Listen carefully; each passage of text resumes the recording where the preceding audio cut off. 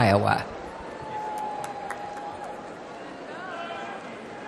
Beautiful as always. Good evening. If you bungle raising your children, nothing much matters. Jackie Kennedy's words speak louder today than when she said them over 60 years ago. And this is why we gather on this historic occasion, isn't it? We as parents and grandparents would move heaven and earth to protect our children and the opportunities that a strong, free America offers them. Raising our children is the single most important job we have, which is why we dedicate endless hours organizing, volunteering, and advocating on behalf of President Trump. We owe it to our children to give them the kind of America we all remember growing up in, the proud, patriotic, and safe America that President Trump wants for all of us. Thank you.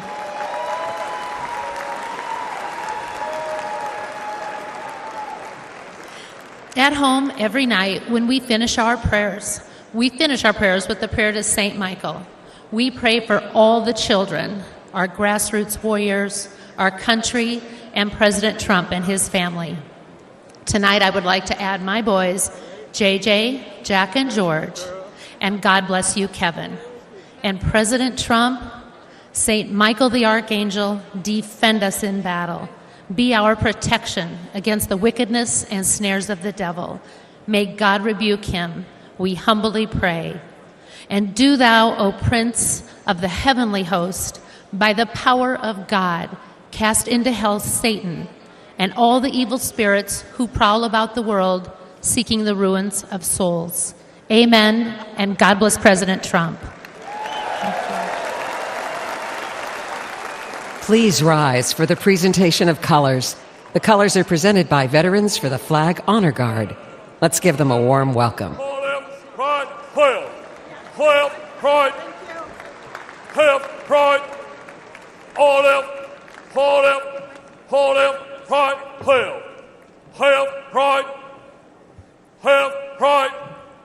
all left, right, left, right. Color guard. Mark time, mark. Detail, halt. Left, peace. Please remain standing for the Pledge of Allegiance and the National Anthem. Halt.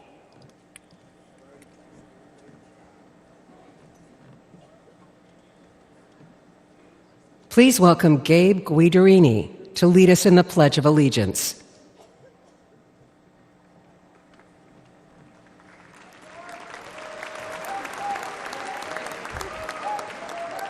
Ladies and gentlemen, please join me in the Pledge of Allegiance. I pledge allegiance to the flag of the United States of America and to the republic for which it stands, one nation, under God, indivisible, with liberty and justice for all. Thank you. Thank you. And may God bless our great nation. Now to perform the national anthem, please welcome award-winning international singer, Mary Milben.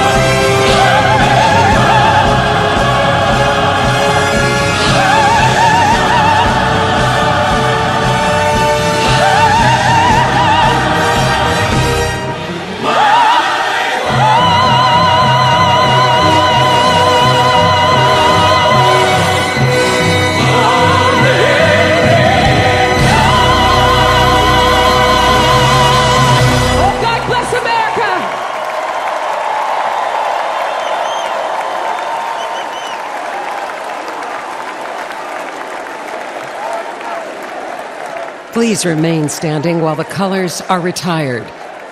Color guard, right, peace. Forward, hold. Hold left, hold left, hold left, right. Left, right. All left, hold left, hold left, right, left. Left, right. Left, right. All left, hold left, hold left, right, left. Left, right. Ladies and gentlemen, please welcome Chairman of the National Republican Senatorial Committee, United States Senator Steve Daines of Montana.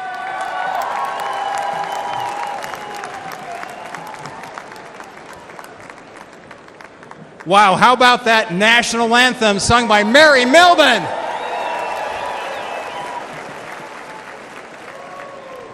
I'm U.S. Senator Steve Daines, and I represent the great state of Montana, right over there. You know, when I was a kid growing up in Montana, my grandma taught me an important lesson, and that is to have a thankful heart, to count your blessings. So this morning, as I was headed down to breakfast,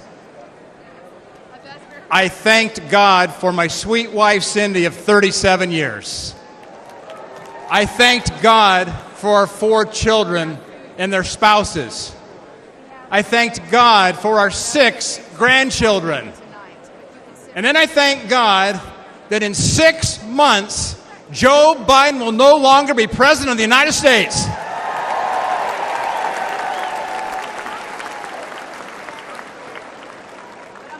Now think about this moment we're in here this evening. It was just 5 days ago.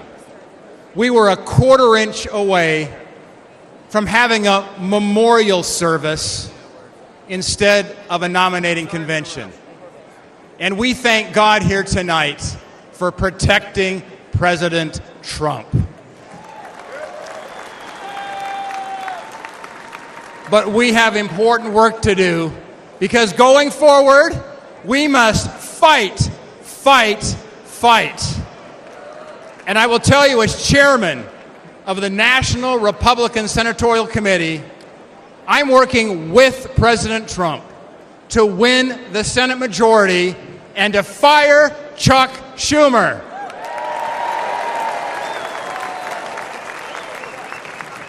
Back in early 2023, President Trump and I met at Mar-a-Lago.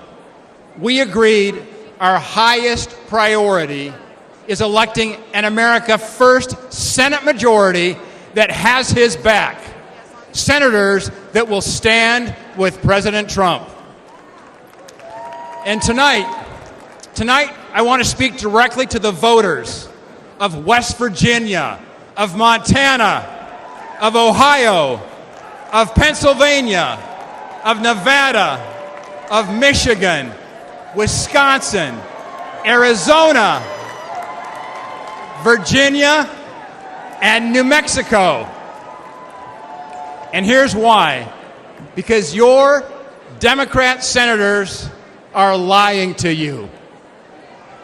Look, they talk like moderates, but they vote like radicals. You know, they say they're with you, but they vote with Joe Biden.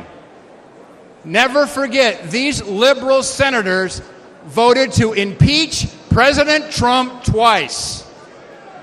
And I will tell you, an America First majority will stand with President Trump. These liberal senators allowed millions of illegal immigrants into our country.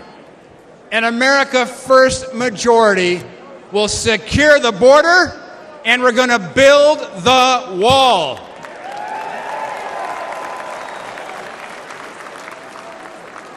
These liberal senators shut down the Keystone Pipeline. An America First majority, we're going to drill, baby, drill.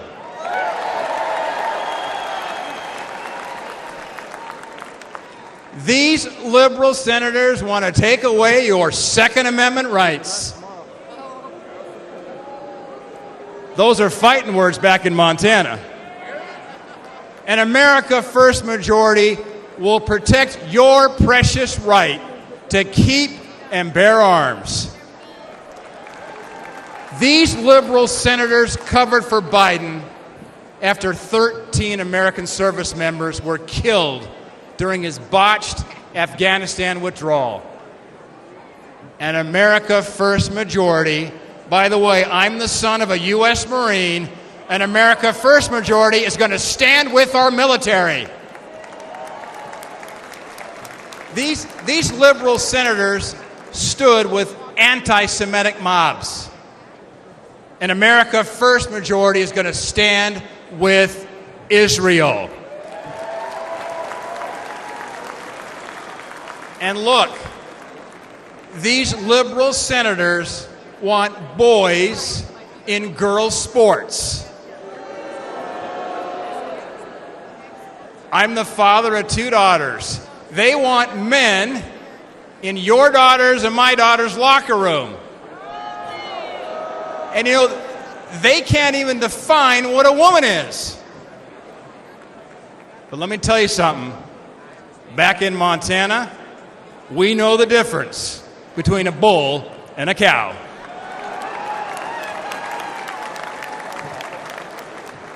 We must replace these liberal senators with great Republican leaders like Jim Justice and Baby Dog in West Virginia, like Tim Sheehy in Montana, like Bernie Moreno in Ohio, like Dave McCormick in Pennsylvania, like Sam Brown in Nevada, Mike Rogers in Michigan, Eric Hovde right here in Wisconsin, Hung Cao in Virginia, Nella Domenici in New Mexico, and of course, Carrie Lake in Arizona. We must elect an America First Senate majority that will stand with President Donald J. Trump. But look, right now, the left-wing billionaires are massively outspending us. That's what's keeping me up at night. And we need your help. You can go to Senate24.com. Senate24.com today. Help us fight back. Because together, we're going to win back the Senate. We're going to grab that gavel out of Schumer's hands. We're going to deliver a historic victory for President Trump. And we're going to make America great again. God bless you.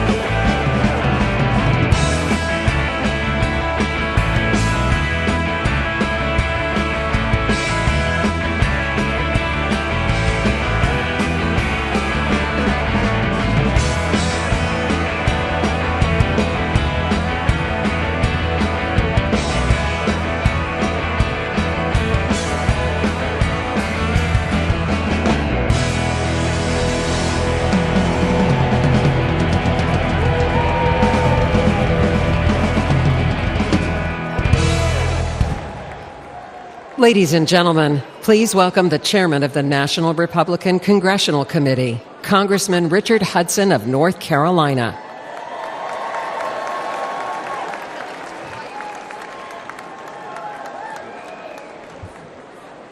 My name is Richard Hudson, and I'm a congressman from North Carolina.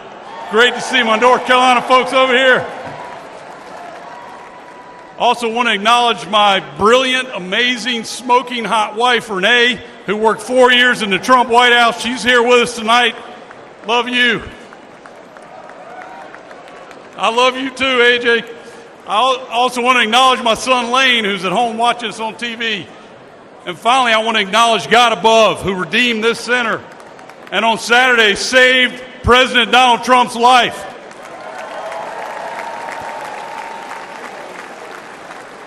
Now, my job as NRCC chairman is to grow the House majority. But in my district of North Carolina, we have the largest military base in the world, Fort Bragg, home of the Airborne and Special Forces. The men and women there, the men and women at Fort Bragg are willing to give their lives for the flag. And if they make that ultimate sacrifice, that same flag accompanies them home on that final journey. They deserve a commander-in-chief who respects them and who honors their service. Ladies and gentlemen, Donald Trump is that commander-in-chief.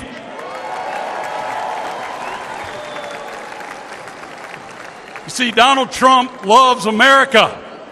He literally embraces the flag. But extreme Democrats, they'll burn it in the streets and on college campuses. Joe Biden and Kamala Harris, they stand with those flag burners because they want to rule over you. But House Republicans, we stand with President Trump. We stand for America, and we stand up for the flag. Because House Republicans understand we don't rule over you. We work for you. In just the last 2 years, House Republicans have passed an historic border security bill that would lock down Biden's open border. We passed legislation to unleash energy production and lower cost. We passed legislation to remove woke indoctrination from our military. We passed the Parents' Bill of Rights because we think parents ought to make decisions about how their children are educated.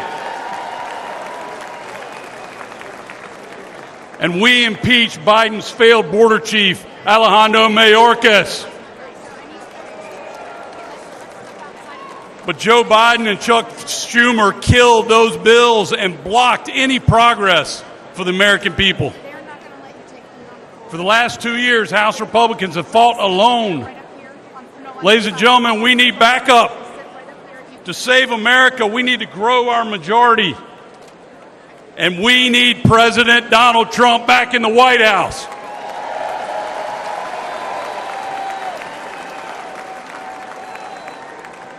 A Republican House is also essential to ensuring Donald Trump's success as our president. Can you imagine? Can you imagine what Nancy Pelosi's protege, Hakeem Jeffries, would do if he was Speaker of the House to undermine Donald Trump? If Democrats control the House, they'll block every tax cut, budget, border bill, and crime bill that he proposes. They'll hold sham investigations and hearings to bog down his agenda. They'll impeach him for doing his job. But we're not going to let that happen. Together, a Republican House and President Donald Trump will preserve the historic Trump tax cuts and eliminate taxes on tips. Together, a Republican House and President Donald Trump will fund the police. We will rebuild our military. We will stand up to Communist China. And ladies and gentlemen, we will finish the wall.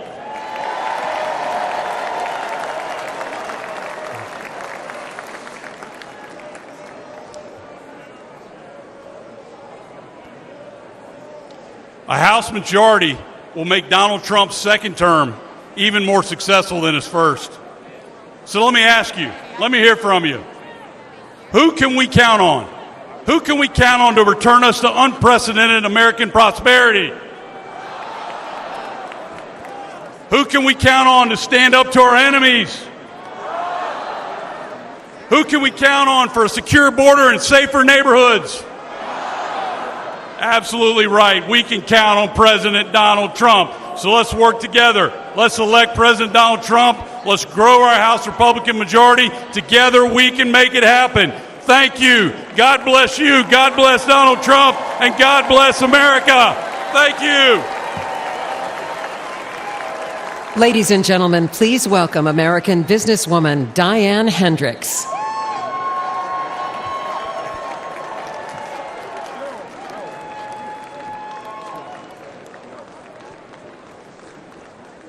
Good evening. My name is Diane Hendricks. And I'm living proof that the American dream is possible with hard work and determination. I grew up on a dairy farm in Wisconsin. I was one of 9 girls, no boys. I dreamed of moving to the city and wearing a blue suit. But at the age of 17, I became pregnant. That was not part of my plan. But I truly believe that every life is a sacred gift from God.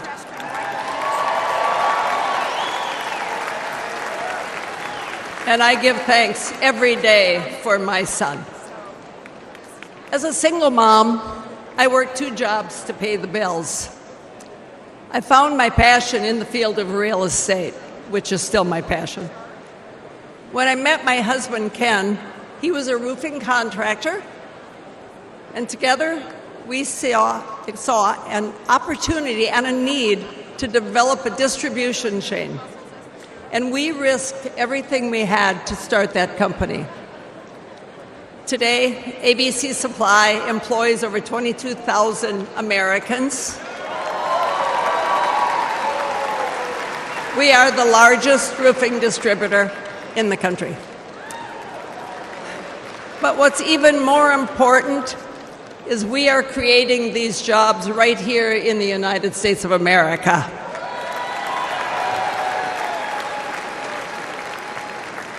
I lost my husband 16 years ago.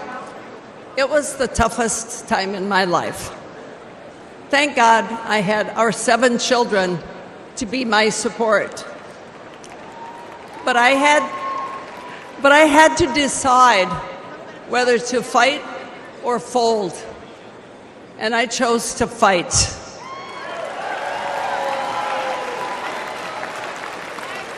Since then, I've quadrupled the size of our companies, and to my surprise, I was recently just recognized as the most successful self-made woman in American history.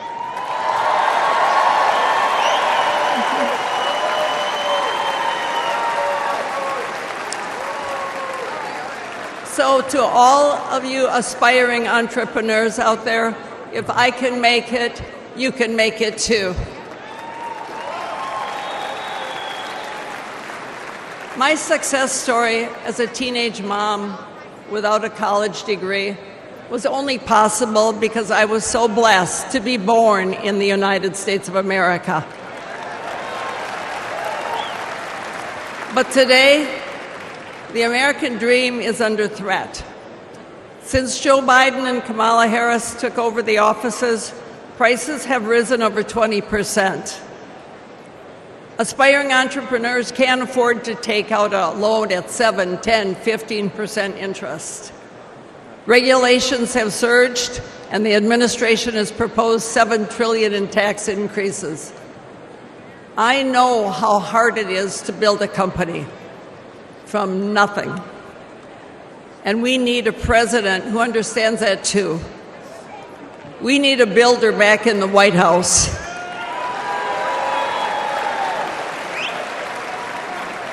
someone who will cut the job-killing regulations, lower taxes on working families, and give the power back to the American people.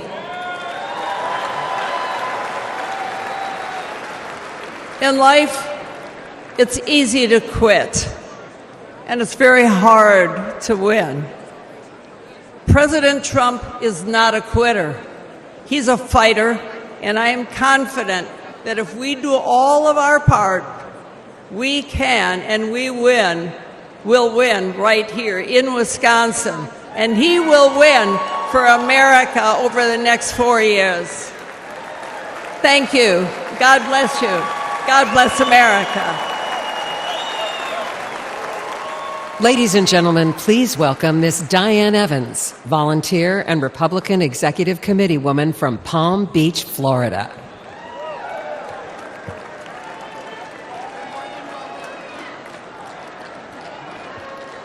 Hello, Milwaukee. My name is Diane Evans. I'm a volunteer with more than 1,000 hours working for the Trump campaign since last year. If you told me I'd be here 5 years ago, I'd have said you're crazy. But here I am, and I'm very excited to re-elect Donald Trump as President of the United States this November.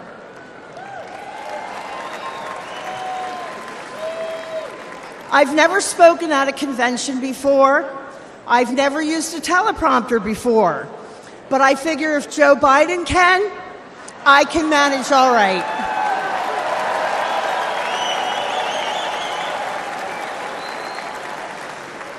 I'm pretty new to politics. I voted my whole life, but I've never got involved as a volunteer. I was busy raising my family, spending time with my husband, starting a small business, and walking the dog. Moms are busy people. When it came to politics, I always figured let everybody else take care of it. But then the 2020 election happened. After that, you better believe I got involved. I joined my local Republican Executive Committee. And when Trump headquarters asked for a volunteer to help with office staff, I started showing up whenever they needed me, or if they didn't need me, I showed up anyway. I showed up once a week and did little things like refilling coffee creamers, anything that they needed, even taking out the garbage. And now I'm helping to take out the garbage at 1600 Pennsylvania Avenue.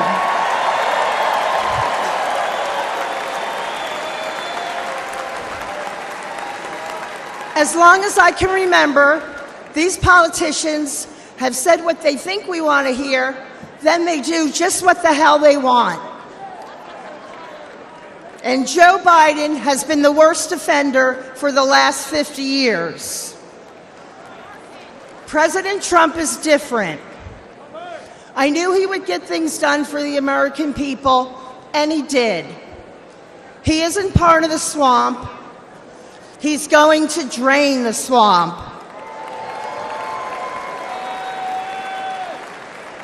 The Democrats are going to do everything in their power to stop him.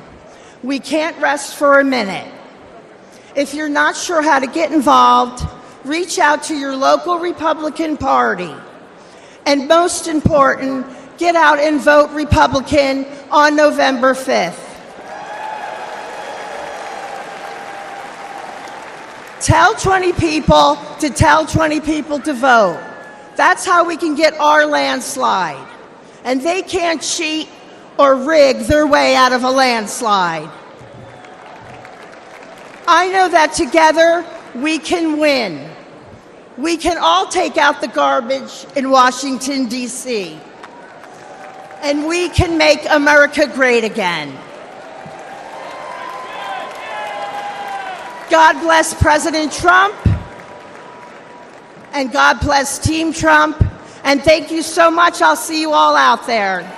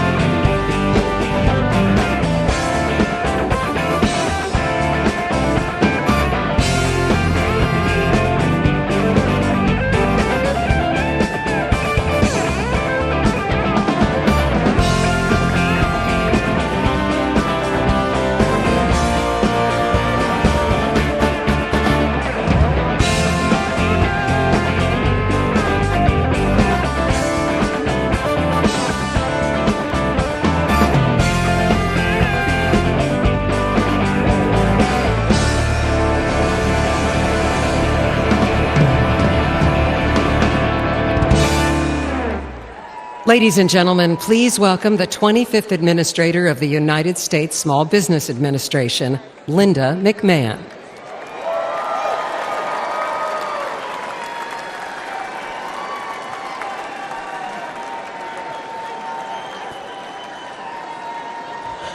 Thank you. Well, hello, Milwaukee, and good evening, America. Let me take 1 second to say hello to my fellow delegates from Connecticut. My name is Linda McMahon, and I am the chair of the America First Policy Institute. I'm perhaps one of the few people who's been privileged to call Donald Trump a colleague and a boss, but he's also a friend. Let me share a little story that's probably not the typical Donald Trump story. I had a meeting scheduled with him at Mar-a-Lago, and as he welcomed me, his little 4-year-old granddaughter ran up to him. He scooped her up with delight and asked her, "Who's the most beautiful girl in the world?" And she said, "Me." Then he asked, "And who do you love the most in the world?" And she said, "You, Grandpa." And he kissed her on both cheeks. Then she whisked off his hat and mussed his hair. And he smiled with the love that only a grandfather could have given. I first met Donald Trump when I was the CEO of World Wrestling Entertainment. For fun, he became part of some of the most compelling and highest rated storylines in the company's history. And when he became president, I was honored to serve in his cabinet running the Small Business Administration. I traveled the country talking to business owners and job creators. They knew they had a president who understood them and fought for them. He knew that small businesses are the engine of the American economy, and the Trump tax cuts proved to be like rocket fuel for them. Almost every business owner I spoke with was using their tax savings to grow their businesses. And ladies and gentlemen, the U.S. economy was flourishing. But at no moment during my time in the government was more poignant for me than one that happened in 2018. I traveled with the president to view the destruction which Hurricane Florence had levied on my hometown of New Bern, North Carolina.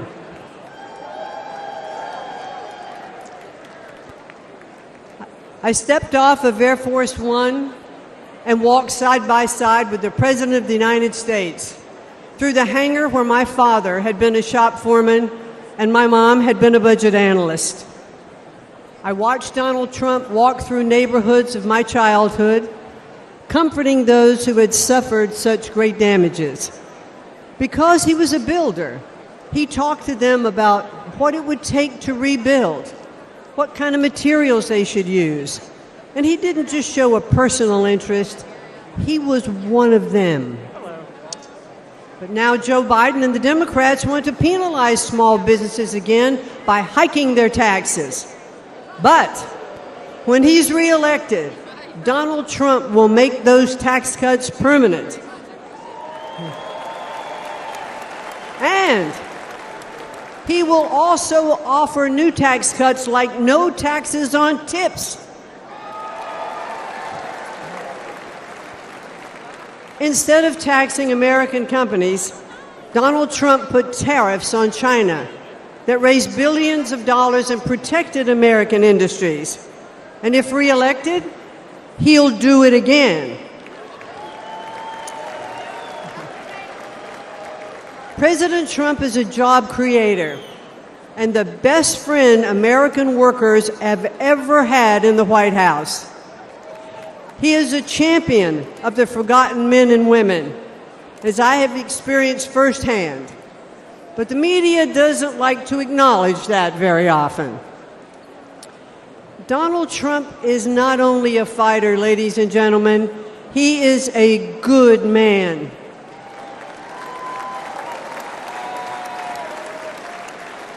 He has the heart of a lion and the soul of a warrior.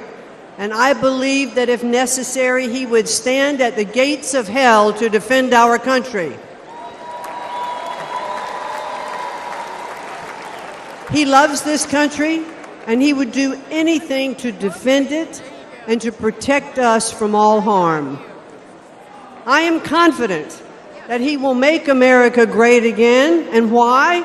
Because he did it before. So I ask all of you here tonight, and those of you who are watching from home, to re-elect Donald J. Trump as the 47th President of the United States. Thank you, and good night. Everywhere you look, the Trump economy crushes the Biden economy. Gas prices? They were low under President Trump, then skyrocketed under Biden. And credit card fees have increased 50% under Biden. Grocery store prices?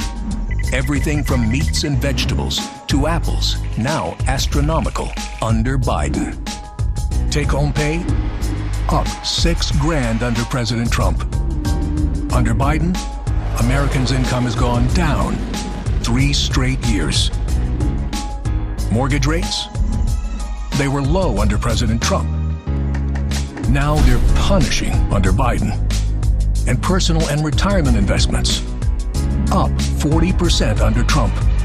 Under Biden, your investments fell, along with other things. President Trump, he'll make America's economy strong again.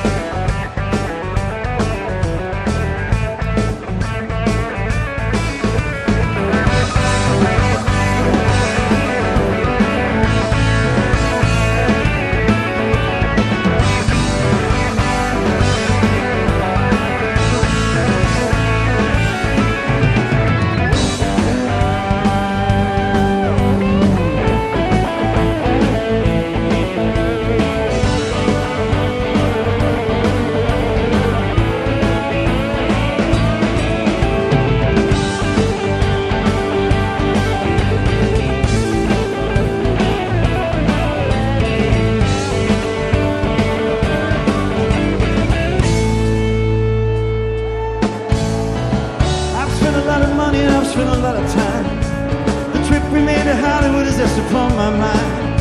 After all the things we've done and seen, you find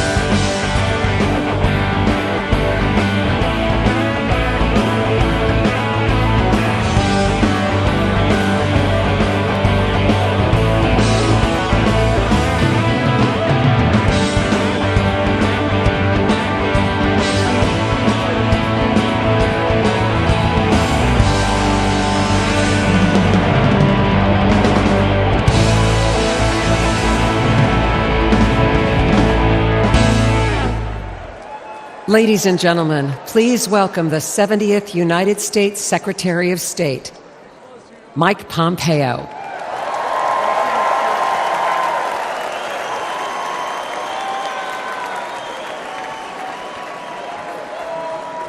Good evening. Good evening, my fellow Americans. It's great to be with you. A special shout out to Kansas over there, my good friends from Kansas. You know, I had the incredible privilege to serve as President Trump's CIA Director and Secretary of State. It was my greatest honor to work with him every single day to serve you, the American people. Now you all are paying attention, so you know what the Trump administration achieved, but it's worth going through a few of these accomplishments. Let's start with this. There were no new American wars.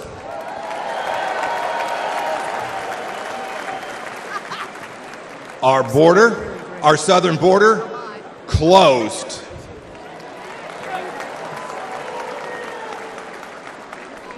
It may seem like a long time ago, but when we took office, there were people's heads being cut off at the beaches. We destroyed ISIS and its caliphate. And you know, here's another fun fact. We never lost our Secretary of Defense for 2 weeks either.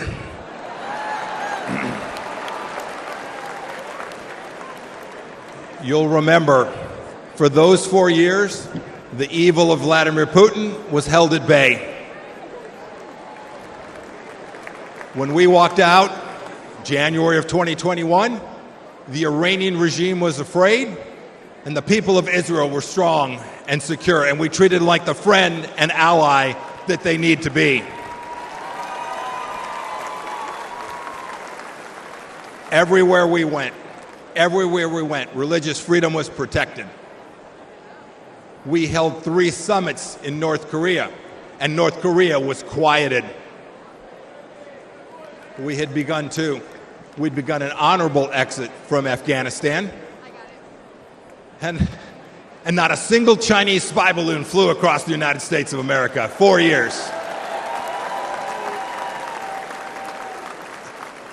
Had I been the Secretary of State and a Chinese spy balloon flew across our country, I would have been the former Secretary of State, and rightfully so.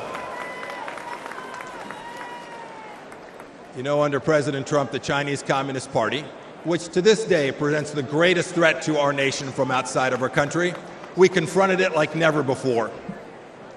Look, ladies and gentlemen, in short, we put America first every single day.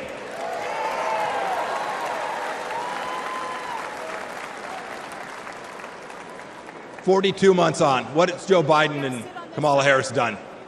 And their leftist handlers, what have they delivered to us for security and prosperity? Almost nothing. Let's start with this. You saw some of them last night. 13 new Gold Star families from Afghanistan. As an Army veteran, I want to speak to everybody who served in Afghanistan. I'm disgusted by the Biden administration's incompetent pullout from that country.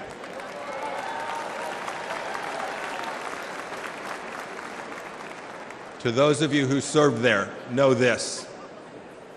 Know that your service was honorable, that you saved American lives, and that the Pompeos love and admire you for what you did for America. Thank you, and God bless each and every one of you.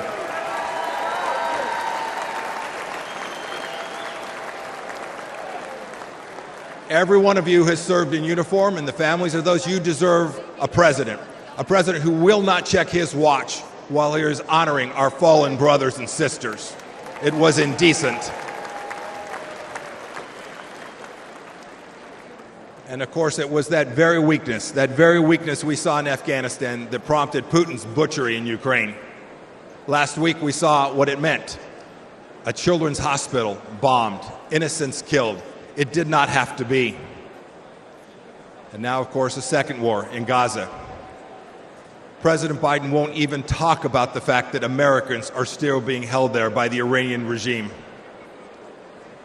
Contrast that with what we did when Americans were wrongfully held. President Trump sent me to North Korea to bring home 3 American pastors. We brought them home.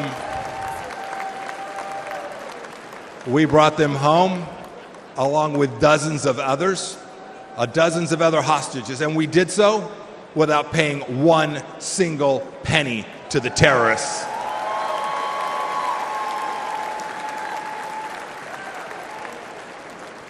And what about Iran today?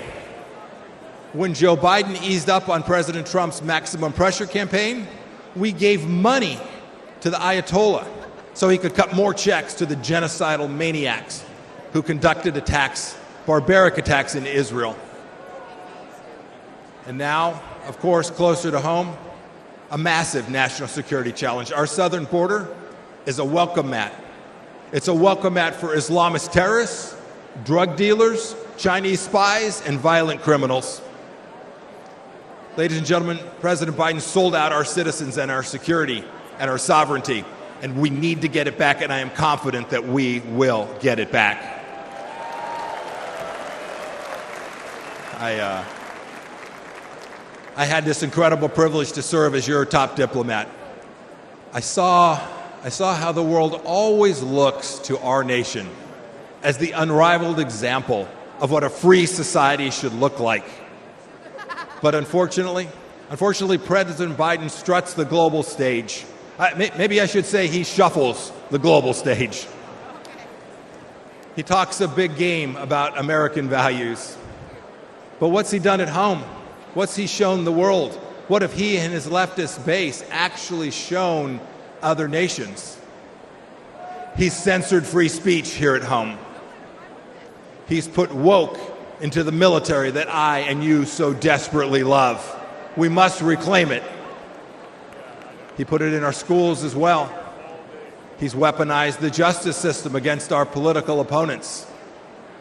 And even to this day, as we sit here today, he and Vice President Harris are providing appeasement to the pro-Hamas radicals on our streets here inside the United States. And even worse, today this administration treats illegals better than our own citizens. That is indecent. And the entire administration has failed to tell us the truth that we all know and is so dangerous to our nation. The truth that Joe Biden can't handle that 3 a.m. phone call.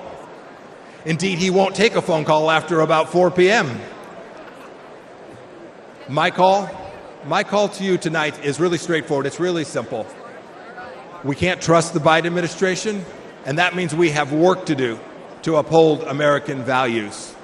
It is up to those of us in the room tonight and those of you watching tonight.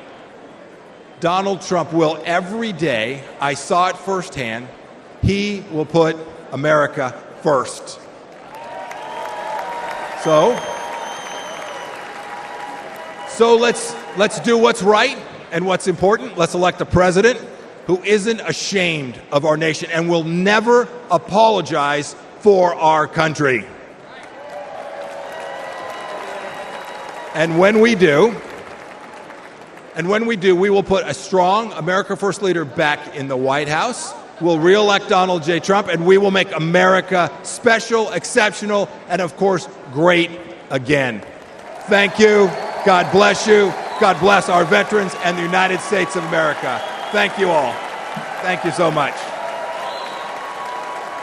Ladies and gentlemen, please welcome Pastor Lorenzo Sewell from Michigan.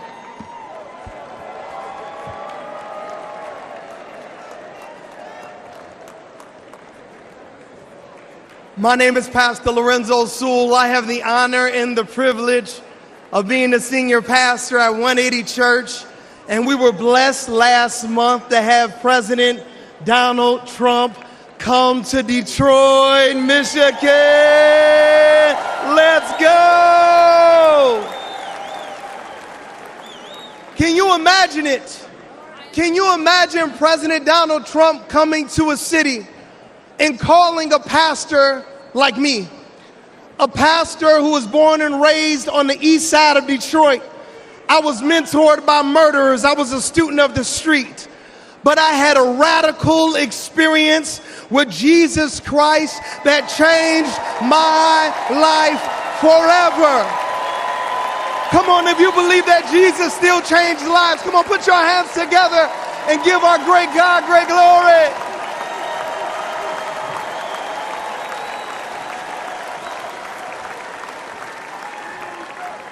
President Trump came to a church that is in a Democratic stronghold. He came to a church to listen to average, everyday Americans like you and like me. He came to a church not to speak to us, but to listen to us.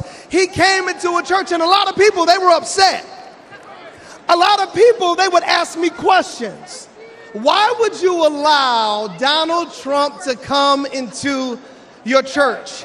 How many know that the Bible says we are all sinners and we all need the grace of God? How many know that the Bible says, he who has not sinned, let him cast the first stone?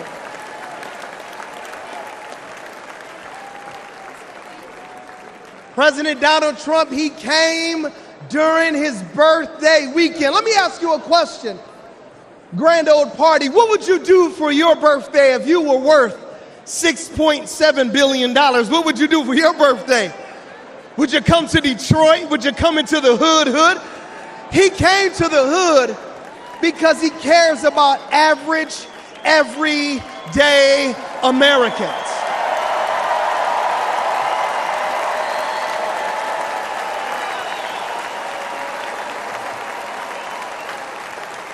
Grand old party, I need to ask you a question. What would you ask for your birthday? If you could go to Mar-a-Lago or if you could go to New York, what would you ask for your birthday? He asked for prayer.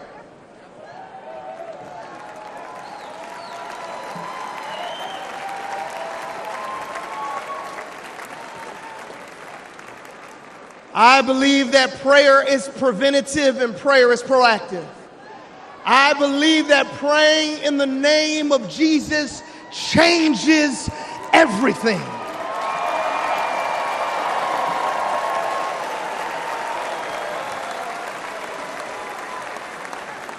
And when we prayed for President Trump, only God knew that 30 days later, there would be a miracle by a millimeter. Only God knew that if we prayed for him during his birthday, there would be a miracle by a millimeter.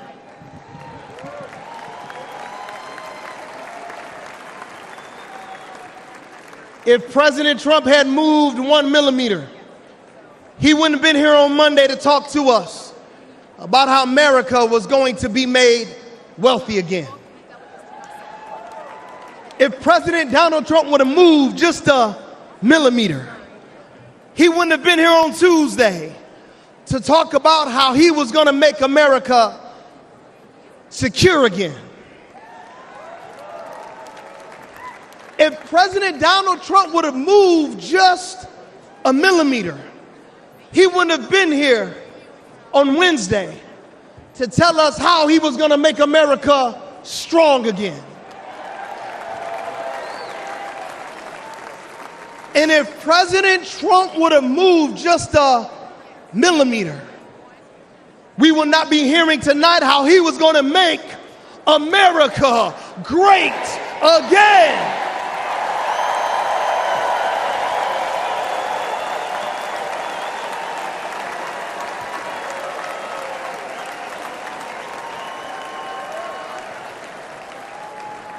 Before I take my seat, I just got to talk to you about something called providence and something called sovereignty. God's sovereignty is his ability to be able to do what he wants when he wants because he's God. And God's providence, it's when he does what he wants, when he wants for all of you.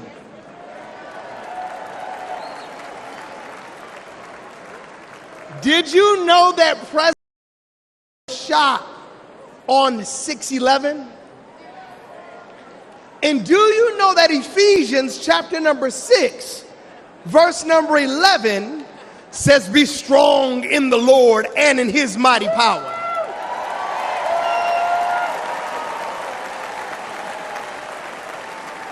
So all my Democrat friends, I want to ask you one question. Do you know anybody that was the 45th president? He was convicted of 34 accounts.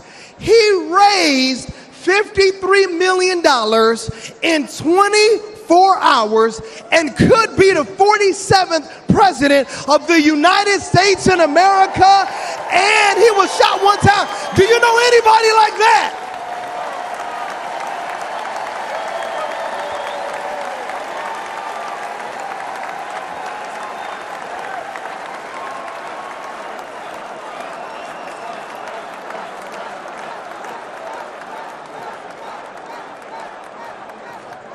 To all my friends back in Detroit who are Democrats, I want to ask you just one simple question.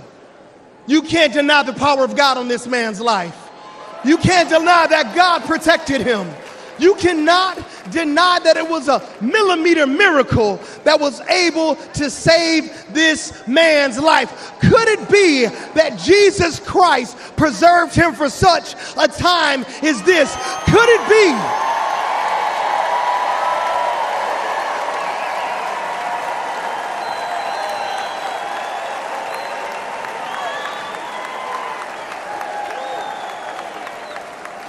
Could it be that when we prayed for him when he came to the round table in Detroit, that Jesus asked and he received, that we sought him and then he found protection?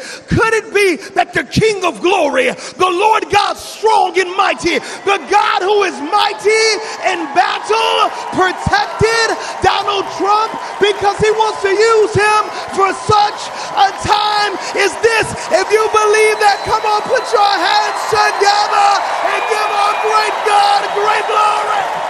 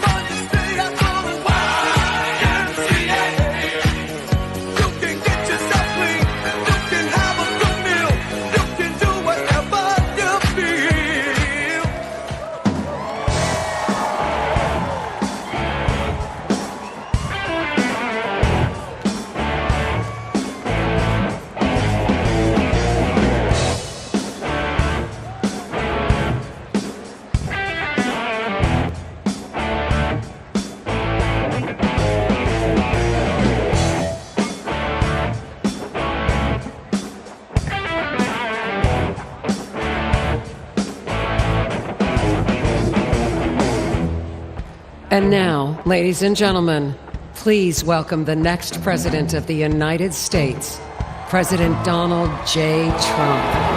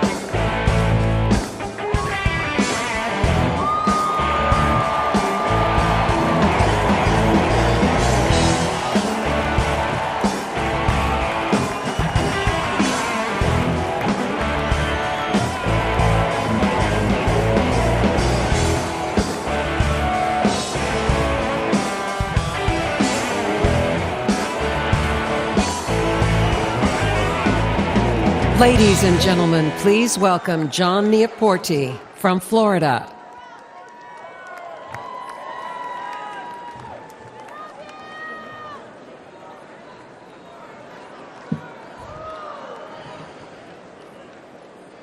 It's an honor to be here this evening. I'm the PGA head golf professional at Trump International Golf Club in Palm Beach, Florida.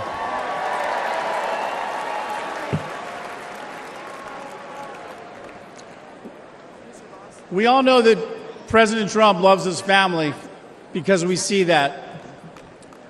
And we all know that President Trump is willing to die for our country because we just witnessed that. But what I'm here to tell you tonight is that Donald Trump is a great boss and one hell of a golfer. At our club championship in March, I watched President Trump hit a perfect 210-yard 4-iron to within 10 feet of the hole. Yep. He needed to sink that putt to win. Do you think he sank it? You better believe you sunk that putt. Donald Trump, 21 club championships. Joe Biden, 0.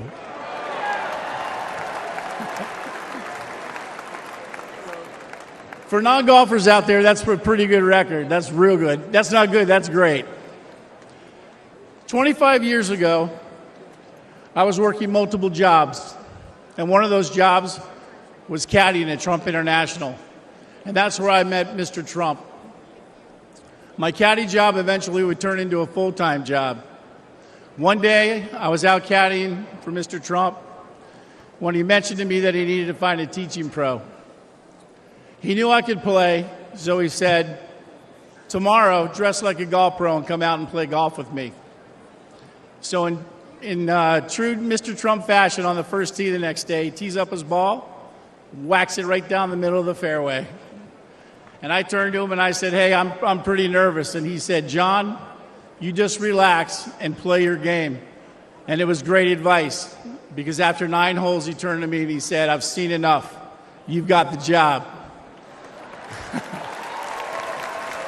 Thank you. Later, I went on to become the head golf professional, and I'll never forget that moment with Mr. Trump. He truly changed my life. That's who Donald Trump is. For 25 years, I've seen his generosity and his remarkable character firsthand. His entire family reflects these values as well. With all the hate the president gets, I think to myself, how can someone go through all this? He could have chosen a quiet life. He could have played more golf. But he cares so deeply about America and our people. He just keeps working, and he does it for us.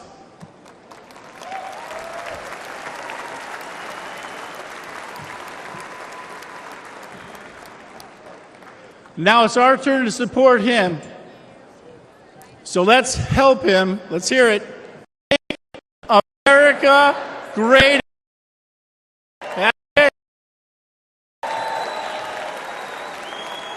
Thank you, President Trump, for believing in me and in our country. As much as I'll miss him in the White House or in the clubhouse, we need to vote him back in the White House. Thank you very much.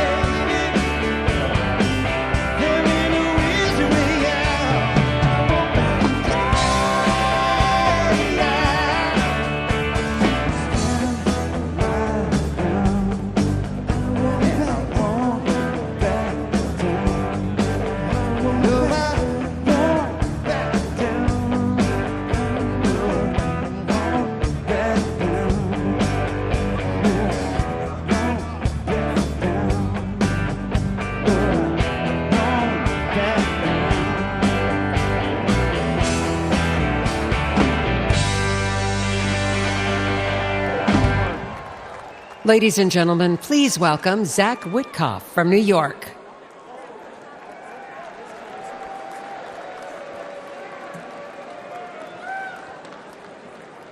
Good evening, Milwaukee. I'm Zach Witkoff. I am deeply honored to stand before you tonight and introduce my father. This moment holds special significance as I'm about to become a father myself. Thank you. The nation my son is born into in December will be shaped by the choice we make this November. I saw my father's remarkable journey from relying on a small loan to becoming one of the country's most successful developers. He showed me that success comes from hard work, not handouts. When I joined his business, I started at the bottom, literally, handling plumbing jobs and repairing sewage lines late at night in New York City. That's how he started too.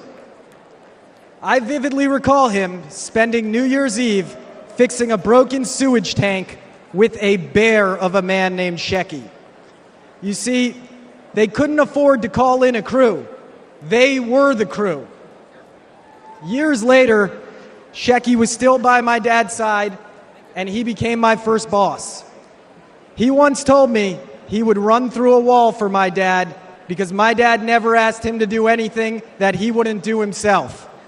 And that's exactly how my family feels about our dear friend, President Donald J. Trump.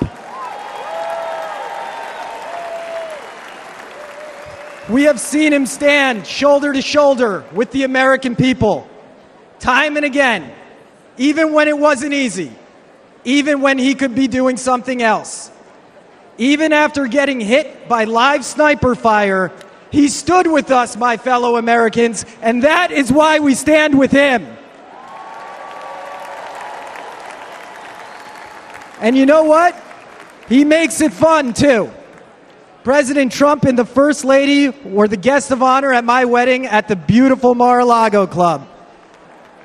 The president tore up the dance floor until 3 in the morning with his signature moves. You guys know those moves.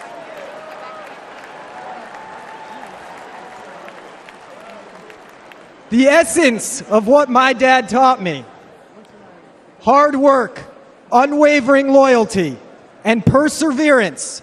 That is the essence of Donald Trump.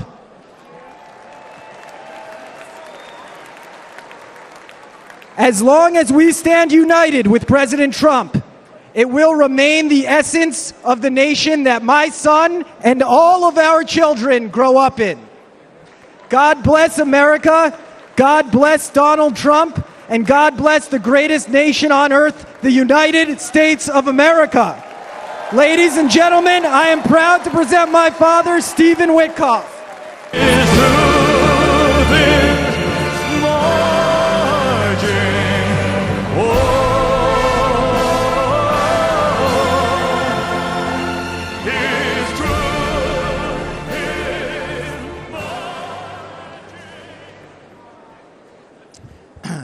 Good evening, everybody.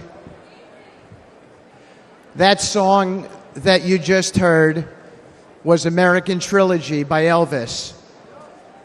It was playing for a reason. A lot of people don't know this about my dear friend, President Trump, but he's a big music guy. And he's got a playlist, and he's the DJ wherever he goes. See, I stand before you tonight not just as a speaker, not just as someone who came up as a builder with the president in the world of real estate, but as someone who has had the profound privilege of calling President Donald J. Trump a true and dear friend for many, many years in good times and bad times. And of all the songs he has shared with me over the years, that is the song that best captures him, especially those words, "His truth is marching on."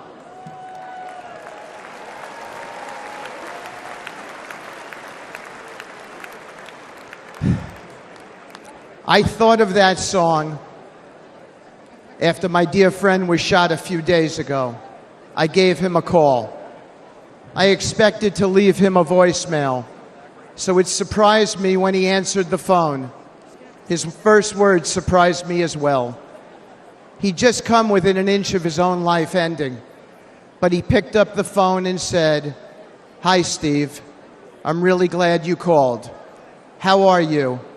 How are your kids?" It surprised me, but it shouldn't have. I know this man very well. President Trump is as kind and compassionate a man as I've ever met in my lifetime.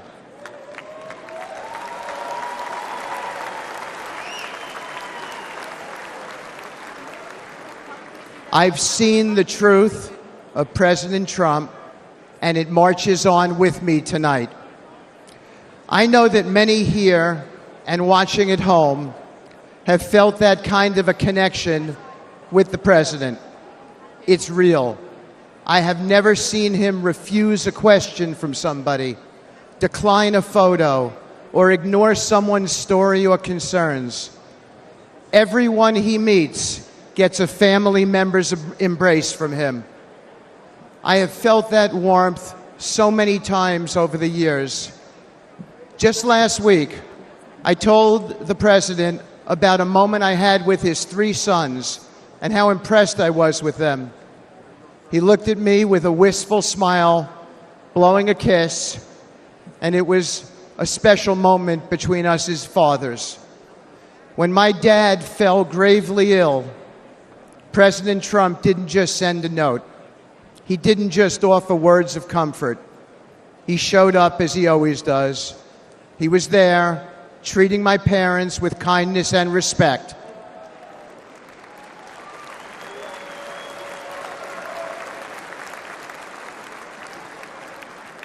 Including my mom, who's 91 and here tonight dressed in red and is going to be voting for the president.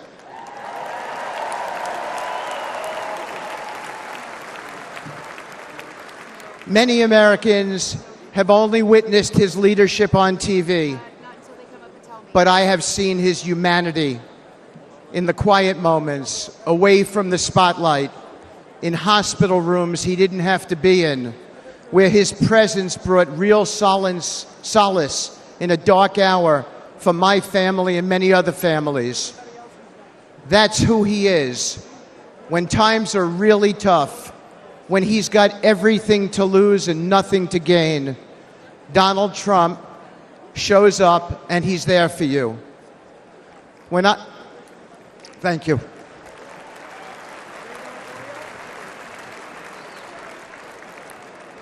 When I lost my boy Andrew to an opioid overdose, the pain was unbearable.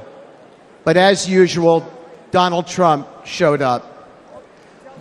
After he became the President Trump, even amid all the responsibilities of his office, he reached out and invited me to speak about Andrew at a conference on opioids hosted by the First Lady, providing a platform to honor my son's memory.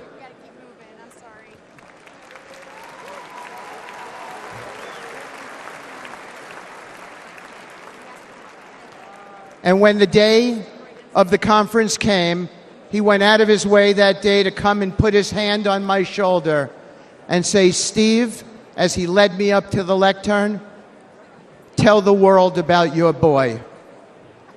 My boy was the best of us. Where we lived in New York City, a Trump building, 502 Park Avenue, there were 12 homeless people who stayed outside by the church next to the property. My son got to know them all. He fed them every evening. He became their friend. When he passed away, all 12 came to his funeral. He and President Trump shared something in common. My boy stood up for people, no matter which side of the train tracks they came from, exactly as the president does for everybody.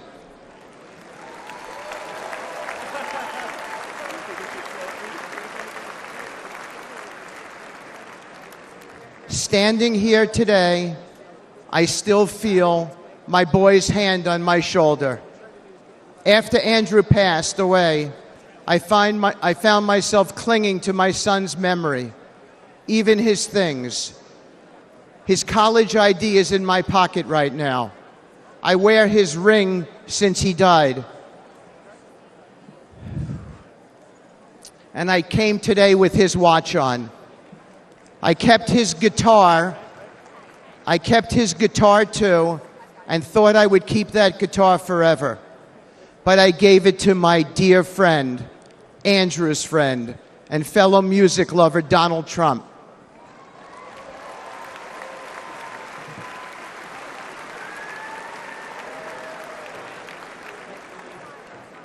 I wanted President Trump to have something with which to remember my son. President Trump didn't say something nice to me and put it in a closet somewhere. He put it right out front at his Trump International West Palm Beach property, where he and I both see it whenever we walk in and play, and where everyone who walks into that beautiful building sees it as well as an acknowledgement to my boy, a sacred tribute to a true friend who's gone, and a cause that remains opioid abuse.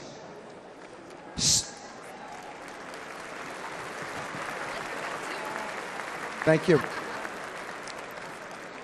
Standing here today with my boy's hand on my shoulder, I know I'll never hear his music again. His mom and I can only hear the chords of memory now, and we will always hear them. But I know my dear friend, President Trump, hears them too.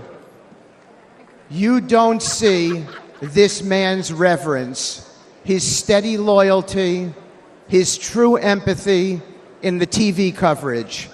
But this is the truth about President Trump, the man I have come to know and admire and love, a man whose truth is marching on.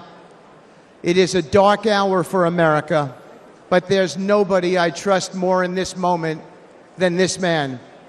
A man who in the darkest hours shows up, listens, cares, and always acts.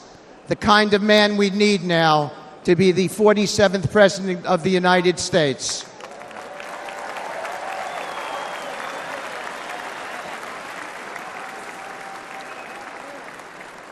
Thank you. May God bless you all. May God bless President Trump and his extraordinary wife and his wonderful family. And may God bless America. Thank you so much. From the very first day that we take back the White House from crooked Joe Biden, the worst president in the history of our country, I believe that we're going to have 4 of the greatest years in the history of our country. I will, once and for all, secure our elections. We're going to go to paper ballots. We're going to have same-day voting, voter ID.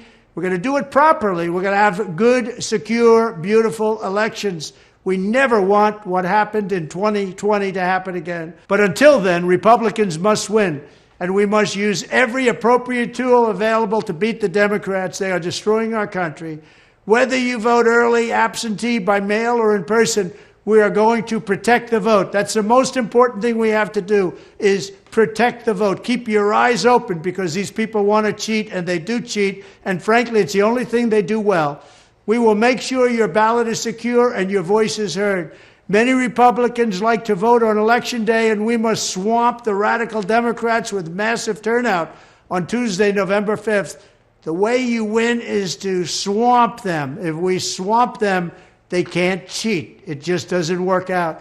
But if you can't make it, you need to make a plan, register, and vote any way possible. We got to get your vote. So with your vote, we will win a victory the likes of which no one has ever seen before. We will evict crooked Joe Biden from the White House, and we will take back our country on November 5th, 2024, the most important day in the history of our country. That's what it's going to go down as. Thank you. Ladies and gentlemen, please welcome attorney and senior advisor for President Donald J. Trump, Alina Habba.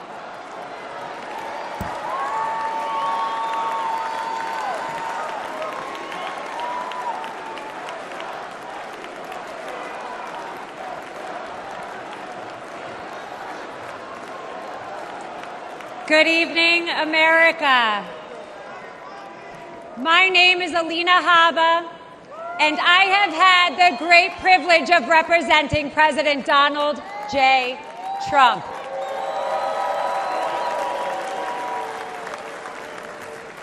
Now, I know you're all used to hearing me shouting outside a courthouse, but tonight, I want to take you behind the law and behind the headlines and share with you a side of President Trump that reveals his character, his kindness, and his commitment to saving this great country.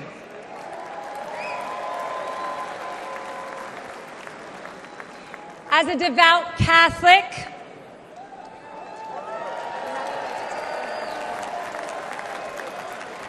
a proud first-generation Arab-American woman, and a feisty Jersey girl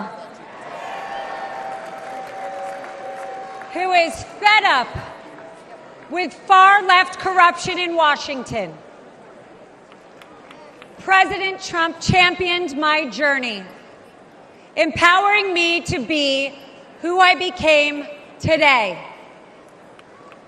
His unwavering support not only shaped my career, but has inspired other young women with big dreams. President Trump loves this country. He does. And he lifts up those around him. To my children, Luke, Chloe, and Parker, he's the man with one heck of a golf swing that lets them ride in a golf cart with some of the world's most famous golfers so they feel included in mom's job. And by the way, he can kick some of those guys' butts. Ken. To my husband, whose family members have survived the Holocaust, he is a champion of the Jewish faith. To my Iraqi parents, he is a mentor to their daughter. But to me, he is my friend.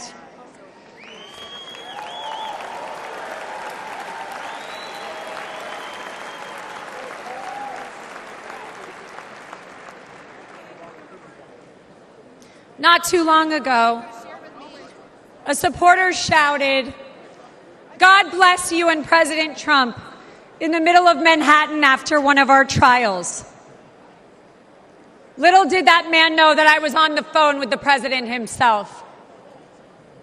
And he immediately asked me to pause, give the man my phone, and spent time speaking to him and thanking him for his support.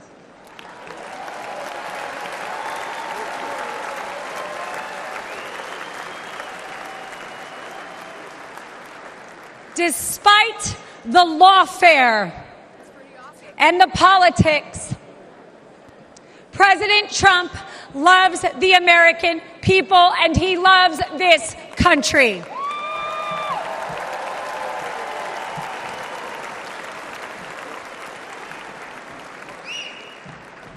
For decades, the Trump Organization transformed skylines and created thousands of jobs. His buildings and businesses are a testament to his commitment to excellence and his drive to turn dreams into reality. But his greatest construction project was yet to come. The left has tried to demolish President Trump, but there is no bulldozer big enough or strong enough to remove the legacy that he has built or the future he is creating.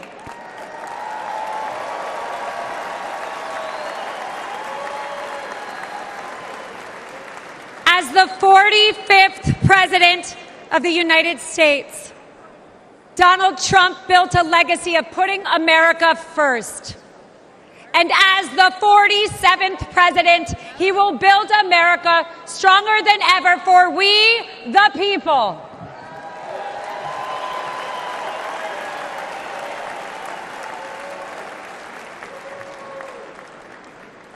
As we stand on the brink of a new chapter in America's story, I am reminded of the country my family fled 4 decades ago. A place marked by religious persecution, oppression, and a lack of freedom. They came here because America is a beacon of liberty and opportunity.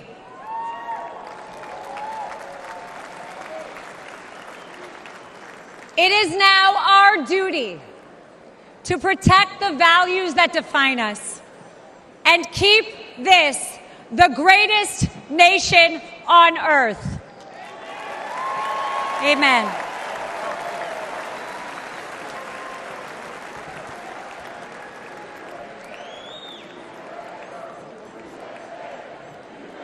That's right.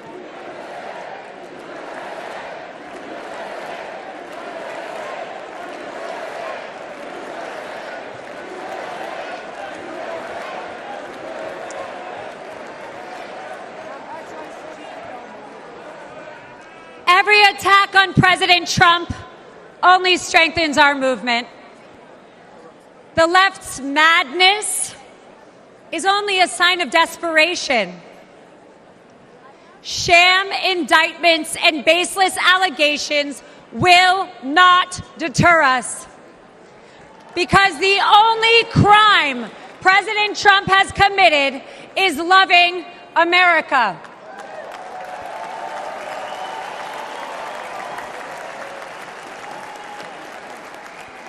And America, we are winning.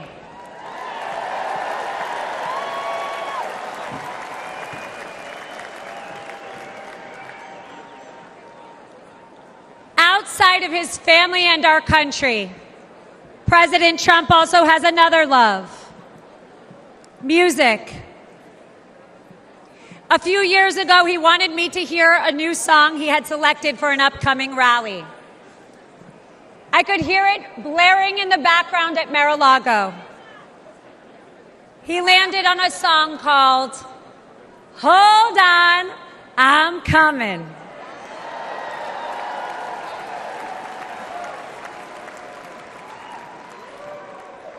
America, we no longer have to hold on. We just have to show up.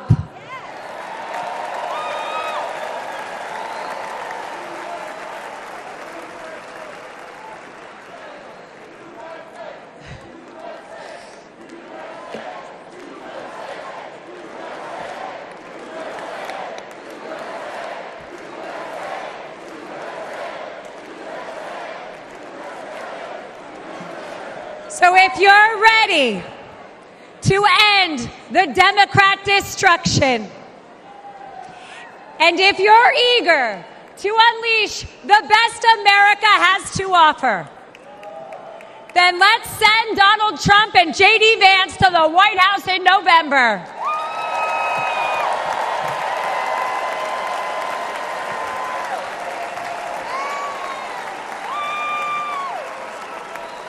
The future of America and the world is bright, and it begins with the unwavering spirit of each and every one of us.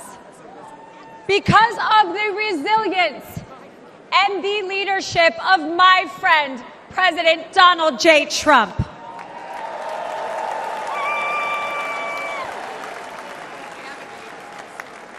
So let us not forget that President Trump did not just take a bullet in Butler, Pennsylvania. He has and will continue to take them for each and every one of us. God bless President Trump. God bless you all. And God bless the United States of America.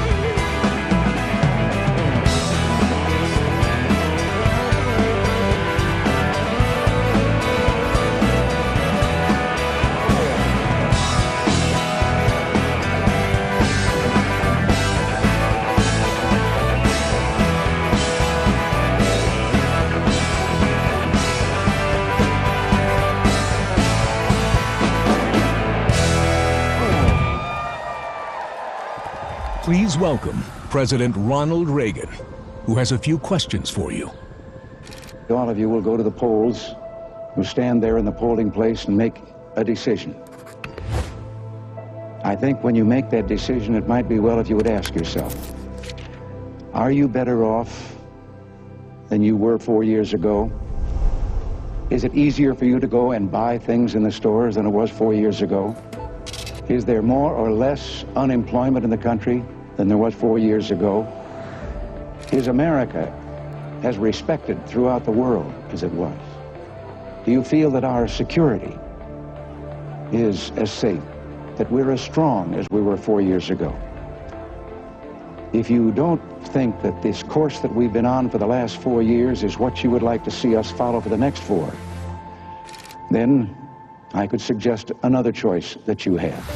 President Trump. He'll make America great again.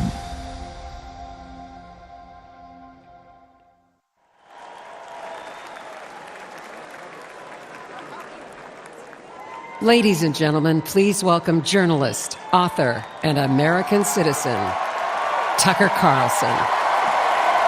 So fun! Thank you! Oh, this is wild. Thank you! I've been... Good to see you! Thank you! I feel like I know about half the people in the room. This is wild. What are you doing? Justin Wells. Thank you, guys. Okay. Can I just say, Peter Navarro is back. Welcome to Peter Navarro. Suffering the fate that has happened to so many who are friends with Donald Trump. Thank you for having me. I have been to many conventions. I have never been to a more fun convention or a convention with better vibes. They literally let Navarro out of prison. First of all, thank you. This feels a lot different from what I thought it was going to feel like. I can't hear you, but I know it's something good. So, I watched the video of what happened in Butler, Pennsylvania about 50 times. I think I was one of about 8 billion people around the world who watched it. And the more I watched it, the more it struck me that everything was different after that moment. Everything. And this convention is different. The nation is different. The world is different. Donald Trump is different.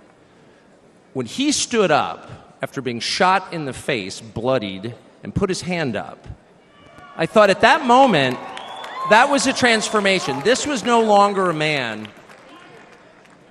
Well, I think it was divine intervention. But the effect that it had on Donald Trump, he was no longer just a political party's nominee or a former president or a future president. This was the leader of a nation. And I think there's a difference. I've spent most of my life in Washington where the president is at the top of the pyramid. Everyone wants to be the president. But if you think about it, the presidency comes with great power, obviously. But if you think about it, that is a title that is bestowed by a process of some sort that can be subverted. And in the end, it does not confer by itself, as no title does, legitimacy. Just because you call yourself the president doesn't mean that much inherently. I can call my dog the CEO of Hewlett-Packard. It doesn't mean she is. It's true. And you hate to say it, but it is also true, as a fact, that you could take, a mannequin, a dead person, and make him president. No, you could. You could. I'm just saying theoretically possible. With enough cheating, that could happen. But being a leader is very different. It's not a title. It's organic. You can't name someone a leader. A leader is the bravest man. That's who the leader is. That is true in all human organizations. This is a law of nature. And in that moment, Donald Trump, months before the presidential election, became the leader of this nation. That was the most obvious to me. And I have to say, you know, I think it changed him. He reached out to Trump within hours of it that night. And what he said to me that night, having just been shot in the face, he said not a single word about himself. He said only how amazed he was and how proud he was of the crowd, which didn't run. And I thought two things. The first thing I thought was, well, of course they didn't run. His courage gave them heart. A leader's courage gives courage to his people.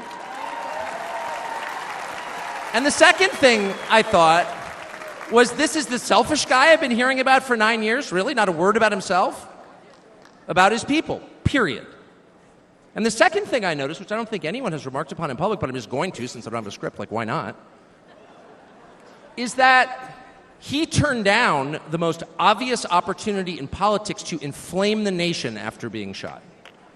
To inflame the nation, which is an opportunity that almost every other politician I've ever met, and certainly his opponents, would have taken instantly.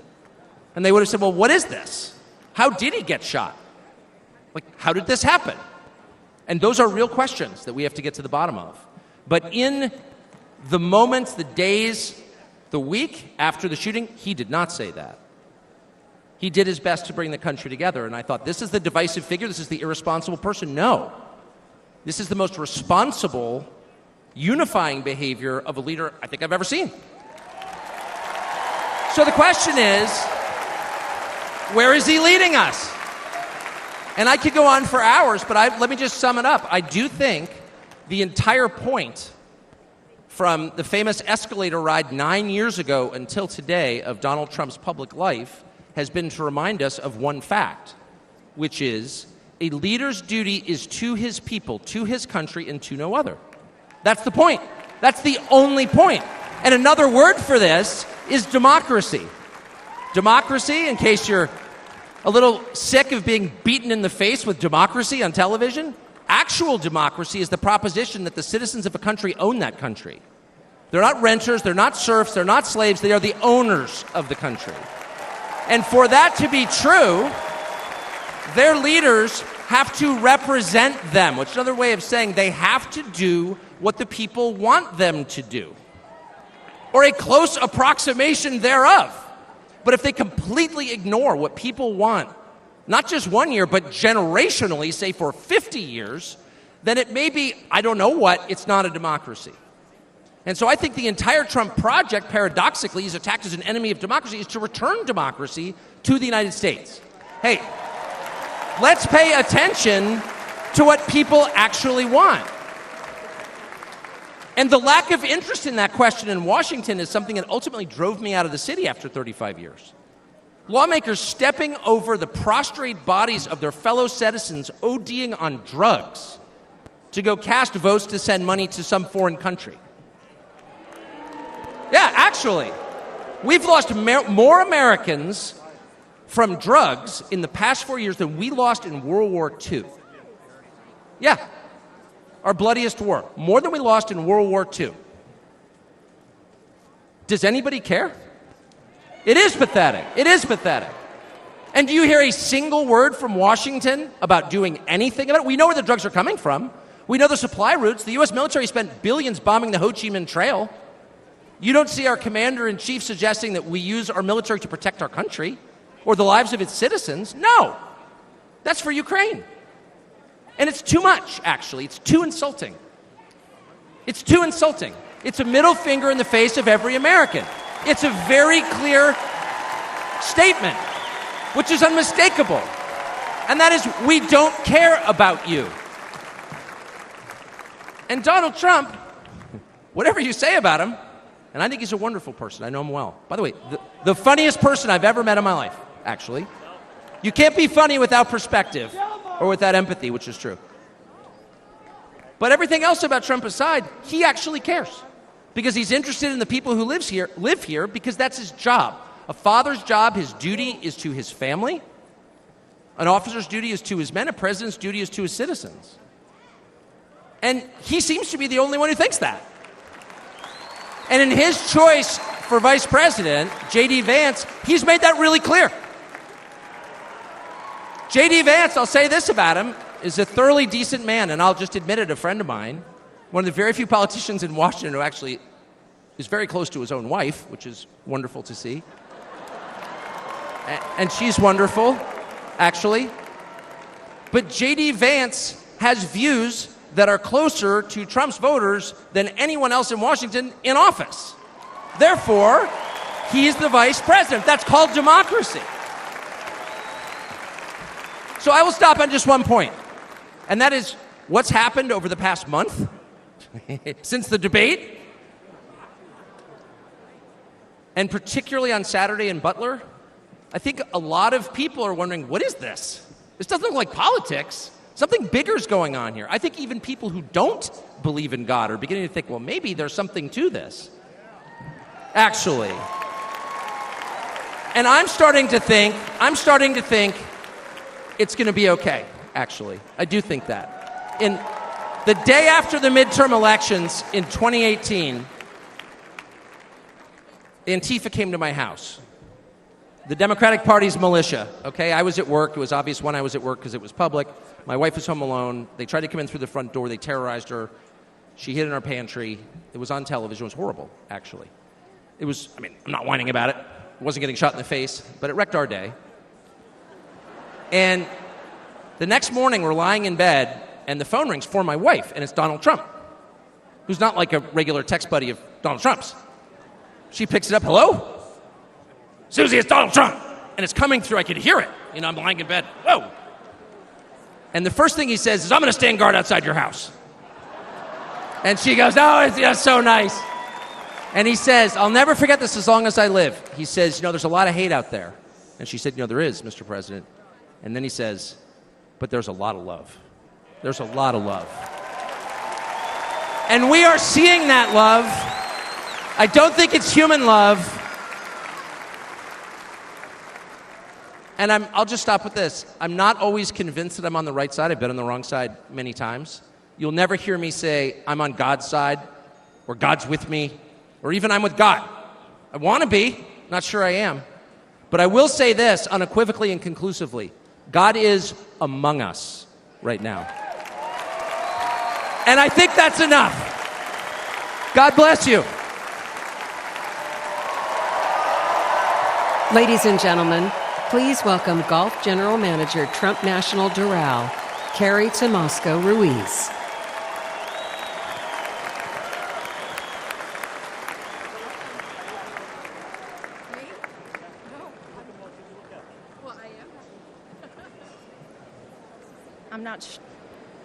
I'm not sure how I follow Tucker, but I'm going to give it a go. Good evening, everyone. My name is Carrie Ruiz, and like some people on this stage this evening, I am not a politician. I am not a public figure. I'm a mom of 3 and a woman of faith who's been fortunate to work side by side with Donald Trump and his amazing family.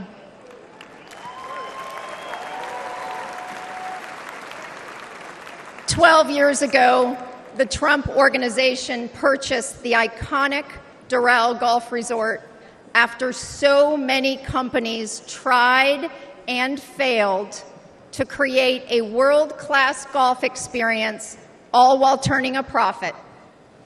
With his keen eye for business and uncanny ability to make things better, Donald Trump got to work. He poured hundreds of millions of dollars and his own sweat and tears into the property. He had a hand in virtually everything, and no detail was too small. He didn't just change the carpet or apply a fresh coat of paint. He stripped this legendary resort to its core and rebuilt it the right way.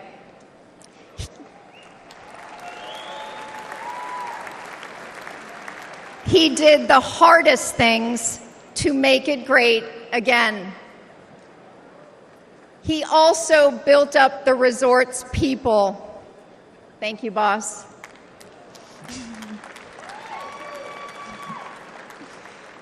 He empowered us.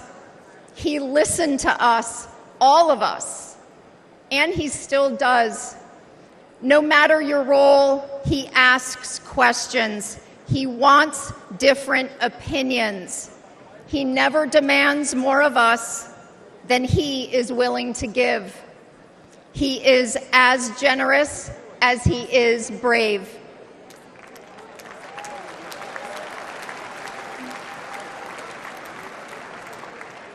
And to those who work for him, he provides unwavering support. When he promoted me to the resort's golf general manager position, it was an out-of-the-box choice in a historically male-dominated industry. I am not a golf professional. I cannot break 90 yet. But none of that mattered to President Trump. He looks at things differently. He welcomes the unconventional. And I am proud to be among the countless women he's promoted to leadership positions.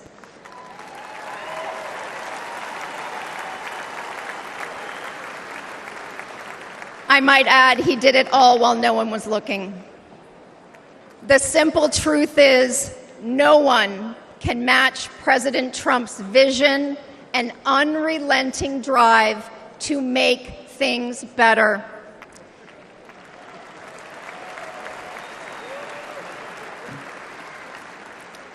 He did it at Doral. He did it as president. He will do it again.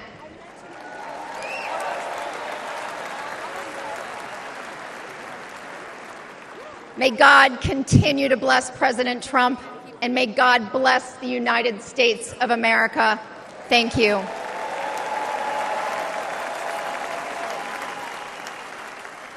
This is the final battle. With you at my side, we will demolish the deep state. We will expel the warmongers from our government. We will drive out the globalists. We will cast out the communists, Marxists, and fascists. We will throw off the sick political class that hates our country. We will rout the fake news media, and we will liberate America from these villains once and for all.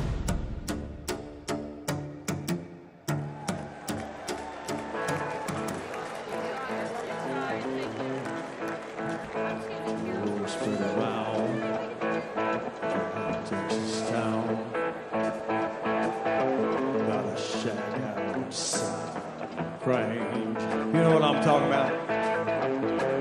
Just let me know if you want to go to that home out on the Grange. They got a lot of nice girls out there.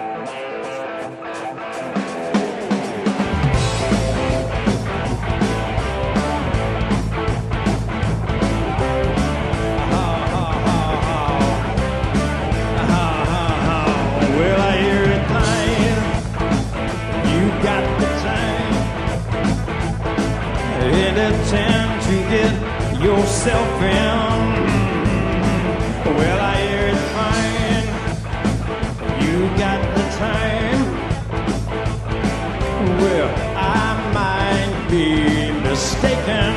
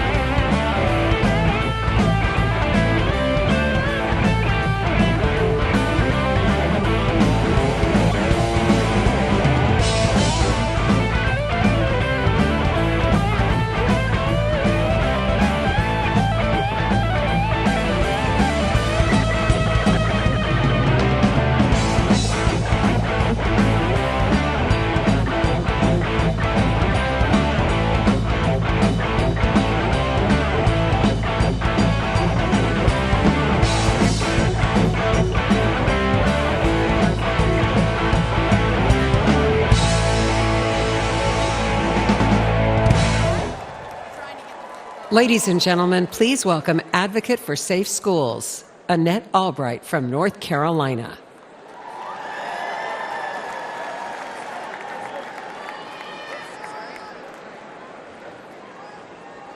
Thank you. Thank you so much. Good evening.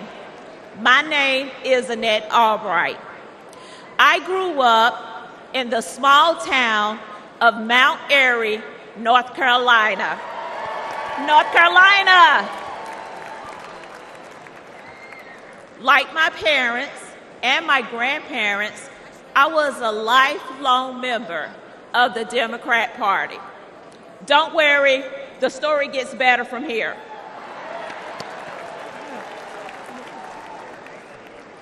After completing a degree in criminal justice, I started a career working with the North Carolina Department of Corrections. I left my job in the criminal justice system to work for Charlotte-Mecklenburg School District to engage our youth before they got stuck in the system. It didn't take long for me to realize that public schools are a part of the problem.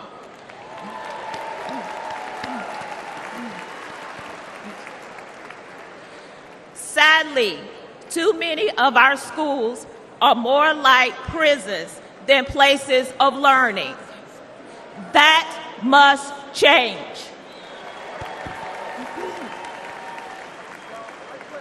In one public high school, I witnessed a full-blown riot.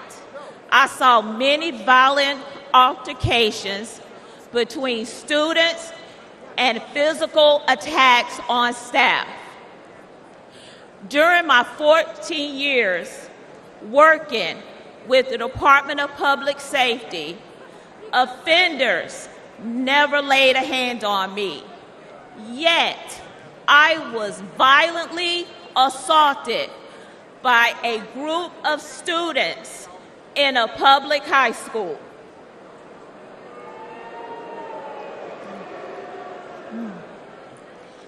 The uptick in school violence was related to an Obama-Biden policy that directed schools to reduce suspension rates and keep dangerous students in the classroom.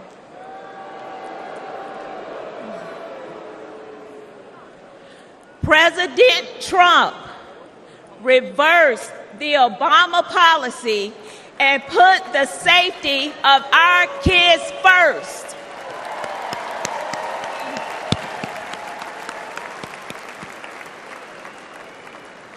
Violence on public school campuses should not be a Democrat issue.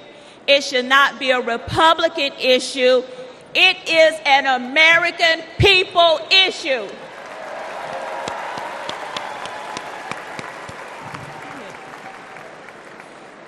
Sadly, I've repeatedly seen that the Democrat Party cares more about appeasing the teachers' union than they do about prioritizing the needs of our kids.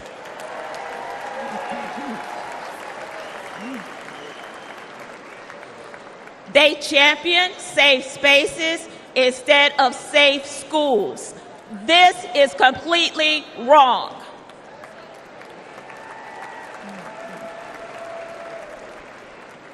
Little by little, I began to see the truth.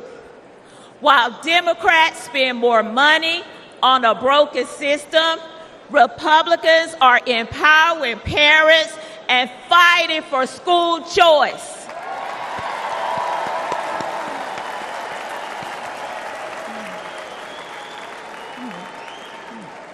While Democrats think school resource officers are a threat to our students, Republicans know that they protect our kids.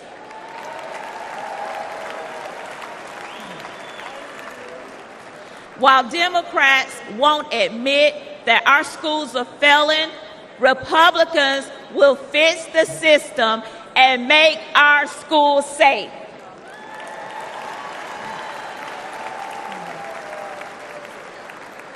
That's why this year, for the first time in my life, I am registered as a Republican.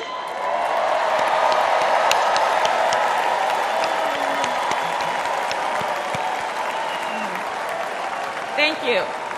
Thank you. And in November, I will proudly cast my vote for Donald J. Trump.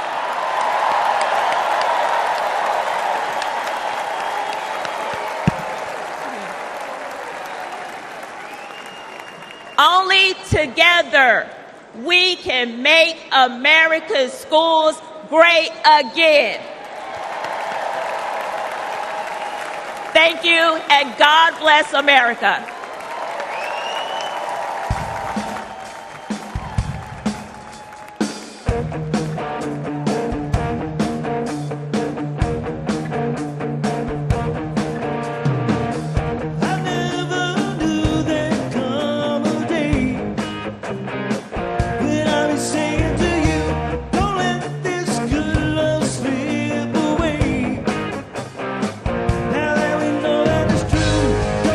Don't you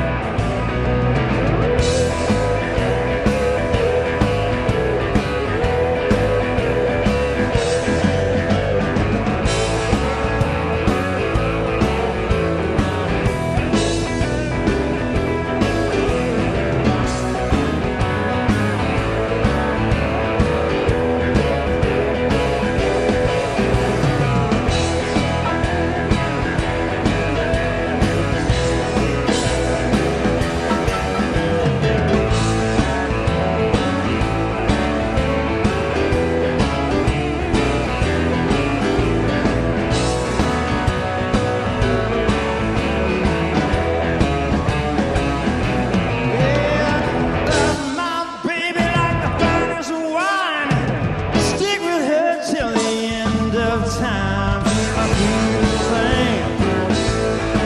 She's my pride and joy. She's my sweet little baby. I'm her lover boy. Yeah, I love my baby, heart and soul. Love like ours will never grow old. She's my sweet little thing. She's my pride and joy. She's my sweet little baby. I'm her little lover boy.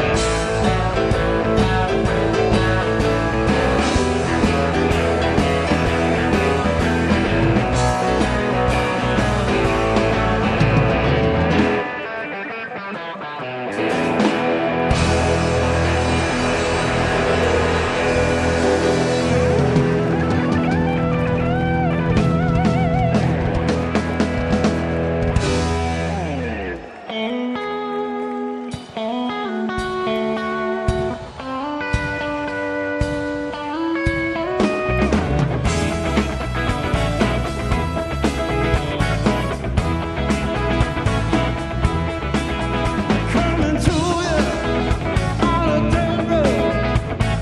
Good loving, I got a truckload. And when you get it, you know you got something. So don't you worry, 'cause I'm coming. I'm a soul man. I'm a soul man. I'm a soul man. I'm a soul man. I got what I got. The hard way. It's getting better each and every day. And so, honey, don't you fret, 'cause you ain't seen nothing yet. I'm a soul man. I'm a soul man. I'm a soul man. I'm a soul man. I was brought up on a side street. Learned how to love, but learned how to eat. I was educated, but stop. Just can't stop, y'all. Now I'm a soul man. I'm a soul man.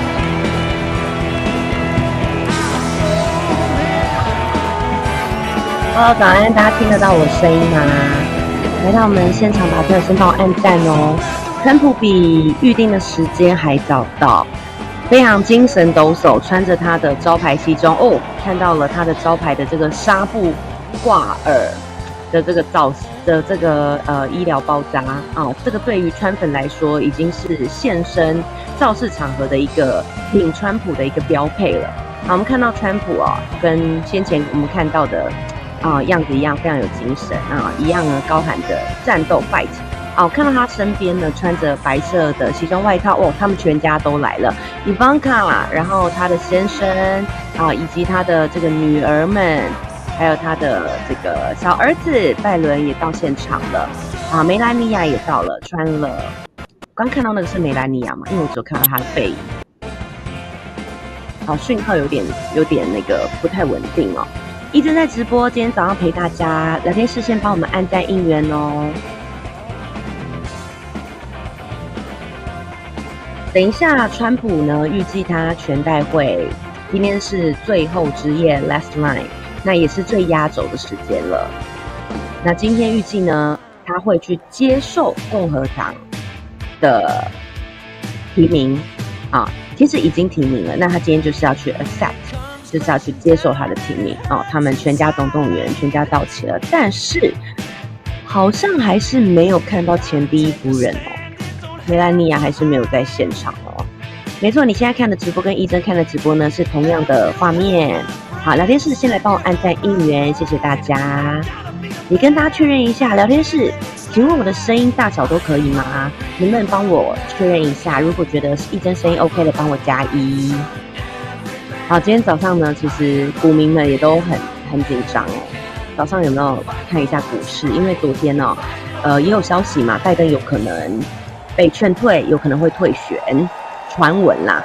好，所以今天大家都在看股市的表现啊，台积电啊，目前啊还是跌破前天的状态，目前是991、992在震荡啊。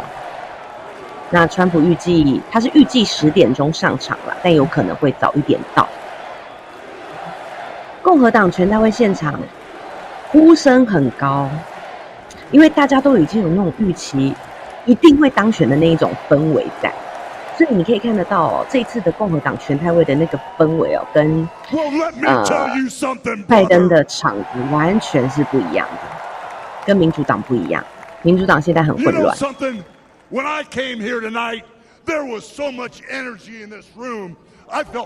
哇，你看一上台就说，来到现场就感受到很多的那种 energy， 那种能量啊，你就可以知道现场的场子有那种氛围是有多么的情绪高涨。The energy was so crazy, it felt like maybe I was going to press that no good stinky giant over my head and slam him through the mat, brother. 哦，连现在演讲者都说，他觉得现场的气氛真的是疯狂的那种能量大爆发。那预计呢，这次共和党全代会的压轴哦，不批评拜登了，因为现在看来就是势在必行嘛，感觉这种当选氛围的那种情绪很高。要让美国再一次伟大。这一次整个全代会哦，4天的时间都是聚焦在川普之前讲的那个政见，而且是川普胜选，就上次选总统胜选的时候的政见，让美国再一次伟大。But you know something? I see the greatest tag team of my life standing upon us, getting ready to straighten this country out for all the real Americans. 大家都说啊，我已经看到了那个可以带领美国再次伟大的那个人就在前面，好，就照着就是在指川普啦。Because when Donald J. Trump becomes the president of the United States, all the real Americans are going to be nicknamed Trumpites because all the Trumpites are going to be running wild for 4 years. 好，如果说川普当选的话呢，多的这个川粉哦，大家就可以就是怎么讲呢？翻转整个美国啊，带领美国接下来呢，川普的政策带领美国4年的时间。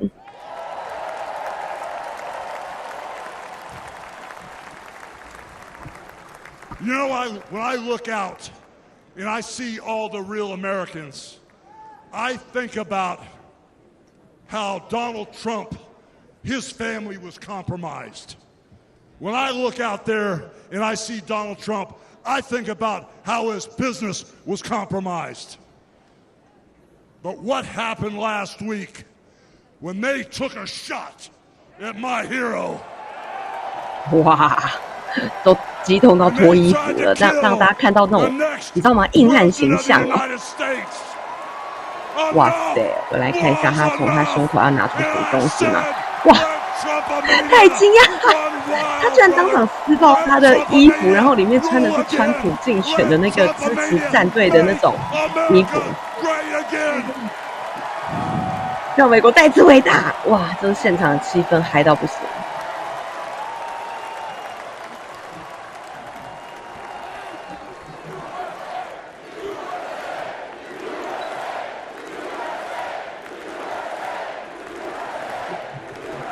有人在问这位是谁哦？这位是 Hulk Hogan， 没错，他刚展现的那个把衣服撕开，你大概有没有猜到他的职业？他是美国的职业摔跤选手。然后他05年的时候有入选世界摔跤的名人堂哦，他今年已经70岁了。You know, my name is Terry Bollea. And as an entertainer, I love you too. And as an entertainer, I tried to stay out of politics. But after everything that's happened to our country over the past 4 years, and everything that happened last weekend, I can no longer stay silent. 他说，经过上礼拜的枪击事件之后，他没有办法再做声了，他一定要出来讲些什么。 I want the world to know that Donald Trump is a real American hero. 哇，这个整个全代会真的很像造神运动。他说他今天站出来就要让全世界知道，川普就是美国英雄。好，他就是美国未来最好的一个总统。 You know, guys, I've known Donald Trump for over 35 years. You know, hold on a second, hold on. I just had a flashback. I just had a flashback. 没错，美国馆长就是这个概念。 Really tripping. You know, the last time I was up on stage, Donald Trump was sitting at ringside at the Trump Plaza. I was bleeding like a pig, and I won the world title right in front of Donald J. Trump. And you know something? He's going to win in November, and we're all going to be champions again when he wins.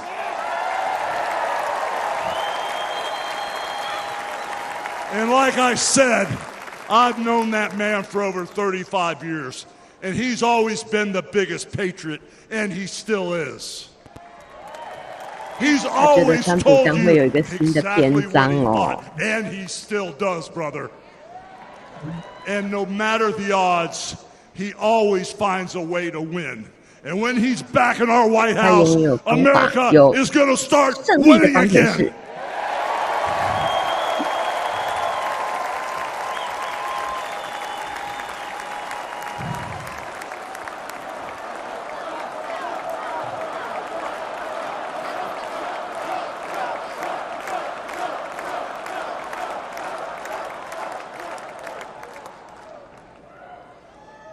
You know, guys, over my career, I've been in the ring with some of the biggest, some of the baddest dudes on the planet. And I've squared off against warriors, ooh yeah, savages. And I've even, like I said, body slammed giants in the middle of the ring. And I know tough guys. But let me tell you something, brother. Donald Trump is the toughest of them all. They've thrown everything at Donald Trump. All the investigations, the impeachments, the court cases, and he's still standing and kicking their butts.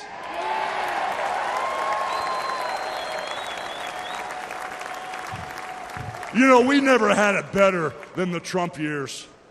Back then, we had a thriving economy. We had strong borders.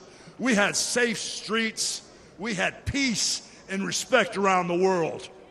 But then we lost it all in a blink of an eye. Crime is out of control. The border is out of control. The price of food and gas and housing is out of control. And the only person who can clean this up is Donald Trump. 他讲到很多美国问题哦，包含治安啦，包含边界的问题啊，那些移民难民啊，他说还有这个油价啊，天然气价格都已经失控了，他觉得只有川普可以翻转这一切，然后说搞定这一切了。And I want my kids, your kids, and all those little teeny Hulkamaniacs out there to live the American dream too.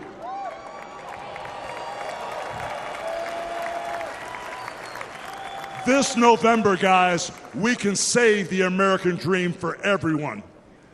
And Donald Trump is the president who will get the job done. So all you criminals, all you lowlifes, all you scumbags, all you drug dealers, and all you crooked politicians need to answer one question, brother. What you gonna do when Donald Trump and all the Trumpomaniacs run wild on you, brother? God bless you. 不愧是摔跤选手，他的演讲那个力道哦，力度非常的有现场的感染力，很有那个 power。Ladies and gentlemen, please welcome the President and CEO of the Billy Graham Evangelistic Association and President of Samaritan's Purse, the Reverend Franklin Graham.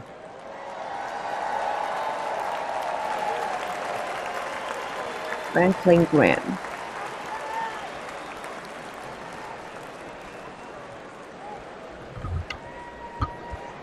Good evening.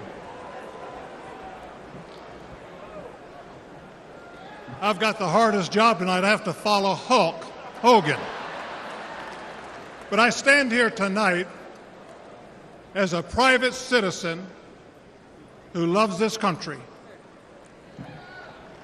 I've been asked to say a few words and then to pray, and we're going to do that. Last Saturday in Butler, Pennsylvania, President Trump had a near-death experience. 他是一位牧师，美国基督教福音派的牧师，72岁。And when we go through those experiences, it changes us. It can cause us to examine our lives and to reevaluate our priorities, as you should. When President Trump rose from that platform, he rose with his fist raised in strength, showing America his unshakable resolve to fight for them in this nation.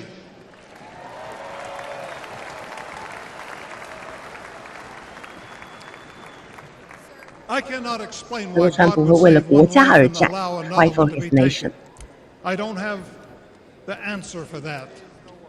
But one thing I do know is that God loves us, and He wants us to be with Him in heaven one day. And that's through faith in His Son, Jesus Christ. You see, the Bible says that God so loved the world that He gave His only begotten Son, that whosoever believeth in Him shouldn't perish but should have everlasting life. For as long as I've known President Trump, I've found him to be a man of his word. Things that he said he'll do, he did. When he told me and our country in 2016 that he was going to appoint conservative justices, guess what? He did. In 2016, he said he would defend religious liberty. And guess what? He did. In 2019, I was with him at the United Nations when the first president of history of this country stood there to advocate for religious liberty worldwide.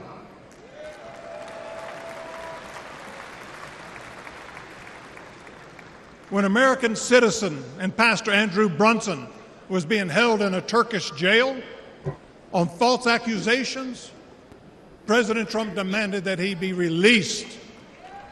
And he applied economic pressure and sanctions until they did that. I'm grateful and thankful for what he did as a 45th president of the United States. And I know that as the 47th president, he will keep his word to the American people to make America great once again.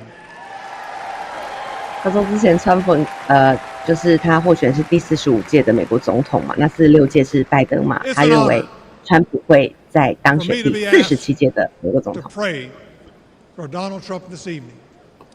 And so what I'd like to do, I'd like us to pray, but I'd like us all to stand as we call upon the name of the God of heaven.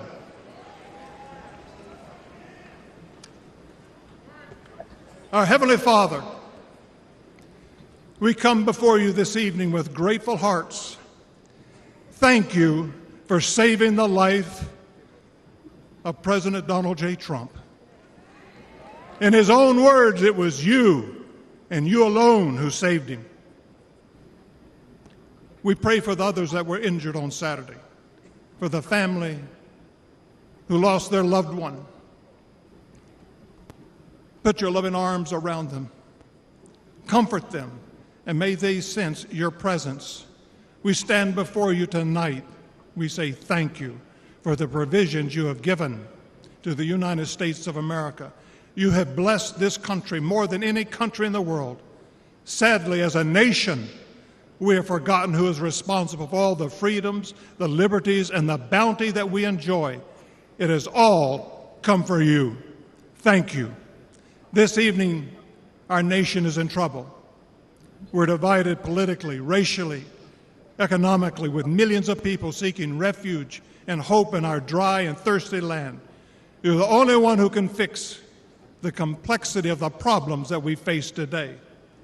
We pray for President Trump, that you would give him wisdom, strength, and a clear vision for the future of this nation and the task that is at hand. Continue to protect him from his enemies. I pray that you would surround him with men and women who will give him sound counsel and guidance. We pray for Melania, for Barron, and for all the President Trump's children and grandchildren. We pray for Senator J.D. Vance, his wife Usa, along with their young family. We're thankful for his strong stand for defending life. 或是不止帮川普祷告，给他求神，给他智慧，给他意向求他保护他免于他的敌人攻击。他也为前第一夫人梅兰妮亚祷告，也为范斯的全家来祷告。Great God, and we ask that if it be Thy will, that you will make America great once again, and we ask that you'll unite our hearts, bring us together, one nation under God, indivisible, with liberty and justice for all. And we pray this in the mighty name of my Lord and Savior, Jesus Christ, the King of Kings and the Lord of Lords. Amen.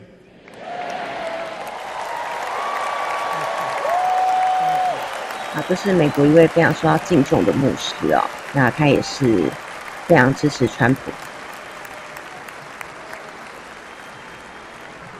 Ladies and gentlemen, please welcome businessman and executive vice president of the Trump Organization, 商界来了 Eric Trump. Eric Trump 川普的儿子来发表演说，这代表着川普等一下就要来了。等一下他这个 Eric Trump 演讲完，还有一位叫做 Dana White， 然后再来就是重头戏，就是川普了，所以大家不要离开，先来帮我按个赞。在川普身边的不是，哇哦，今天全家都来了，太多人。8 years ago, my father sat our family down. He spoke of a nation in decline, of dreams slipping away, of a future endangered by failed leadership and broken promises. It was in that moment I knew my father had made a decision that would forever change our lives. We realized he had chosen to step into the arena, to fight for the soul of America. He had decided to leave behind the comforts of an unbelievable business empire, to leave behind everything he had ever built, to answer the call to serve our nation. Unlike his predecessor, it was not a decision born out of necessity. Unlike the current president, it was not a decision that would enrich his family.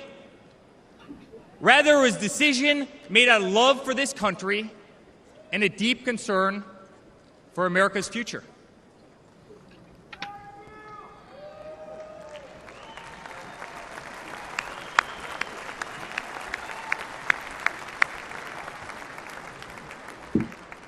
My father was clear it would not be easy, that there would be a huge price to pay, and that the attacks would be vicious. Looking back, that was an understatement. The made-up Russia hoax, the sham impeachments, the efforts to destroy an unbelievable company, a company that I run today, the efforts to cancel us, to silence him, to gag his free speech, and to drag him through every radical left courthouse in America, to take his life. Yet through it all, he's shown unwavering courage and determination, not just in public, but in every private conversation with me and our family. 他的意思是说，川普呢，也是身为他爸爸，表里如一，就算私底下的他们的言谈，都是言行一致的。But by a profound love for this country and a love for all of you, the American people. That man is my father. That man is the 45th president and soon to be 47th president of the United States. That man is Donald J. Trump. 今天的氛围都是在团结，他的意思就是说我爸爸很爱我们，然后我爸爸也很爱所有的美国人哦，展现的是一个共和党的团结，一个全美的一个团结哦。今天到目前为止没有任何的批评啊，批评说民主党怎么样啦，啊或其他的没有，就是一个团结。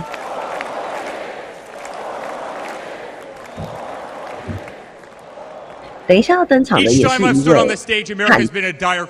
也是格斗冠军赛的总裁。In 2016, many people began to doubt the promise of America. Our economy was struggling, jobs were scarce, our standing on the world stage was weak at best. Veterans were forgotten, our military was in shambles, our educational system was broken, ranked 30th in the world. He could no longer tolerate an inept administration that handed $150 billion to Iran, a country that chants death to America, or witness the continued attacks on our Constitution and our religious liberty, or see the disrespect shown to our unbelievable law enforcement officers who are being disarmed, defunded, and persecuted each and every day. 很多人在问川普旁边的是谁？川普旁边的不是梅兰妮亚，他是川普的二媳妇，叫做赖拉。But my father saw potential where others saw despair. Donald Trump built the New York City skyline. He did so during a time when businesses were turning away from the city he loved. Crime was rampant. The streets were dirty. But he had the Midas touch, and he turned those streets and neighborhoods into gold. He faced every challenge with tremendous vision and grit. As he did during the 2016 election, he rolled up his sleeves. He remained unapologetic. He did not care to be politically correct.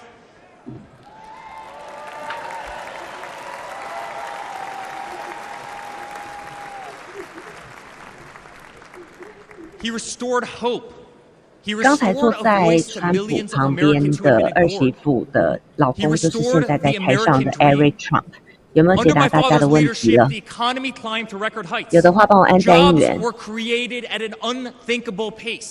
Unemployment reached historic lows across all demographics. Wage growth soared.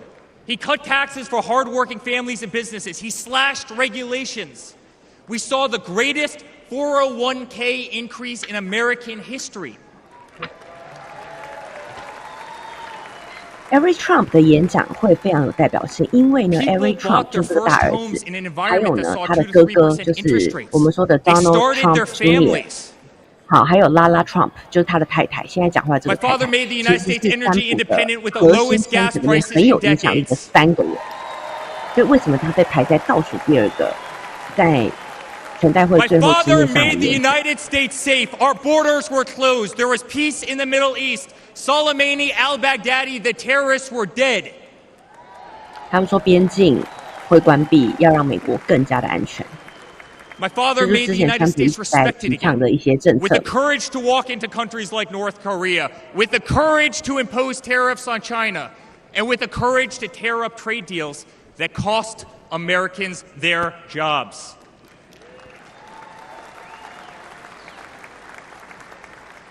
He brought manufacturing back to America. Small businesses flourished. He did what he promised. He put America first. We were winning. Donald Trump made America great again. 他说川普永远把美国摆在第一位。啊，川普让美国再一次伟大。好，喊出了这个关键字，全场都会尖叫。A movement that threatened the special interests in the political elites. A movement that cast a bright light on the institutions weaponized against the American people. You see it in our schools. God bless the moms who fought back.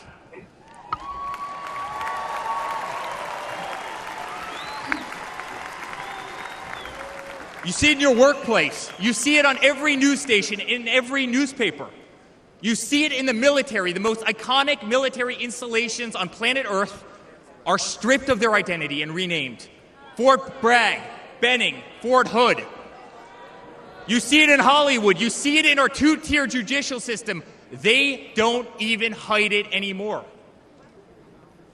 My father has been censored. The former president ripped off to Twitter, Instagram, and Facebook while terrorist organizations remain intact. My father has been persecuted, targeted by far-left Democrats funded by special interest groups and hand-picked judges. My father has been pulled off the ballots of states, radical justices attempting to defy the will of millions of Americans who adore who he is and what he stands for. My father even became the target of an assassin who almost killed America's single greatest hope for our future. The swamp is terrified of this incredible movement. They're terrified of it. They're terrified of you and the tens of millions of people watching us on TV right now. They've tried everything to keep him from you, everything, to destroy his legacy, to destroy his family. They have failed and they will not win. 他说那些枪击的破坏这些美国秩序的人都不会赢，他们非常害怕。他说他们在电视上看着这场演讲，他们会非常害怕。I love my Florida delegation right here.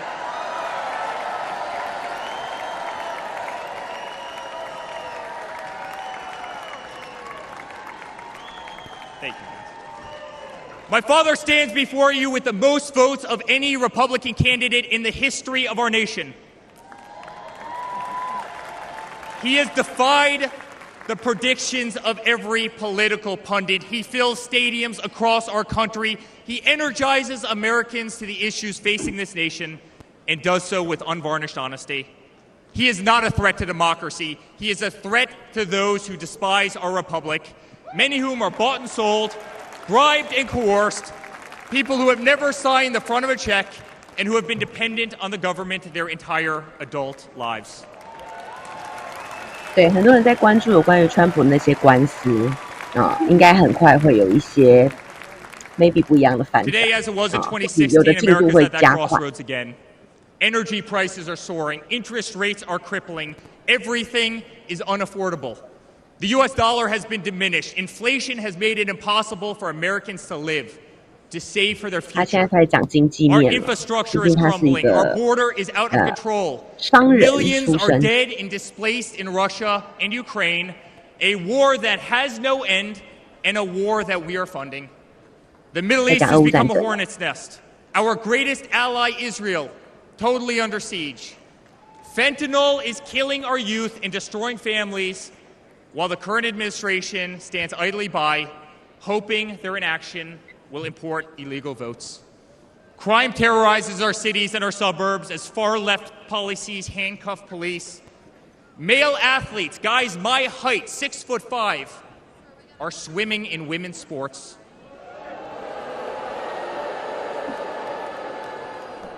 Destroying the dreams of young girls who have trained every minute of their lives. We no longer trust our elections. We no longer trust our judicial system. And we no longer believe that our government is working in our best interest. 他在指责说，现在的拜登政府很多事情都做不好，也包含了在教育的部分。In spite of where we are today as a nation, I'd like to speak to every American. To the homeless veteran sleeping under a bridge as illegal immigrants are housed in the most expensive hotels in New York. I'm sorry. We know it's wrong, and we will fix it. 哇哦，他讲到说现在很多美国的困境不好的地方，什么游民那些的，他说刚刚有一阵嘘声嘛，他就说 To the 很抱 single 歉。 mother who can no longer afford her rent, afford groceries, 他 and 说 has been forced 我 to 们如 work 果 3川普 jobs. 当选了 I'm sorry. we will fix It it， does not have to be this 会弥 way. 补这一切。 To the parents who 讲到 lost a 单亲 son 妈 or 妈 daughter to fentanyl including the incredible woman that spoke the other night, while an administration does absolutely nothing. I'm sorry. Your government can do so much better, and it will. 在讲到美国治安，他觉得现在这个拜登政府呢根本就没有做好，所以美国的犯罪率很高，好，枪击案、谋杀案 To the 非常。 children who are being brainwashed instead of learning the fundamentals in school, I'm sorry.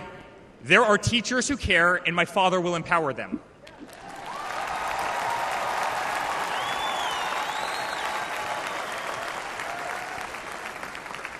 To the law enforcement officers, our brave Border Patrol, Secret Service agents who work every single day to protect our communities, knowing damn well that the system will throw you under the bus, I'm sorry. We will stand behind you. 他说我们会站在所有人民的背后。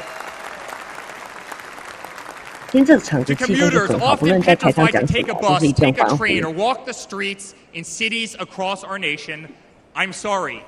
That man right there will fix this. 他说一切不好的在旁边的，你看川普的表情，替他儿子感到骄傲。旁边的不是梅兰妮亚哦，旁边的是现在台上在演讲的 Every Trump 的老婆拉拉 Trump， 也是这一次呢，这4年来，川普对抗拜登团队核心的。 America great again.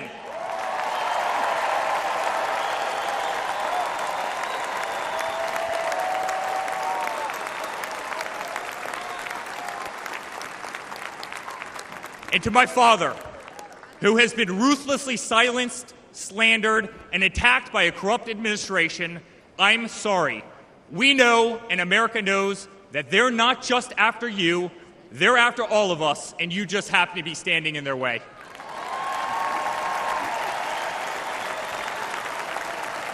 等一下 ，Every Trump 讲完，还有一位终极格斗冠军赛总裁，对，也是硬汉形象的那种。 然后讲完，川普就出来了，所以现在是全代会整个算是最高潮的时间点了。 To all Americans watching tonight, the greatest retribution will be our success. Success not just for ourselves, but for our grandchildren and our children. Under President Donald J. Trump, the swamp will be drained. America will be respected. Our cities will be safe. Our streets will be clean. And our border will once again be secure. 讲到只要当选了啦，一切都会更好啦，治安会更好啦，边界会更稳定啦，然后 everything 的街道还可以 clean 啦。Your hard-earned tax dollars will enrich a better America, not be squandered in corrupt 所有纳税人的钱都会被用来做更好的事，而且是帮助你们的后代子孙更好的事 We will no longer be 30th in the world. We will be first. 永远都是美国第一。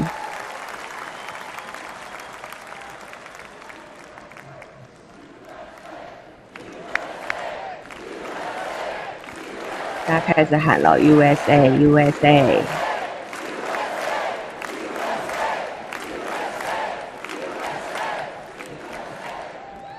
Our children will understand family, our children will have values, and our children will love God.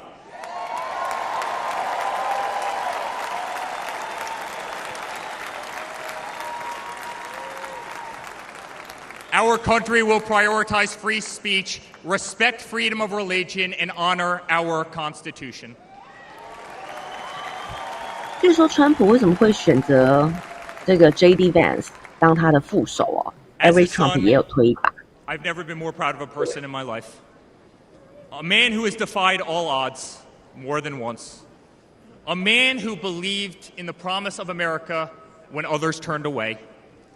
A man who saw a nation in need of a champion and answered that call with unwavering determination and courage. A man who survived a bullet that was intended to eliminate him permanently from our future and from our family. Never have I been more proud to be a Trump.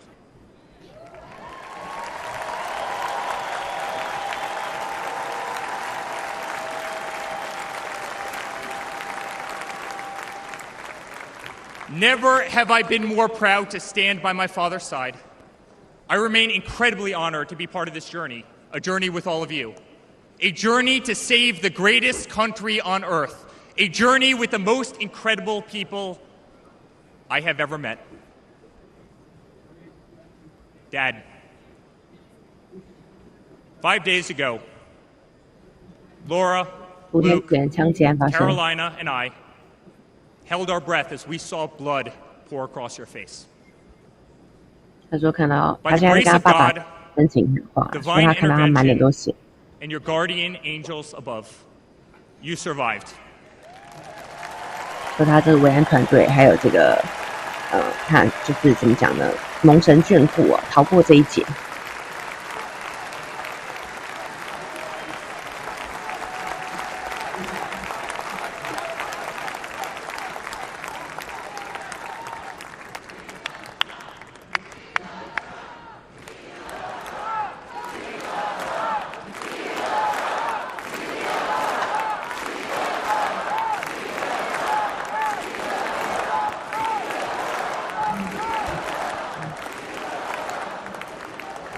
You are the greatest fighter I have ever seen.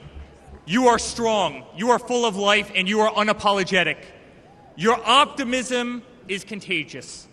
Your backbone is unbreakable.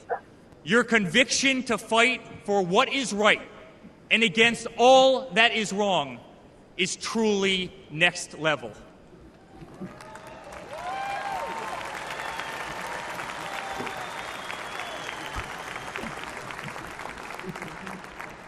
The whole world saw your strength as you stood up. You wiped the blood off your face, and you put your fist in the air in a moment that will be remembered as one of the most courageous acts in the history of American politics. You shouted, "Fight! Fight! Fight!"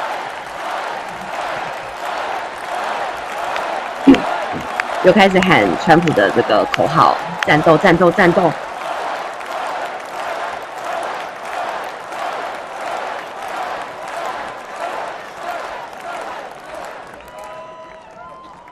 I'm honored to be your son. I'm honored to speak to our great nation tonight. You are a true leader. You epitomize strength. Our country loves you.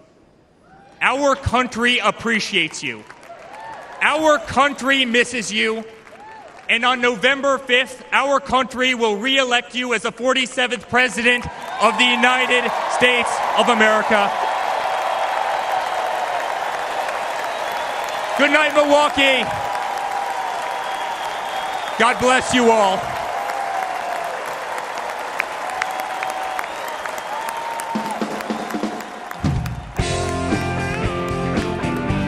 好朋友们，我们现在是现场直播哦。今天是呢，川普在全代会最后之夜，等一下呢，他就要发表演说了。这是他枪击案之后第一次现身在大众会场的演说。好朋友们，记得帮我们按赞应援哦。 在全球大视野，我们有直播；在中天电视，我们也有直播。那亦真现在呢是在全球大视野的直播间来看大家。谢谢我们的好朋友，今天一大早，你看到川普已经准备就位了，我来看他会不会直接上场啊？还是我刚刚说的那个 CEO 他没有要演讲，也有可能哦。你看川普走路那个状态真的非常的好，跟拜登比起来差很多，也难怪。据说啦，拜登有可能这个周末 宣布退选，目前都传闻，这是 Ivanka Trump 跟他的先生，他们在拜登在川普2016年当选之后，入主白宫嘛，成为他的最有力的左右手。但是在川普败选之后，他们其实蛮退居幕后的哦，就是跟政治其实离蛮远的。现场看到的都是他家人，然后还其实最前面的是戴红色领带的是 J.D. Vance。 就是大家说未来的这个副总统如果当选之后，但是今天梅兰妮亚到目前为止都没有看到在镜头前，有没有可能是特别来宾直接从舞台后出现呢？搞不好会哦，全场最高潮。你也知道，川普上来是不按牌理出牌的，还包括 CNN 都说梅兰妮亚应该今天是会在的。 好，那 Trump 这个梅兰妮亚应该 Ivanka 啦，她现在在跟那个我忘记她叫什么名字了。在她旁边那个金色头发的也是川普的女儿，另外一个妈妈生的。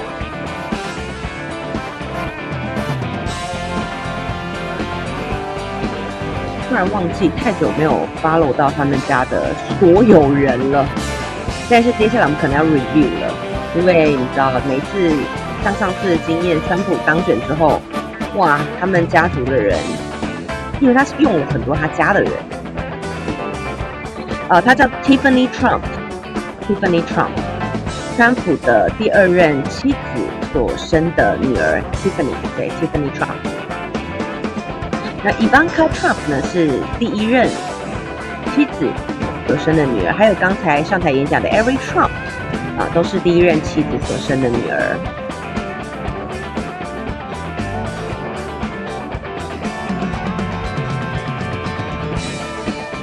他们今天 dress code 全身白。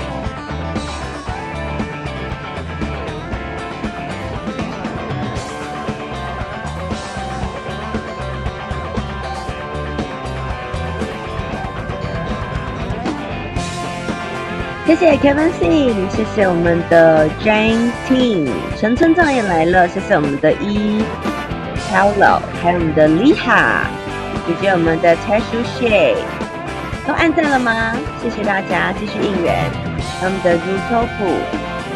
Rutopu Taco， 谢谢大家。好，我也到中天电视来看一下大家。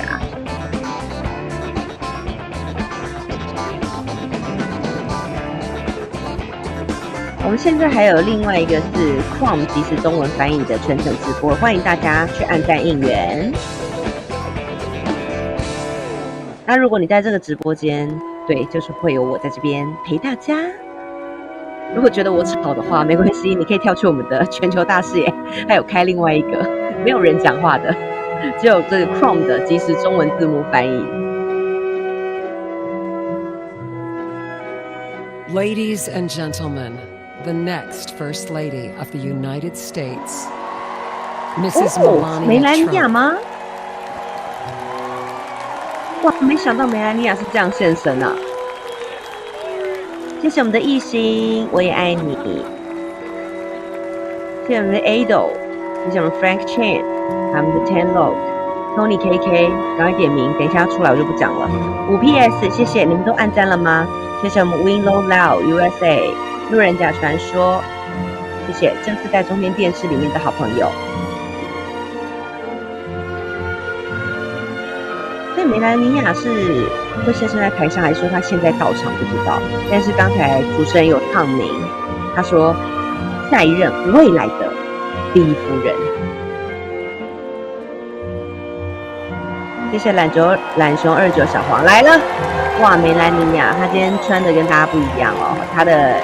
其他的小孩，川普家族小孩穿白色，她今天是女主角，穿着全身大红色，这是共和党的红啊，这是川普红啊，非常优雅。然后她一直这个体态都保持得非常非常的好。1970年出生。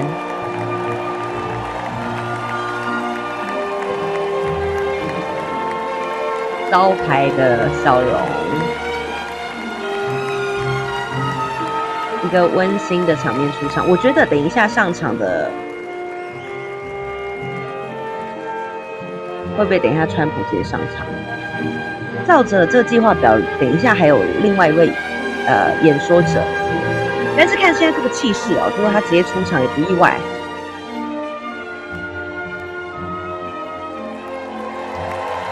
但比较尴尬的就是他出场，他的川普还是没有在他身边。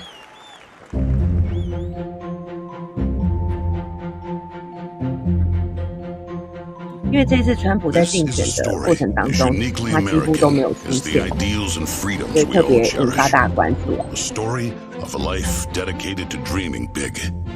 A story about giving back to the people in his beloved city. But most of all, this is a story about putting his country first. And it's a story best told in pictures. Young and confident, Donald Trump wasn't afraid to think big and build even bigger. And he left his mark on the New York skyline that greeted visitors from around the world. But he wasn't just an American entrepreneur. He became a folk hero. Celebrities and sports stars wanted to be seen with him. Politicians sought his approval. And New Yorkers just loved him. And he loved them back. And he gave back. Just one example. Saving the Woolman skating rink. The Woolman skating rink in Central Park is open again. The city spent nearly 6 years and $12 million trying to fix it. And then to the rescue, developer Donald Trump. As Tracy Egan tells us now, he accomplished in 3.5 months what the city couldn't do in 6 years. Donald, you performed a great public service. There was no denying that Donald Trump was the toast of the town, but he was also something even more important, a patriotic American. And like many others, he was becoming increasingly troubled by the direction of our country. Because I really am tired of seeing what's happening with this country, how we're really making other people live like kings, and we're not. You've said, though, that if you did run for president, you believe you'd win. Well, I don't know. I think I'd win. I tell you what, I wouldn't go in to lose. I've never gone in to lose in my life. And if I did decide to do it, I think I'd be inclined. I would say that I would have a hell of a chance of winning, because I think people, I don't know how your audience feels, but I think people are tired of seeing the United States ripped off. But who would ever run for president and lead such a glamorous life? Appearances in movies, best-selling books, widely popular TV show. But for Donald J. Trump, the calling to save his country was even stronger. The mission, more important. The number of Americans being left behind, too large. And so, in Donald Trump fashion, he announced he was running for president, in it to win. And he did. 像2016年，刚刚那画面我也印象非常深刻。去年他在竞选的时候。然后后来他选前年上次大选。 The Washington politicians learned something about President Trump. He's not afraid to fight for what he believes in. They call that having the courage of your convictions. First up, the Trump tax cuts, largest in America's history, and it led to higher take-home pay for working families. 在讲说川普照顾这种 working family 劳工阶层的家庭。 The politicians just never learn. Next for President Trump, secure our border. Check. 在讲到边境维护安全，因为美国很多这种移民嘛。美国川普最骄傲他的那个。 美墨边境高墙 of border security, leading to 250,000 Americans dead from fentanyl coming in. Brutal migrant crime spreading across America. 想到拜登政府没有把边境守好。 Now here, President Trump promised he'd keep America out of endless wars. Welcome words to the families of our young men and women who serve. And another promise kept. He started by strengthening our military, then traveled the world, meeting with our allies, and even with our main adversaries. Just so they understood that America's strength and resolve was back. Because that's what a strong commander-in-chief does. And it led to a stable world at peace and our troops safe. Today, a different story. Our enemies smelled weakness. Then set the world on fire. 拜登那个疯狂跌倒的， Then invaded Ukraine. 这是撤军阿富汗的时候。 Then started a war in the Middle East. 把拜登那种老态都剪出来了，掉眼镜啦，上飞机跌倒啦。There's one more 这个对 thing 拜登来说 we've 绝对是 learned 重 about 击。 President Trump. He believes so strongly in America, so optimistic for our possibilities, and so committed to fighting to once again make our country great, that there is nothing that is going to stop him.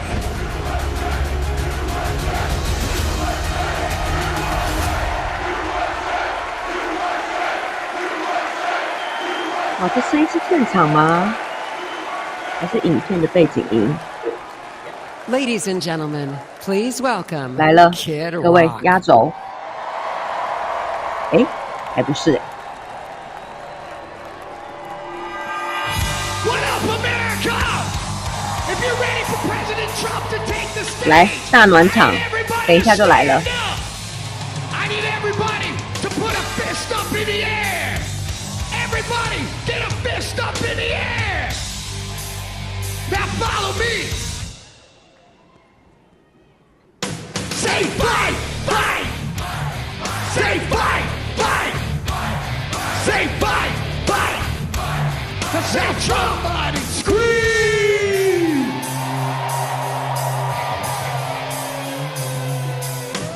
The devil without a cause. I'm back with the beaver hats and Ben Davis slacks. 30-pack of stroll, straight rock and roll. No Rogaine in the propane flow. The chosen one, I'm the living proof. 包括吴晓跟这个 Carrie Ruiz 都有在，都是挺川普的。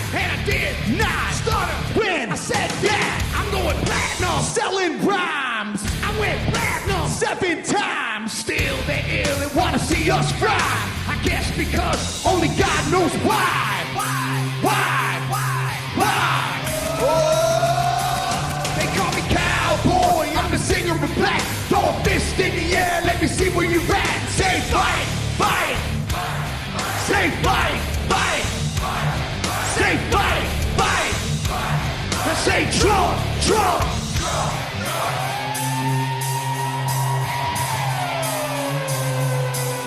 I like AC/DC and ZZ Top. Bocephus beasties and the kings of rock. Skinner, Seeger, Lip, Corn, Stones. David Allen and No-Show Jones. Yeah, pass that bottle of rock. 他是摇滚小子 Kid Rock， 一直以来都是挺川普的。 Detroit pimp with tracks to Mac and slap back to back. Never gain no pay, I don't play with ass. Well, watch me rock with Liberace flash. Punk rock the Clash, boy bands are trash. I like Johnny Cash and Grandmaster Flash.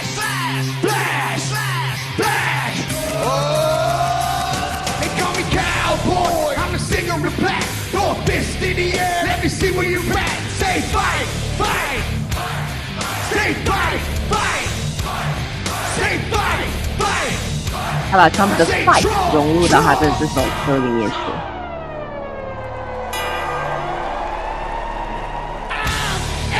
American badass, watch me kick. You can roll and rock, or you can. I'm the ultimate. I'm like Amazing Grace. I'm on rock and roll. 他是一直以来非常积极挺川普的一位摇滚歌手。 The big dog can ride. Bell sack to share. Bringing flash to flare. Like a long hair swinging middle finger in the air. Snakeskin boots, 65 Chevelle. See me ride and sit and hit a rebel yell. I won't live to tell. So if you do, rock for freedom and rock for truth. Who knew I'd blow like Oklahoma, Florida, Georgia, Arizona. Smell the aroma and check my hits. I know it stinks in here, cause Trump's the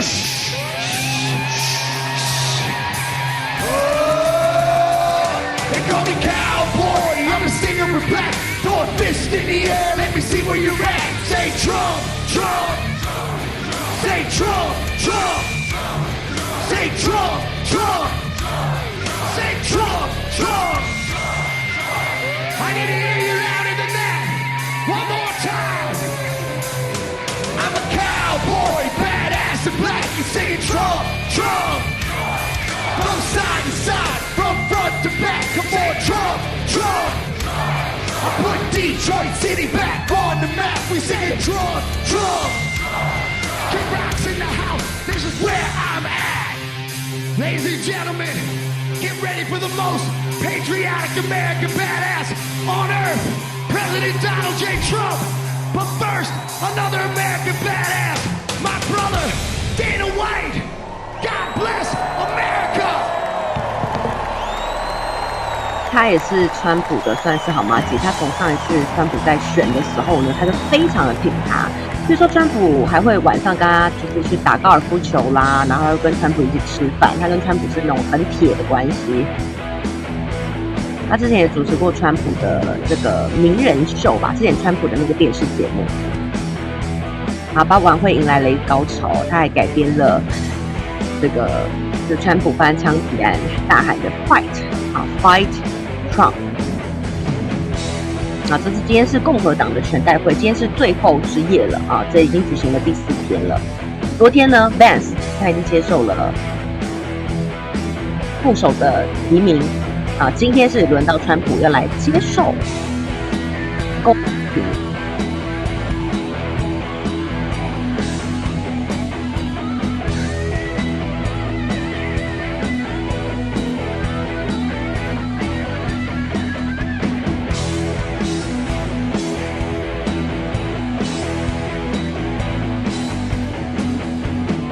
而且我们刚刚听到这一首呢，是川普的叫做怎么讲？Cowboy Trump Song， 在抖音上现在很火哦。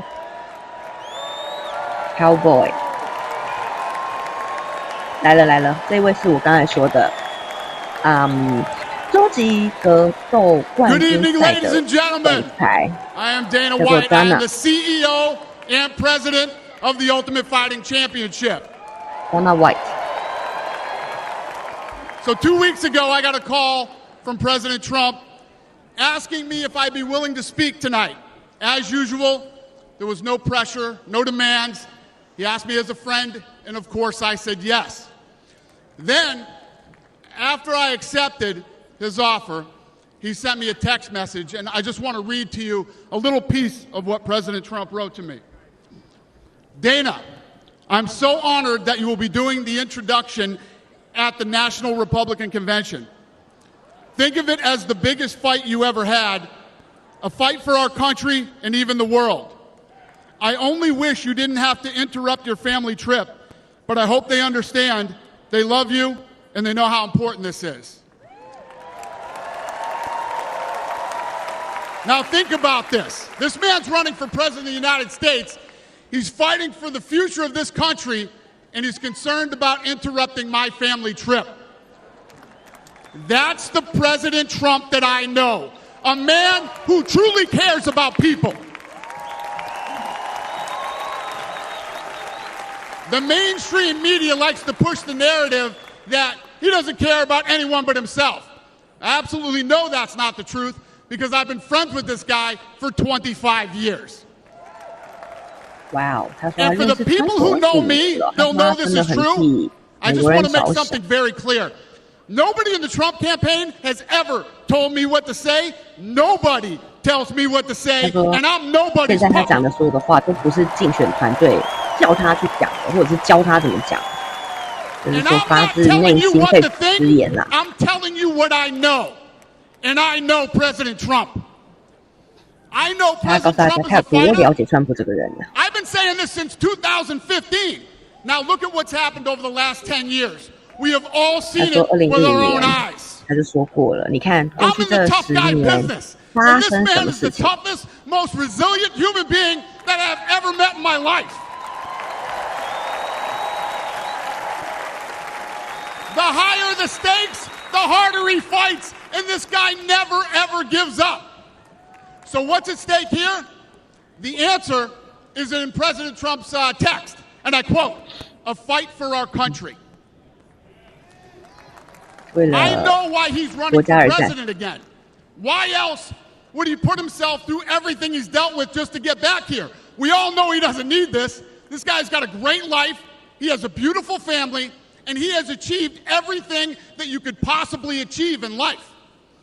I know President Trump is literally putting his life on the line for something bigger than himself, and he's willing to risk it all because he loves this country. 他意思就是说，川普其实你知道他家里过得很好，他家庭也都很好，但是他因为他很爱美国，所以他要出来为大家做事。I know he's running for president to save our American dream. I'm living the American dream. 他说他出来选总统是因为要来拯救大家的美国人的美国梦。Or came here from someplace else, this is the last real land of opportunity. 他说这是我们最后机会了。川普的演讲摘录已经向媒体公布了。Government's first duty is to protect the people, not run their lives. And if you're buried in government red tape, how will you ever start your own business? If you're struggling to pay your bills, how can you ever afford to start a family? And if you don't feel safe in your own town, why would you ever buy a house? I know that President Trump is fighting to save the American dream, and that's what's at stake in this election. 这场选举当中，大家可以 We are choosing who 做 we 出 want to lead us in this fight. 你们的决 I 定。 know President Trump is a proven leader, a fearless leader, and this country was in a much better place when he was in the Oval Office. 他说，美国 In my mind, 在川普在办公室，就是说入主白宫的时候啦，感觉更加安 we all 全。 get to choose. I know I'm going to choose strength and security. I know I'm going to choose opportunity and prosperity. I know I'm going to choose real American leadership and a real American badass.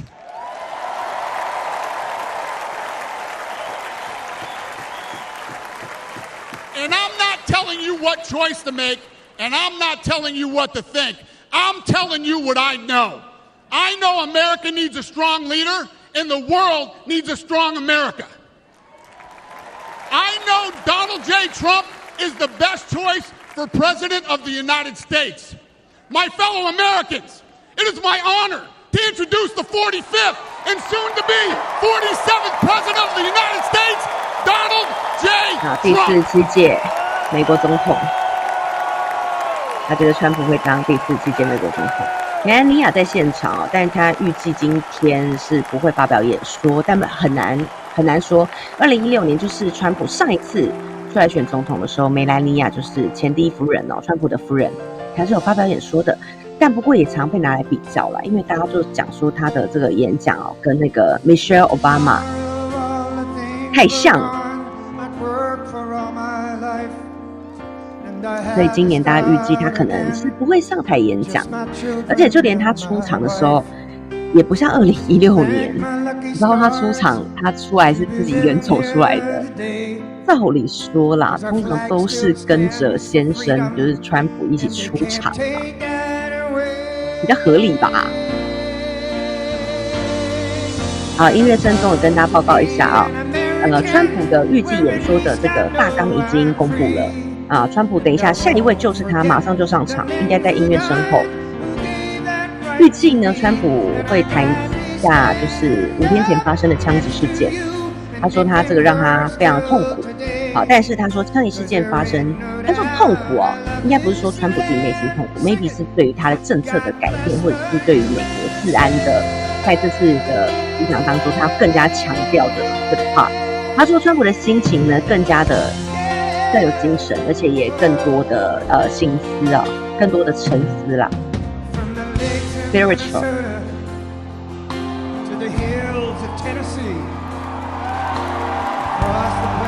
来了，这个出场非常像超级巨星。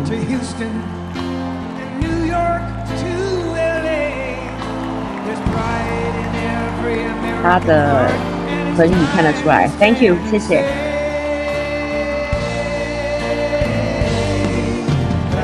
谢谢 YC 全力哈，按赞1人哦，谢谢大家。从刚刚这种很亢奋，然后现在就是比较那种深入内心的音乐哦，引导大家进入今天的共和党全代会的最高潮。他们的团队哦，其实非常有经验，这些音乐的选择啦，谁先上场啦，怎么样的演说，都是带着大家的情绪，一步一步更深哦。哇，他这演讲台太帅了吧？这个背景是白宫吗？哇，他推出了一个消防员的制服，我在想他是不是要向在枪击事件中不幸罹难的保护家人的那位消防员致意。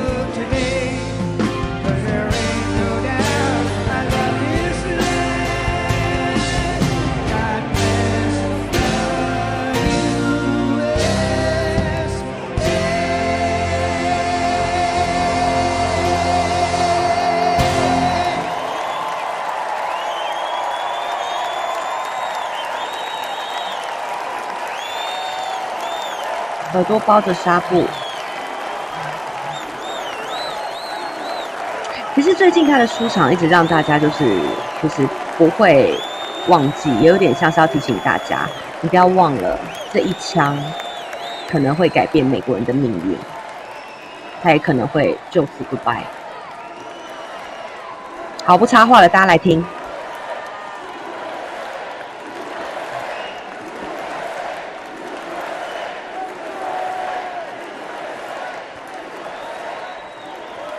Thank you very much. Thank you very, very much. Wow. And thank you, Dana. Thank you, Kid Rock, sometimes referred to as Bob. And thank you, Lee, right from the beginning. Thank you very much. What a talent. What a beautiful, beautiful song. Thank you. 他唱名都是刚有上台的人。Friends, delegates, and fellow citizens, I stand before you this evening with a message of confidence, strength, and hope. 4 months from now, we will have an incredible victory, and we will begin the 4 greatest years in the history of our country. Together, we will launch a new era of safety, prosperity, and freedom for citizens of every race, religion, color, and creed. The discord and division in our society must be healed. We must heal it quickly. As Americans, we are bound together by a single fate and a shared destiny. We rise together or we fall apart. I am running to be president for all of America, not half of America, because there is no victory in winning for half of America. So tonight, with faith and devotion, I proudly accept your nomination for President of the United States. Thank you. 好，他刚说了，他接受共和党的提名，让他来参选这一次的美国总统大选。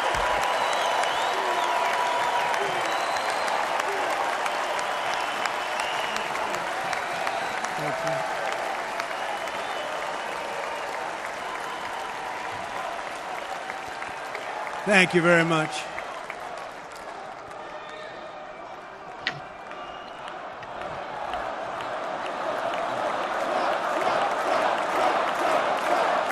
好，现场大家都开始呐喊了。其实最近他在造势 Thank you very much.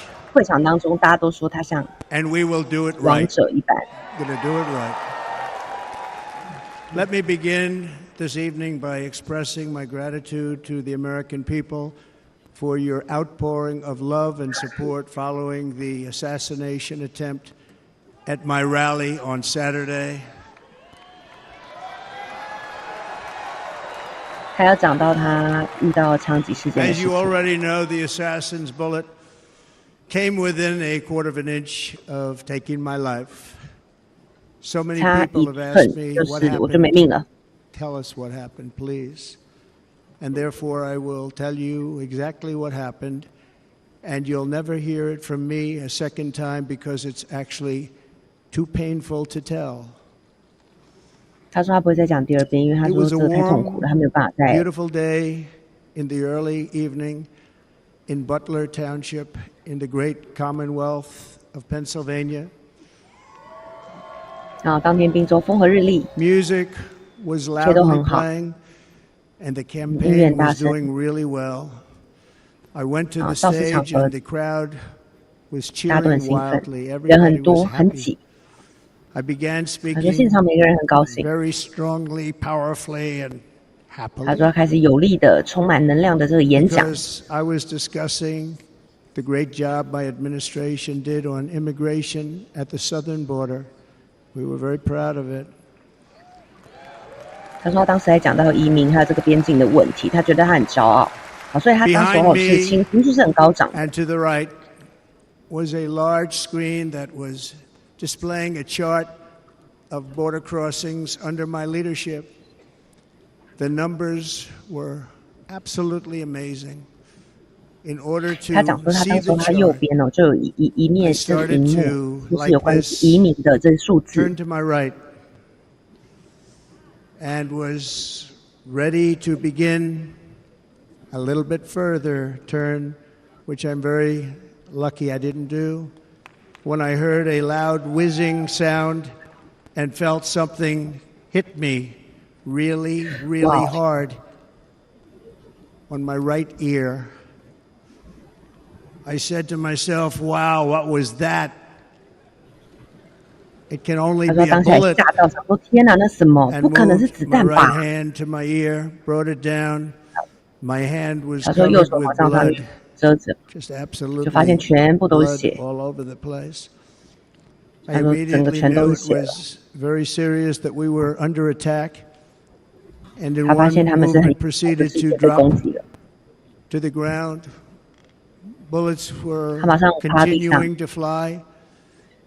他说子 As 弹继 very 续飞。 brave Secret Service agents rushed to the stage, and they really did. They rushed to the stage. 然后当时的特勤就立刻的冲上前。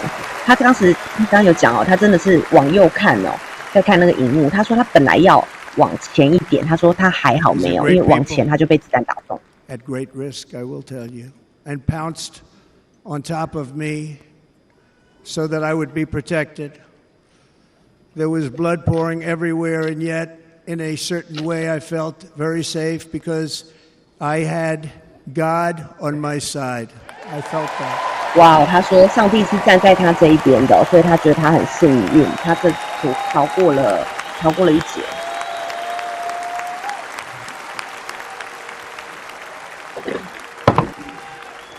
The amazing thing is that prior to the shot, if I had not moved my head at that very last instant, the assassin's bullet would have perfectly hit its mark, and I would not be here tonight. We would not be together. The most incredible aspect of what took place on that terrible evening in the fading sun was actually seen later. In almost all cases, as you probably know, and when even a single bullet is fired, just a single bullet, and we had many bullets that were being fired, crowds run for the exits or stampede, but not in this case. It's very unusual.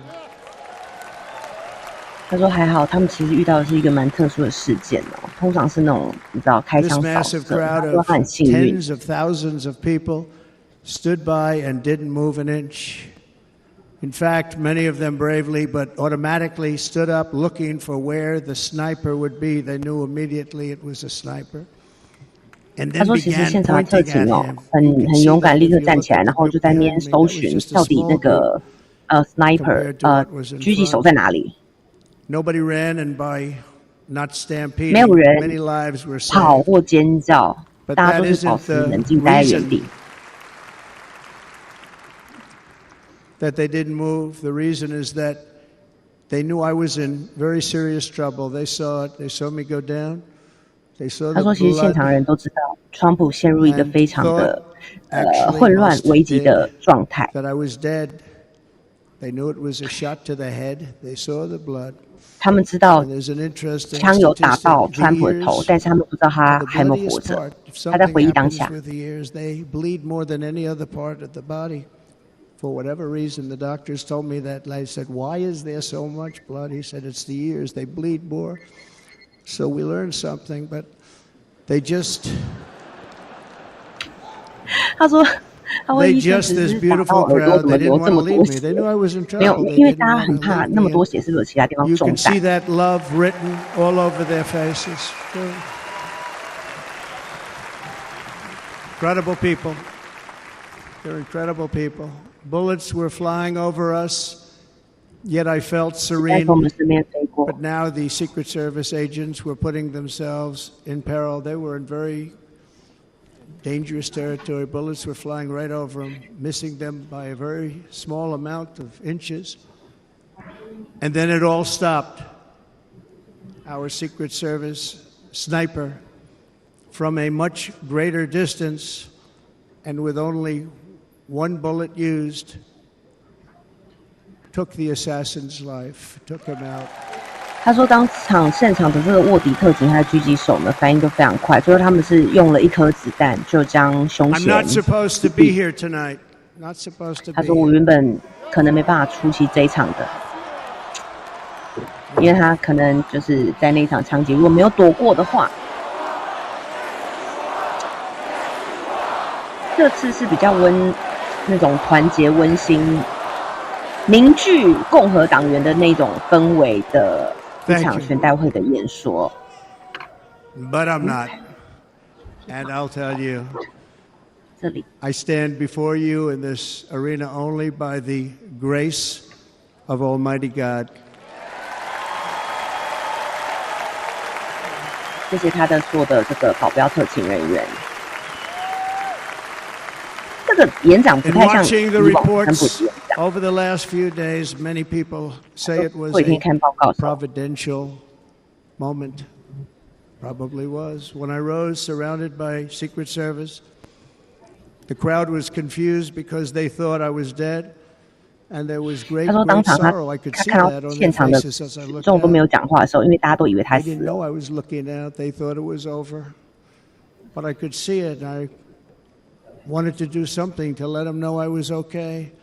I raised my right arm, looked at the thousands and thousands of people that were breathlessly waiting, and started shouting, "Fight, fight, fight." 他说当场大家都以为他死掉，所以他觉得他说大家都不知道，其实他是在观察，他在看。好，所以他就说他当时候就决定举起他的右手，然后跟大家说 "Fight, fight, Once fight." my clenched fist went up, and it was high into the air. You've all seen that. The crowd realized I was okay and roared with pride for our country like no crowd I have ever heard before. 他说当时候现场的，他说从来没有听过这样子的掌声，因为大家发现说哇，他没死啊，他很好，没有生命危险。That stood bravely on that fateful evening in Pennsylvania. Tragically, the shooter claimed the life of one of our fellow Americans, Corey Comparator. 很遗憾，还是有一个人不幸 Everybody tells me. 死亡。Unbelievable. And seriously wounded, 2 other great warriors. Spoke to them today. David Dutch and James Copenhaver, 2 great people. I also spoke to all 3 families of these tremendous people. Our love and prayers are with them. 跟受伤重伤的家庭成员，就是都有跟他们进行了慰问。A great rally. They were serious Trumpsters, I want to tell you. They were serious Trumpsters and still are. 他说他们真的都是非常铁的挺川普的。Past tense, he was incredible. He was a highly respected former fire chief, respected by everybody. Was accompanied by his wife Helen, incredible woman. I spoke to her today, devastated, and 2 precious daughters. He lost his life selflessly acting as a human shield to protect them from flying bullets. He went right over the top of them and was hit. 为了保护家人丧生的那位消防人员，他说他致上最高的敬意，他说他值得受到大家的敬重。他手指的就是那位消防人员，就是在枪击案当中保护家人不幸罹难消防人员的制服，所以他上前亲吻了他的帽子。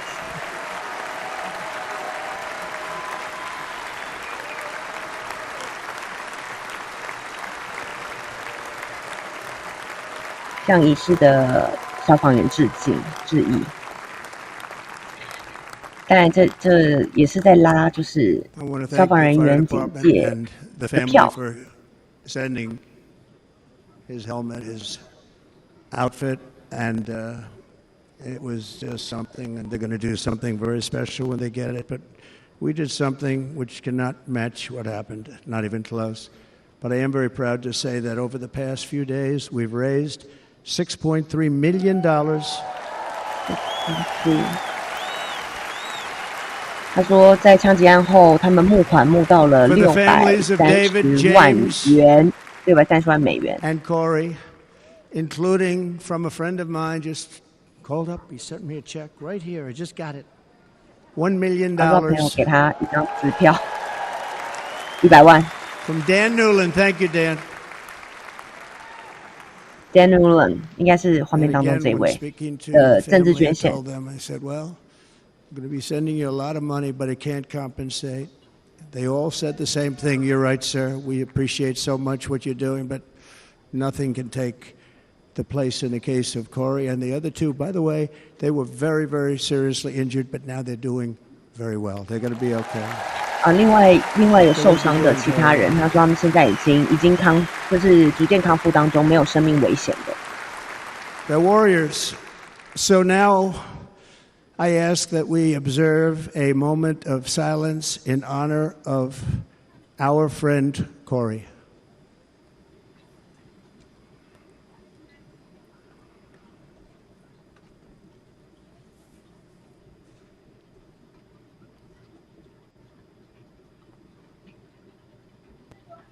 现场是为了罹难的消防人员。 There is no greater love than to lay down one's life for others.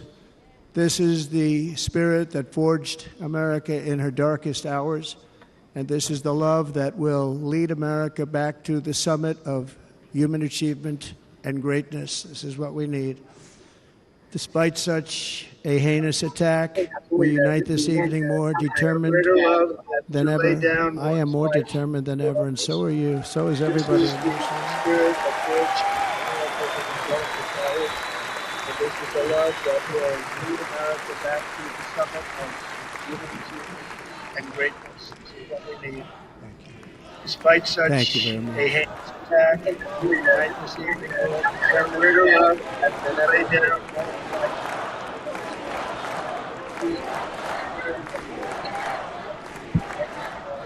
让大家有没有比较有听到一点声音？ Our resolve is unbroken and our purpose is unchanged to deliver a government that serves the American people better. Nothing will stop me in this mission because our vision is righteous and our cause is pure.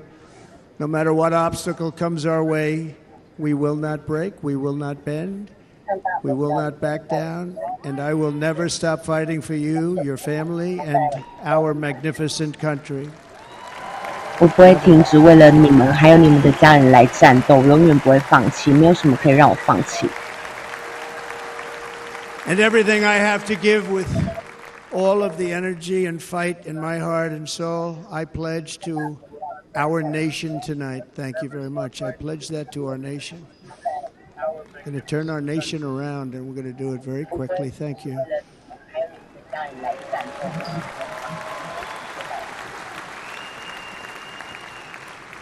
This election should be about the issues facing our country and how to make America successful, safe, free, and great again. 这是说这次的主轴是要让美国可以成功、安全、自由，然后再次伟大。 Remember that we are all fellow citizens. We are one nation under God, indivisible, with liberty and justice for all.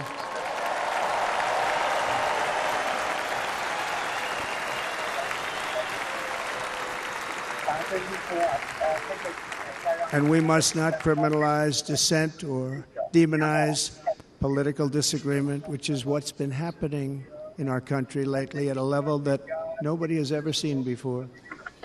In that spirit, the Democrat Party should immediately stop weaponizing the justice system and labeling their political opponent as an enemy of democracy. 他讲到什么外交上的 Especially since 敌人啦 that is not true. In fact, I am the one saving democracy for the people of our country. 民主啦，我是来拯救民主的人。 And very big news, as you probably just read, on Monday a major ruling was handed down from a highly respected federal judge in Florida, Eileen Cannon, finding that the prosecutor and the fake documents case against me were totally unconstitutional, and the entire case was thrown out of court. With all of that publicity thrown out of court. 深陷的那些官司当中。 If Democrats want to unify our country, they should drop these partisan witch hunts, which I have been going through for approximately 8 years. And they should do that without delay and allow an election to proceed that is worthy of our people. We're going to win it anyway, but worthy of our people. 哇，他说反正我们都会赢了，所以那些案子还没有搞定 On 的， this 拖了 journey, 8 I 年 am deeply honored to be joined by my amazing wife, Melania. 哇，他第一次讲到他的太太，哎，梅兰妮亚。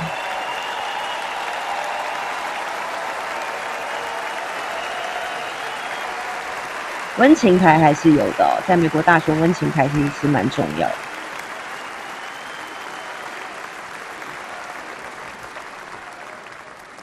And Melania, thank you very much. You also did something really beautiful, a letter to America calling for national unity, and it really took the Republican Party by surprise. I will tell you, it was beautiful.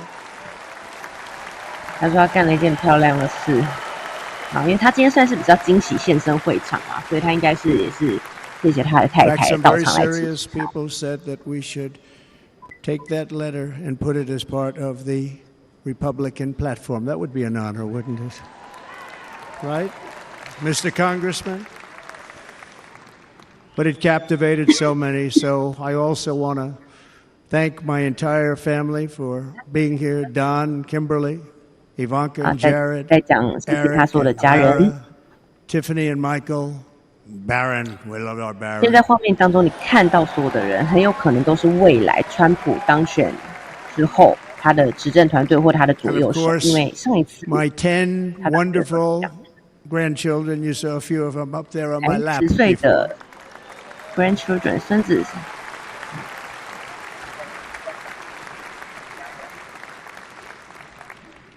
And how good was Dana? Was Dana good? I mean, was he good? You know, he was on probably the only vacation he's had in about, maybe ever, because he works, but about 10 years with his wife, very far away. I won't tell you where, but very, very far away, beautiful place. And my people called, and he said, yeah, I won't be able to do it. This is many, many years. I promised my wife I can't do it. And they came in, they said, Dana won't be able to do it because he was my first, second, and third choice. I said, well, you know, that's too bad, but I understand he's away, and it's good. It's good for him. And that was it. About 30 minutes later, she came back in, sir, Dana just called. He's going to do it. And his wife, she said, you can't turn him down. You just can't do it. You have to go. That's a good wife. 哇，他在讲啦，就是刚才上海演讲挺他那个 Diane 啊，他是说他其实跟他太太原本然后有计划去哪里什么很远的地方 So 去 he got 度 on a 假， plane. He 但 got 是 here 他 a 就 little 本来 while 想要 ago. 拒 Now he's 绝 going 他， to 没 get 有 on 办 the 法到现 plane 场 in。a little while, and he's going to go back home to his wife. But they're great, and I just want to thank her and him and their whole family because that's not easy. And Kid Rock, same thing. Called, he said, I want to be a part of it. I want to be a part because, you know, Kid does this great song, big, big monster song. I had no idea. You know, he became a friend of mine over the last 10 years. And 他 he's 说他是最 amazing. 近 Everyone 10 loves 年 him. 来 I 非 didn't 常 even know 好 how 的一个 big he 朋友。 was. You know, he has rallies, 35, 他 40,000 说我 people 不 he 知道 gets 他有这么 every 大的 time 影 he 响 goes 力， out. 我根本不知道他 I 的影响 think 力有 he's 多 making 大。 so much money, he doesn't know what the hell to do with it. You're one of those. And then we have my other friend, and I've known him so long, and we took that song, and it was a big success, but we made that. I saw a chart of great songs to America. That was #1 on the chart recently, #1. So that's Lee Greenwood, a very special, beautiful person. He's a beautiful man.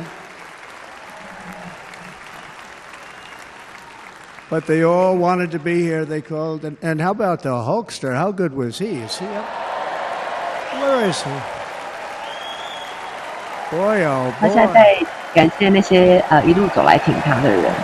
他现在在找一个人，在哪呢？啊，刚才啦，上台那个摔跤选手， You know, they may call 把 it. 他的衣服撕 They may 裂 call ，T that 恤撕裂，然 entertainment. 后 I 最后 know 里面 about 穿着 entertainment, 红 but 色的川普 when 的 he used to T 恤 lift a 那个川普背心， 350-pound man over his shoulders and then bench press him 2 rows into the audience, I say maybe entertainment, but he is one strong son of a gun. I will tell you, I watched it many times.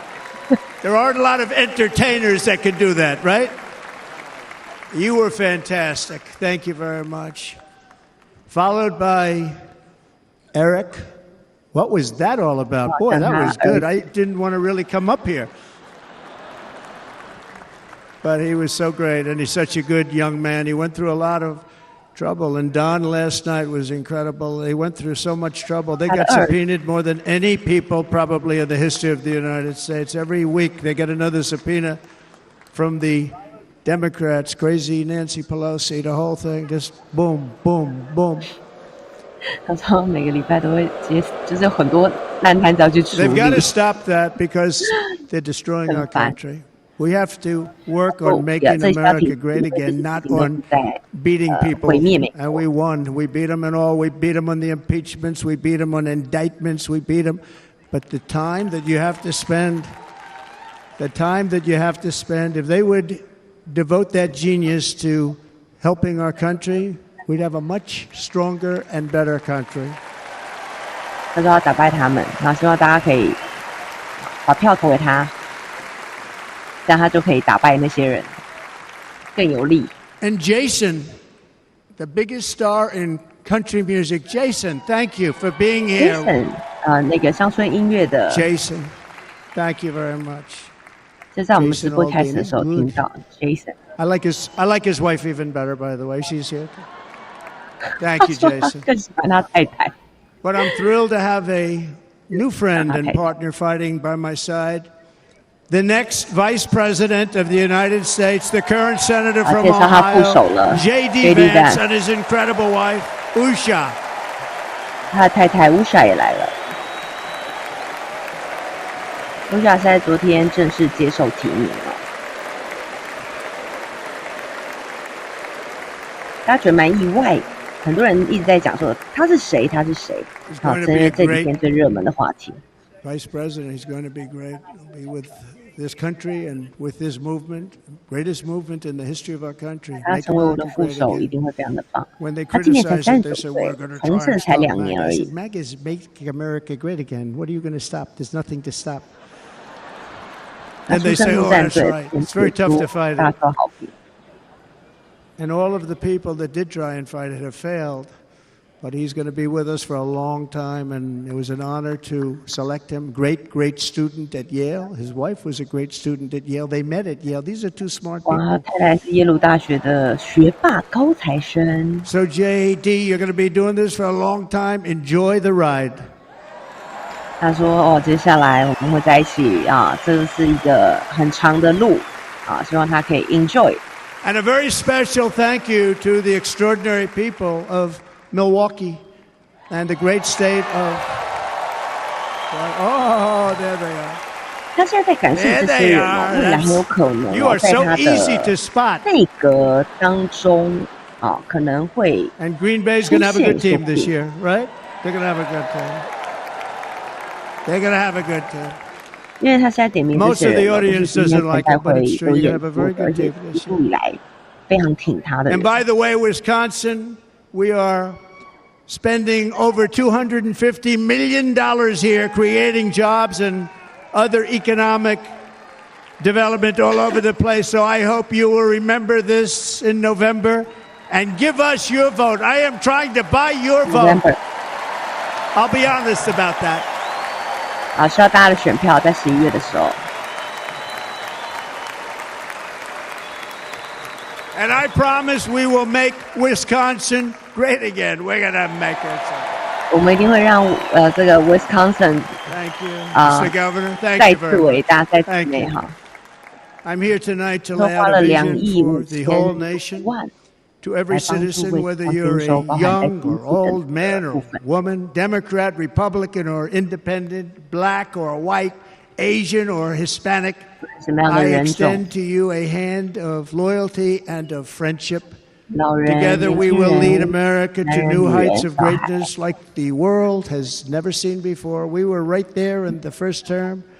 We got hit with COVID. We did a great job. Nobody knew what it was, but nobody's ever seen an economy pre-COVID. And then we handed over a stock market that was substantially higher than just prior 讲 to 到股市， COVID. 讲到了 Coming in, 美 did 国 a 的经 great 济，美 job. 国经 Never 济 got 现在 credit 不 for 好 that. We got 通 credit 膨 for 高，没 the 占很 war 多。 and defeating ISIS and so many things, the great economy, the biggest tax cuts ever, the biggest regulation cuts 还有 ever, 减税问题 the， creation of Space Force, the rebuilding of our military. We did so much.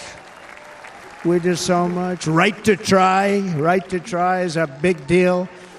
We got right to try. They were trying to get that for 52 years. Somebody's terminally ill. And hopefully there's nobody in this audience, but it does happen a lot. They're terminally ill and they can't use our new space age drugs and other things that we are way ahead. We have the greatest doctors in the world, the greatest laboratories in the world, and you can't do it. They've been trying to get that approved for 52 years. Wasn't that easy?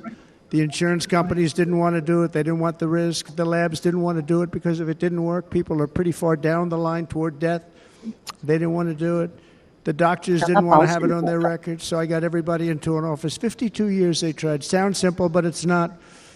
And I got them to agree that somebody that needs it will, instead of going to Asia, Europe, or someplace, or if you have no money going home and dying, just die. We got them to sign an agreement, agree to it, where they're not going to sue anybody. They're going to get all of this stuff. They're going to get it really fast. And what's happened is we're saving thousands and thousands of lives. It's incredible. Right to try. It's a great feeling. Under our leadership, the United States will be respected again. No nation will question our power. No enemy will doubt our might. Our borders will be totally secure. Our economy will soar. We will return law and order to our streets, patriotism to our schools, and importantly, we will restore peace, stability, and harmony all throughout the world. But to achieve this future, we must first rescue our nation from failed and even incompetent leadership. We have totally incompetent leadership. This will be the most important election in the history of our country. Under the current administration, we are indeed a nation in decline. We have an inflation crisis that is making life unaffordable, ravaging the incomes of working and low-income families, and crushing our people like never before. They've never seen anything like it. We also have an illegal immigration crisis, and it's taking place right now as we sit here in this beautiful arena. It's a massive invasion at our southern border that has spread misery, crime, poverty, disease, and destruction to communities all across our land. Nobody's ever seen anything like it. Then there's an international crisis, the likes of which the world has seldom been part of. Nobody can believe what's happening. War is now raging in Europe and the Middle East. A growing specter of conflict hangs over Taiwan, Korea, the Philippines, and all of Asia. And our planet is teetering on the edge of World War III. And this will be a war like no other war because of weaponry. The weapons are no longer army tanks going back and forth shooting at each other. These weapons are obliteration. It's time for a change. This administration can't come close to solving the problems. We're dealing with very tough, very fierce people. They're fierce people. And we don't have fierce people. We have people that are a lot less than fierce, except when it comes to cheating on elections and a couple of other things. Then they're fierce. Then they're fierce. 他说我们没有很多人在害怕，但是他说我们之中是没有害怕的人。 Great people of America, I will end the devastating inflation crisis immediately, bring down interest rates, and lower the cost of energy. We will drill, baby, drill. 他讲到这个，他只要一上台哦，通膨一定立刻让它降下来。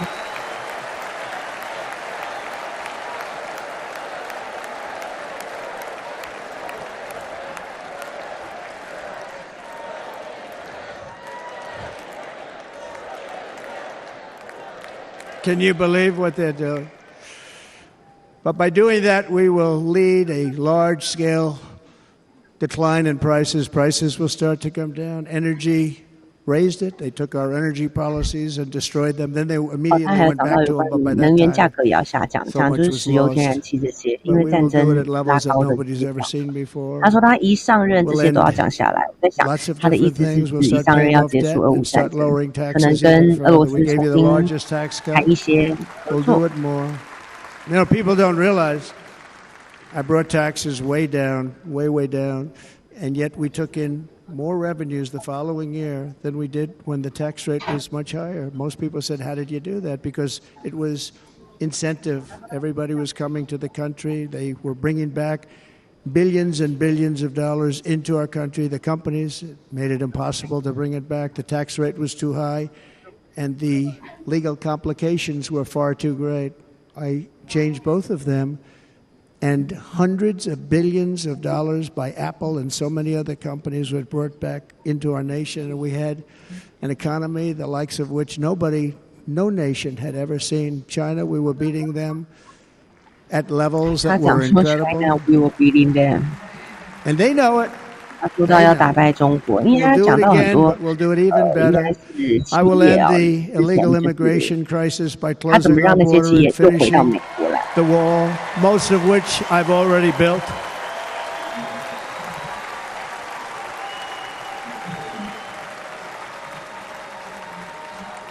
On the wall, we were dealing with a very difficult Congress, and I said, oh, that's okay, we won't go to Congress. I call it an invasion. We gave our military almost $800 billion. I said, I'm going to take a little of that money because this is an invasion. And we built, most of the wall is already built. And we built it through using the funds because what's better than that? We have to stop the invasion into our country that's killing hundreds of thousands of people a year. We're not going to let that happen. I will end every single international crisis that the current administration has created, including the horrible war with Russia and Ukraine, which would have never happened if I was president, and the war caused by the attack on Israel, which would have never happened if I was president. Iran was broke. Iran had no money. Now Iran has $250 billion. They made it all over the last 2.5 years. They were broke. I watched the other day on a show called Deface the Nation. Has anyone seen it?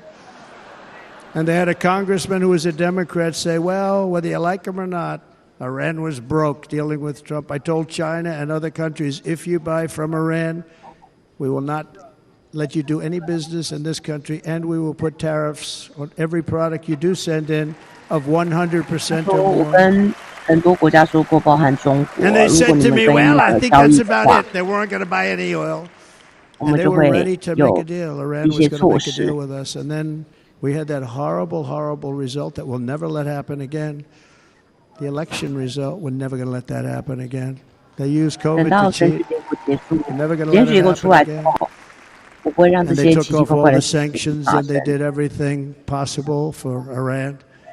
And now Iran is very close to having a nuclear weapon, which would have never happened. This is a shame what this administration, the damage that this administration has done. And I say it often. If you took the 10 worst presidents in the history of the United States, think of it, the 10 worst, added them up, they will not have done the damage that Biden has done. Only going to use the term once. Biden. I'm not going to use the name anymore, just one time. The damage that he's done to this country is unthinkable. It's unthinkable. Together we will restore vision, strength, confidence. We're going to have a thing called common sense making most of our decisions, actually. It's all common sense. Just a few short years ago under my presidency, we had the most secure border and best economy in the history of our country, in the history of the world. We had the greatest economy in the history of the world. We had never done anything like it. We were beating every country, including China, by leaps and bounds. Nobody had seen anything like it. We had no inflation, soaring incomes were going. Nobody can believe it. You can't believe what happened 4 years ago. Is happening now in reverse. And the world was at peace. Inflation has been a killer for our country. No matter what you make it, it doesn't matter because inflation is eating a lot of people that were putting away money. They were making great wages, the highest they've ever made, but they were putting away a lot of money. Now they are just being destroyed. They're not putting away anything. They're barely living. They're going into savings accounts. They're taking out their money to live because of inflation. Inflation, remember, it's called a country buster. You can go back to Germany from 100 years ago. You can go back to any country that suffered great inflation. We've suffered the worst inflation we've ever had. But go back and see what's happened to those countries. We've had the worst inflation we've ever had under this person.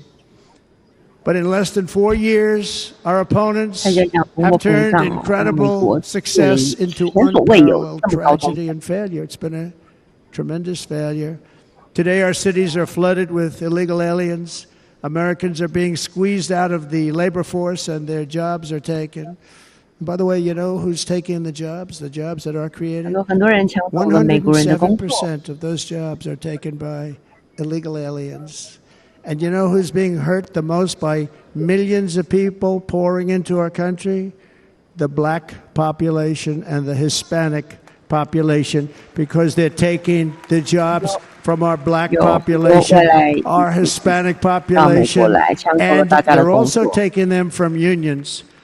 The unions are suffering because of it. Thank you. Thank you. I like you too. Thank you very much.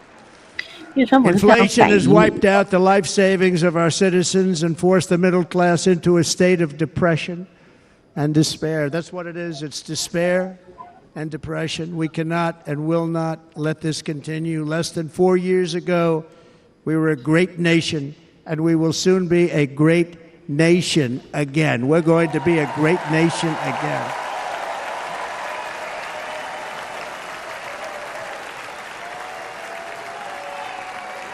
Thank you. With proper leadership, every disaster we are now enduring will be fixed, and it will be fixed very, very quickly. So tonight, whether you've supported me in the past or not, I hope you will support me in the future, because I will bring back the American dream. That's what we're going to do. You don't even hear about it.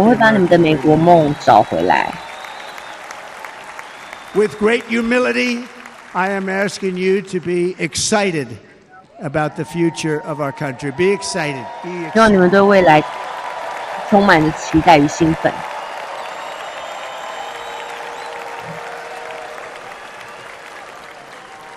And by the way, the news reports, look at all of those big networks. Look at them. They're all here. But every one of them has said this could be the most organized, best run, and most enthusiastic convention of either party that they've ever seen. Every single one.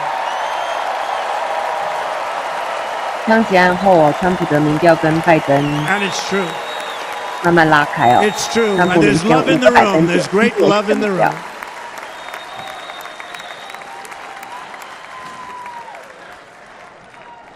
So I better finish strong.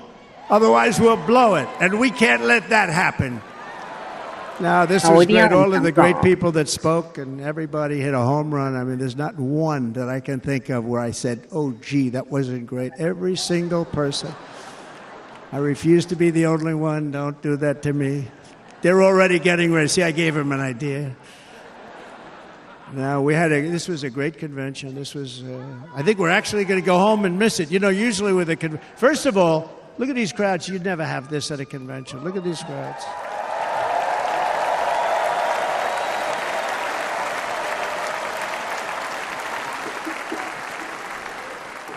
Love, it's about love. This week, the entire Republican Party has formally adopted an agenda for America's renewal, and you saw that agenda, and it's very short compared to the long, boring, meaningless agendas of the past, including the Democrats. They write these things that are hundreds of pages long, and they never read them after they're done. In their case, fortunately, they don't read them because they're pretty bad. It's a series of bold promises that we will swiftly implement when you give us a Republican House. And Mr. Speaker, thank you very much. We have our great Speaker of the House with us tonight. Mr. Speaker, thank you very much. Thank you. A Republican Senate, we have many senators here.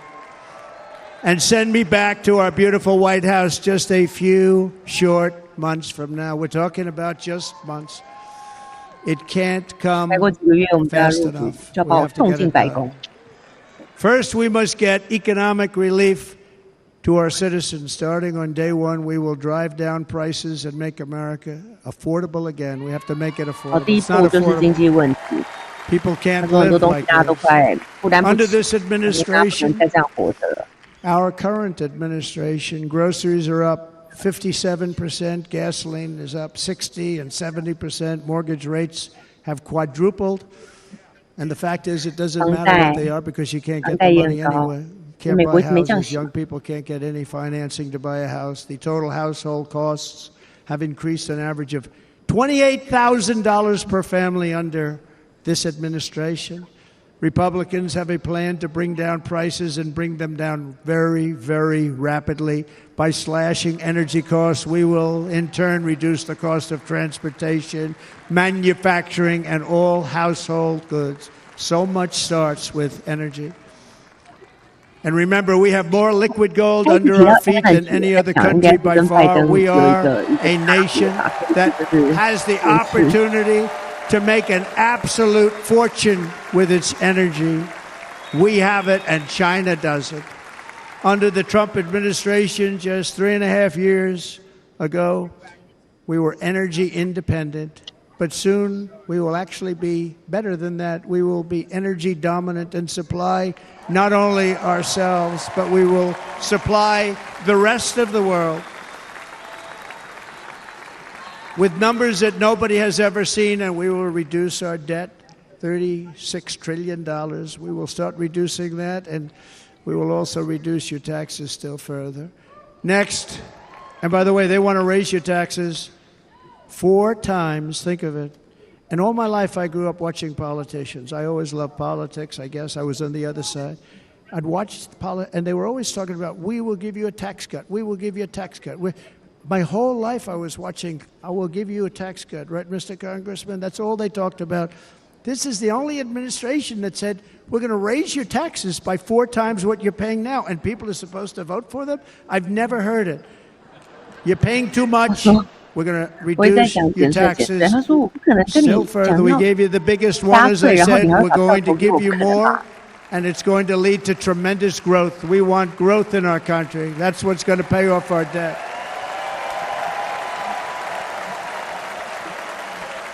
And next we will end the ridiculous and actually incredible waste of taxpayer dollars that is fueling the inflation crisis. They spent trillions of dollars on things having to do with the Green New Scam. It's a scam. And that's caused tremendous inflationary pressures in addition to the cost of energy. And all of the trillions of dollars that are sitting there not yet spent, we will redirect that money for important projects like roads, bridges, dams, and we will not allow it to be spent on meaningless green new scam ideas.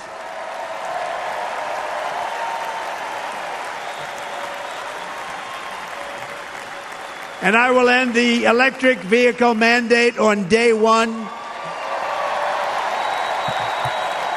当选第一天。 Thereby saving the U.S. auto industry from complete obliteration, which is happening right now, and saving U.S. customers thousands and thousands of dollars per car. 再讲到电动车、新能源车的部分。 And right now, as we speak, large factories just added are being built across the border in Mexico. So with all the other things happening on our border, and they're being built by China to make cars and to sell them into our country. No tax, no anything. The United Auto Workers ought to be ashamed for allowing this to happen. And the leader of the United Auto Workers should be fired immediately. And every single auto worker, union and non-union, should be voting for Donald Trump because we're going to bring back car manufacturing and we're going to bring it back fast. 我们要把汽车制造带回美国来。 They're building some of the largest auto plants anywhere in the world. Think of it, in the world. We're going to bring it back. We're going to make them. We don't mind that happening, but those plants are going to be built in the United States, and our people are going to man those plants. 反正他意思就是说啊，这些车都要在美国当地制造。 And if they don't agree with us, we'll put a tariff of approximately 100 to 200% on each car. And they will be unsellable in the United States. 他说，如果是中国进口车，我们就给他课关税，课100%、200%，这样他们就没有办法在美国买。 Think of it. Oftentimes, these other countries are considered so-called allies. They've taken advantage of us for years. We lose jobs, we lose revenue, and they gain everything, and wipe out our businesses, wipe out our people. I stopped it for 4 years. I stopped it. And we're really ready to make changes like nobody had seen before. And remember, the USMCA got rid of NAFTA, the worst trade deal ever made, and replaced it with USMCA, which is, they say, the best trade deal ever made. Actually, probably the best trade deal was the deal I made with China, where they buy $50 billion worth of our product. They were buying nothing. They buy $50 billion worth. They had to. But I don't even talk about it because of COVID. 哦，又讲到美中贸易了。之前不是有设定吗？就是中国必须要向美国购买，多少的量的这个金额的这个产品嘛？他就在批评说中国都没有做到。 Countries come in, take our jobs and plunder our nation. They come and do that. They plunder our nation. The way they will sell their product in America is to build it in America. Very simple. Build it in America and only in America. 如果你要把东西卖到美国来，那你就在美国设厂。哇，这样听起来，未来半导体业会不会又需要到美国去设厂呢？And this very simple formula, and Congress has to go along with us, and they will. This very simple formula will create massive numbers of jobs. We will take over the auto industry again, and many, hundreds of thousands of jobs. We lost so many jobs over the years. If you go back 20, 25 years, they've stolen going to China and Mexico about 68% of our auto industry manufacturing jobs. We're going to get them all back. We're going to get them all back, every one of them. 有关制造业哦， At the center of our plan for economic relief are massive tax cuts for workers that include something else that's turned out to be very popular, actually. Here it's very popular in this building and all those hotels that I saw that are so nice. I'm staying in a nice one. It's called no tax on tips. No tax on tips. No tax on tips.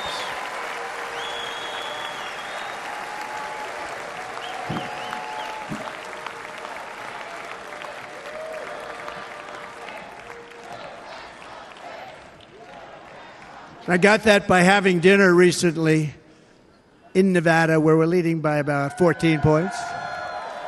Hello. I'll see you there very soon, everybody.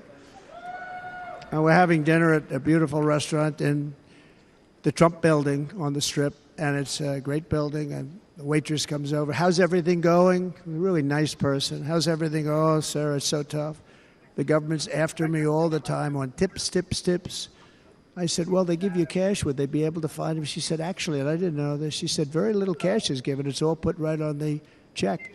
And they come in and they take so much of our money, it's just ridiculous, and they don't believe anything we say. And they've just hired, as you know, 88,000 agents to go after him even more. And I said, this shows the level of my, most people go out, they hire consultants, they pay millions of dollars. But I said to her, let me just ask you a question. Would you be happy if you had no tax and tips? She said, what a great idea. I got my information from a very smart waitress. That's better than spending millions of dollars. Everybody loves it.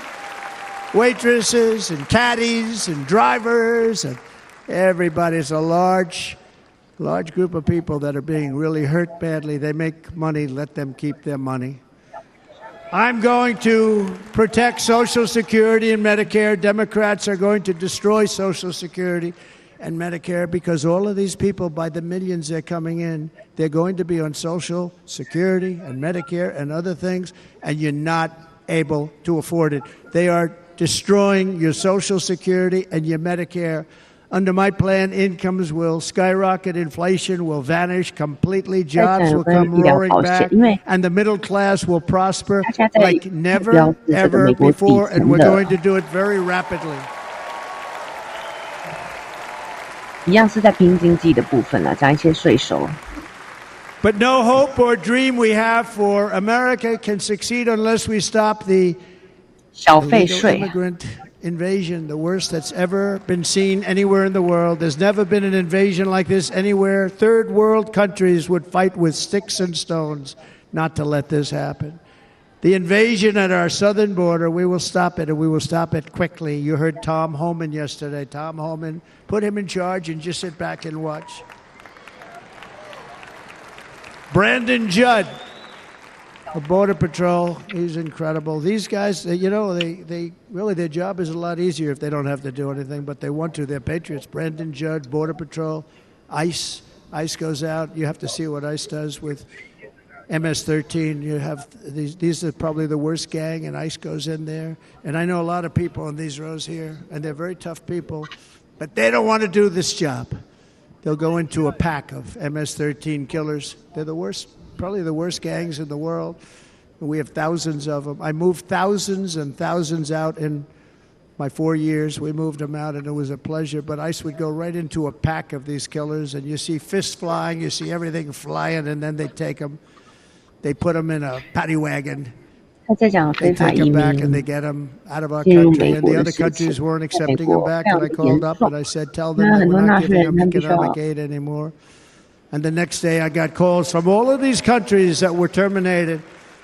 Billions of dollars we spend on economic aid to countries that does us, frankly, no good. And the next day I was called by everybody. I couldn't take all the calls. Sir, what's the problem? I said, you won't take your killers back that you sent in caravans into America. You won't take them back. Well, sir, if you'd like us to, we would give very serious consideration to doing that. And within 24 hours, they were being taken back. For years and years, when I first came in, they said President Obama tried to get him to go back, and they wouldn't accept him. They'd put planes on the runway so you couldn't leave the plane. They'd close the road so you couldn't take the buses. They'd all have to turn back. As soon as I said no more economic aid of any kind to any country that does that, they called back and they said, sir, it would be our great honor to take MS-13. We love them very much. We love them very much, sir. We'll take them back. At the heart of the Republican platform is our pledge to end this border nightmare and fully restore the sacred and sovereign borders of the United States of America, and we're going to do that on day one. 当选的第一天，我就要把美墨边境的问题给解决。 Day one, right? Drill, baby, drill, and close our borders. 哇，他讲的很凶哦，他说上任第一天他就要把这个边境全部关 And 闭。 by the way, and I think everybody as a Republican, as a patriot in this room, and most Democrats, we want people to come into our country, but they have to come into our country legally. 他说我们希望大家来美国，但是你们来必须要合法的来啊。Less than 4 years ago, I handed this administration the strongest border in American history. But you can see on the chart that saved my life. That was the chart that saved my life. I said, look it, I'm so proud of it. I think it's one of the greatest. It was done by the Border Patrol. One of the greatest charts I've ever seen. It showed everything just like that. You know the chart. Oh, there it is. That's 我现 pretty 在给 good. 大家 Wow. 看那个非法移民的数字。 Last time I put up that chart, I never really got to look at it. But without that chart, I would not be here today.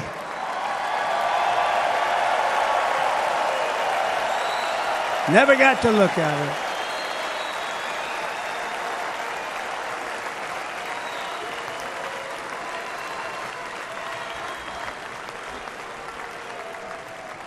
I said, you got to see this chart. I was so proud of it. And by the time I got to there, I never got to see it that day. But I'm seeing it now, and I was very proud. If you look at the arrow on the bottom, that's the lowest level, the one on the bottom, heavy red arrow. That's the lowest level of illegal immigrants ever to come into our country in recorded history, right there. Right there. 他在说他 And that was my last week in office. And then you see what happened after I left. Look at the rest. And if you go out a little bit further, it's getting to be a little bit old, but I love it anyway, right? But you can go much higher with those numbers. Look what happened right after that. The invasion began. We had the opposite. We stopped the invasion. But the invasion that we stopped was peanuts by comparison to what happened after I left. Look at what happened after I left. They took over our country. We ended all catch and release. We shut down asylum fraud. We stopped human trafficking and forged historic agreements to keep illegal aliens on foreign soil. We want them to stay on their soil. Under the Trump administration, if you came in illegally, you were apprehended immediately and you were deported. You went right back. The current administration terminated every single one of those great Trump policies that I put in place to seal the border. 所以他这次就是两个政策嘛，一个就是一样移民问题，一个就是专油啊，他要再继续的大量的 drill baby drill， 他的口号，因为他要把通膨降低，就是美国要产更多的石油、一体黄金。 We're not going to do it. We're not going to stand for it. They suspended wall construction, ended remain in Mexico. We had a policy, remain in Mexico. You think that was easy to get from the Mexican government? But I said, you must give it to us. If you don't give it to us, there will be repercussions, and they gave it to us. But not easy. Canceled our Safe Third agreements, demolished Title 42, implemented nationwide catch and release. That's catch and release where we catch them and release them into our country. We catch them and release them into Mexico. There's a slight difference. And took 93, this is the 93 executive actions to throw open our border to the world. The entire world is pouring into our country because of this very foolish administration. The greatest invasion in history is taking place right here in our country. They are coming in from every corner of the earth, not just from South America, but from Africa, Asia, the Middle East. They're coming from everywhere. They're coming at levels that we've never seen before. It is an invasion indeed, and this administration does absolutely nothing to stop them. They're coming from prisons. They're coming from jails. They're coming from mental institutions and insane asylums. 会有很多非法移民哦，从世界各地而来。 Has anyone seen Silence of the Lambs? The late great Hannibal Lecter. He'd love to have you for dinner. That's insane asylums. They're emptying out their insane asylums. And terrorists are coming in at numbers that we've never seen before. Bad things are going to happen. Meanwhile, our crime rate is going up while crime statistics all over the world are going down because they're taking their criminals and they're putting them into our country. A certain country, and I happen to like the president of that country very much, but he's been getting great publicity because he's a wonderful shepherd of the country. He says how well the country's doing because their crime rate is down. And he said he's training all of these rough people. They're rough. He's training them. And I've been reading about this for 2 years. I think, oh, that's wonderful. Let's take a look at it. But then I realized he's not training them. He's sending all of his criminals, his drug dealers, his people that are in jails, he's sending them all to the United States. And he's different in that he doesn't say that. He's trying to convince everybody what a wonderful job he does in running the country. Well, he doesn't do a wonderful job.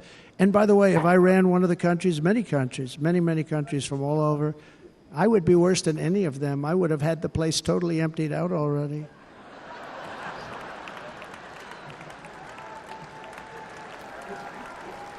But we become a dumping ground for the rest of the world, which is laughing at us. They think we're stupid.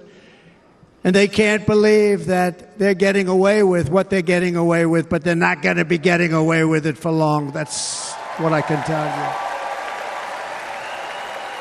意思就是说，很多国家、其他国家的那种 In Venezuela, 那些犯罪者都来到美国。 High crime. Caracas, 高 Venezuela. 犯罪率。 Really a dangerous place, but not anymore. Because in Venezuela, crime is down 72%. In fact, if they would ever win this election, I hate to even say that, we will have our next Republican convention in Venezuela because it will be safe. Our cities will be so unsafe, we will not be able to have it there. In El Salvador, murders are down by 70%. Why are they down? Now, he would have you convinced that because he's trained murderers to be wonderful people. No. They're down because they're sending their murderers to the United States of America. This is going to be very bad. And bad things are going to happen, and you're seeing it happen all the time. That's why, to keep our families safe, the Republican platform promises to launch the largest deportation operation in the history of our country. Even larger than that of President Dwight D. Eisenhower from many years ago. You know, he was a moderate, but he believed very strongly in borders. He had the largest deportation operation we've ever had. Just recently, I spoke to the grieving mother of Jocelyn Nungary, a wonderful woman, a precious 12-year-old girl from Houston who last month was tied up, assaulted, and strangled to death after walking to the convenience store just a block away from her house. Her body was dumped near the side of the road in a shallow creek, found by some onlookers who couldn't believe what they had witnessed. Charged with Jocelyn's heinous murder, 2 illegal aliens from Venezuela who came across our border, were in custody, and were then released into the country by this horrible administration that we have right now. I also met recently with the heartbroken mother and sister of Rachel Morin. Rachel was a 37-year-old mom of 5 beautiful children who was brutally raped and murdered while out on a run. She wanted to keep herself in good shape. It was very important to her. She was murdered. The monster responsible first killed another woman in El Salvador before he was led into America by the White House. This White House let them in. He then attacked a 9-year-old girl and her mother in a home invasion in Los Angeles before murdering Rachel in Maryland. Traveled all throughout the country doing tremendous damage. Rachel's mother will never be the same. I spent time with her. She will never be the same. I've also met with the wonderful family of Laken Riley, the brilliant 22-year-old nursing student. She was so proud of being first in her class, who was out for a jog on the campus of the University of Georgia when she was assaulted, beaten, and horrifically killed. Yet another American life was stolen by a criminal alien set free by this administration. And these were incredible people we're talking about. These were incredible people who died. Tonight, America, this is my vow. I will not let these killers and criminals into our country.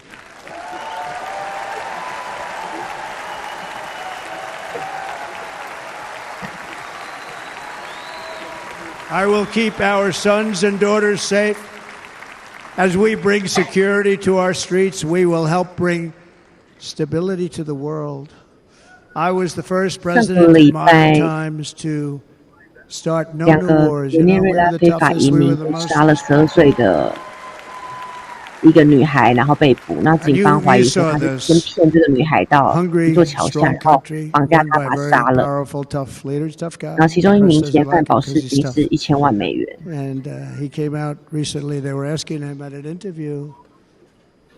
然后也有非法移民性侵的案件，非法移民谋杀的案件，最近在美国非常的多。He said, I don't want people coming into my country and blowing up our shopping centers and killing people. But they said to him, tell us what's going wrong, what's happening, what is it? He said, there's only one way you're going to solve it. You got to bring President Trump back to the United States because he kept everybody at bay.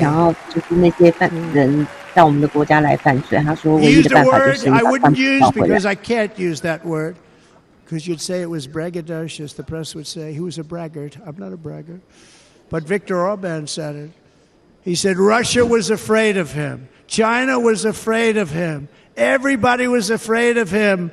Nothing was going to happen. The whole world was at peace. And now the world is blowing up around us. All of these things that you read about were not going to happen.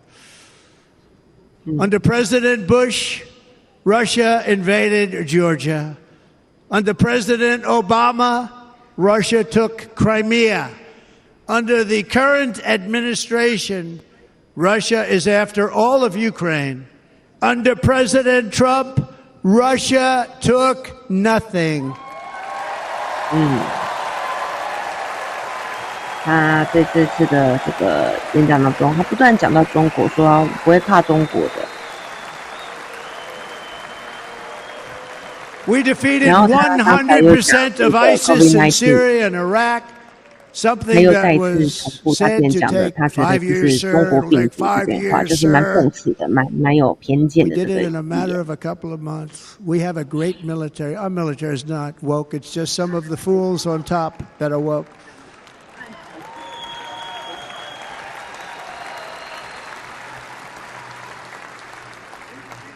I got along very well. North Korea, Kim Jong-un, I got along very well with him. The press hated when I said that. How could you get along with him? You know, it's nice to get along with somebody who has a lot of nuclear weapons or otherwise, isn't it? See, in the old days, they'd say, that's a wonderful thing. Now they say, how could you possibly do that? But no, I got along with them, and we stopped the missile launches from North Korea. Now North Korea is acting up again, but when we get back, I get along with him. He'd like to see me back too. I think he misses me, if you want to know the truth.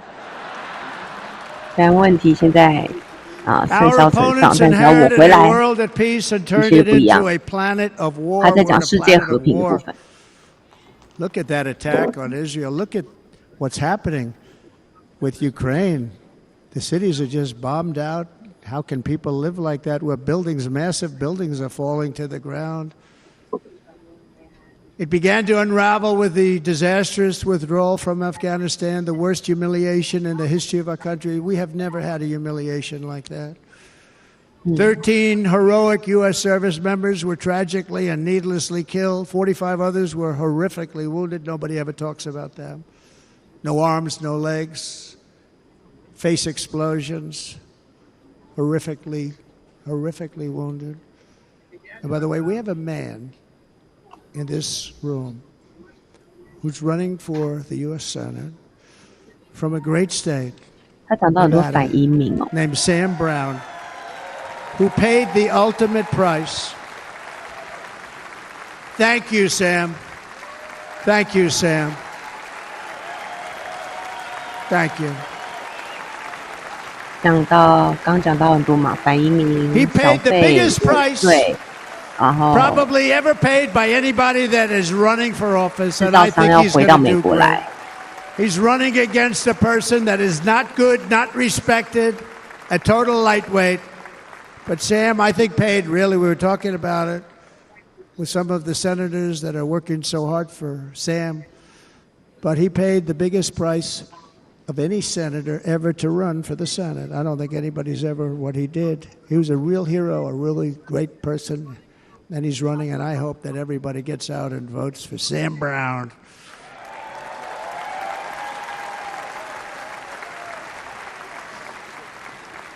And we also left behind $85 billion worth of military equipment, along with many American citizens were left behind. Many, many American citizens, emboldened by that disaster, Russia invaded Ukraine. They saw this group of people that were incompetent. We took the soldiers out first. No, we're going to take the soldiers out second. If they would have followed my plan, we had a great plan. But the plan only kicked in if they did everything perfectly, and they weren't doing things perfectly, so we said it doesn't kick in. 18 months in Afghanistan, we didn't have one, so they were killing them left and right, snipers. And I spoke to the head of the Taliban. You've heard this story. Abdul, still there, still the head of the Taliban. The press got on me, why would you speak to him? I said, because that's where the killing is. I don't have to speak to somebody that has nothing to do with it. And I told him, don't ever do that. Don't ever do that again. Don't ever do that again. You've got to stop.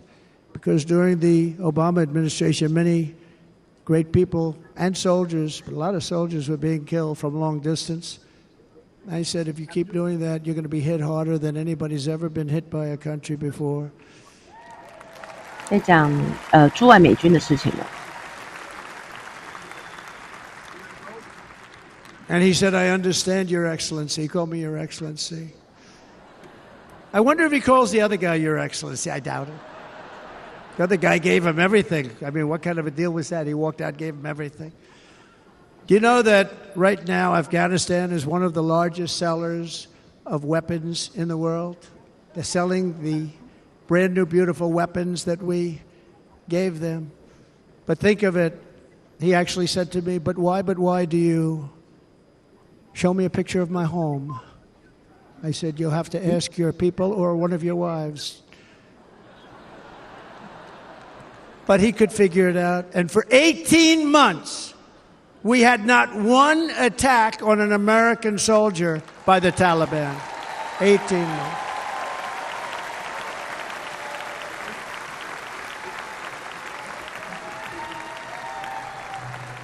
And then we had that horrible day where soldiers were killed. I was not there because of a ridiculous election.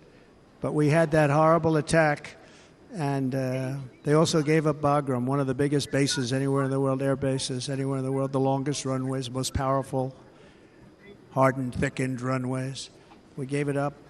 And I liked it not because of Afghanistan. I liked it because of China. It's 1 hour away from where China makes their nuclear weapons. And you know who has it now? China has it now. We were keeping that. 说中国有核武。And now China is likewise circling Taiwan, and Russian warships and nuclear submarines are operating 60 miles off the coast in Cuba. Do you know that? No, the press refuses to write about it. If that were me running this country and we had nuclear submarines in Cuba, I will tell you that headlines every day would be, what's wrong with our president? You don't even hear this. You're not hearing about this. Russia has nuclear submarines and warships 60 miles away, Mr. Congressman, from Miami, by the way, happens to be here. Correct? In Cuba. 就是说，俄罗斯核潜舰之前不是到了这古巴去吗？他就说，难道政府都不用做什么事吗？ And the entire world, I tell you this, we want our hostages back. And they better be back before I assume office, or you will be paying a very big price.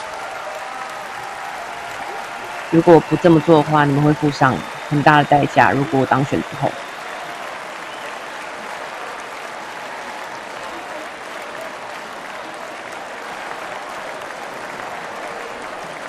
With our victory in November, the years of war, weakness, and chaos will be over. have wars? I had no 因为 wars 大 other 选 than 结束 ISIS, 之 which 后， I 如果我们 defeated, 赢 but that 了， was a 这一 war 切 that 都会 was 结 started. 束 We。had no wars. I could stop wars with a telephone call. 我可以， I could stop wars with just a telephone. 他说我一通电话就可以结束战争了。 If properly stated, it would never start. We will replenish our military and build an Iron Dome missile defense system to ensure that no enemy can strike our homeland. And this great Iron 我们 Dome 会 will 加 be 强很 built 多的军事防 entirely 御、飞 in 弹 the 防 USA. 空 We're 系 going to 统， build it 确保没有任何的敌人 in the 会来攻击 USA. 我 And。Wisconsin, 威斯康星州， Wisconsin, just like I gave you that massive ship contract, and you're doing a very nice job, Governor, right? Thank you, Governor. And they're doing a great job. In fact, I had a little design change, and we gave them a tremendous for essentially what we used to call destroyers. These are now the most beautiful. They look like yachts. I said, we have to take the bow and we have to make it a little nicer and a little point at the top instead of a flat nose. And the people at the shipyard said, this guy sort of knows what he's doing. We have most beautiful ships, right, Governor? And everybody sitting over there. And it was a big contract that everybody wanted. I gave it to Wisconsin, but we're going to have a lot of that built right here in the state of Wisconsin and all other states. Israel has an Iron Dome. They have a missile defense system. 342 missiles were shot into Israel, and only one got through a little bit. It was badly wounded. It fell to the ground, but most of them are. And Ronald Reagan wanted this many years ago, but we really didn't have the technology many years ago. Remember, they called it Starship, spaceship, anything to mock him. But he was a very good president, very, very good. But now we have unbelievable technology.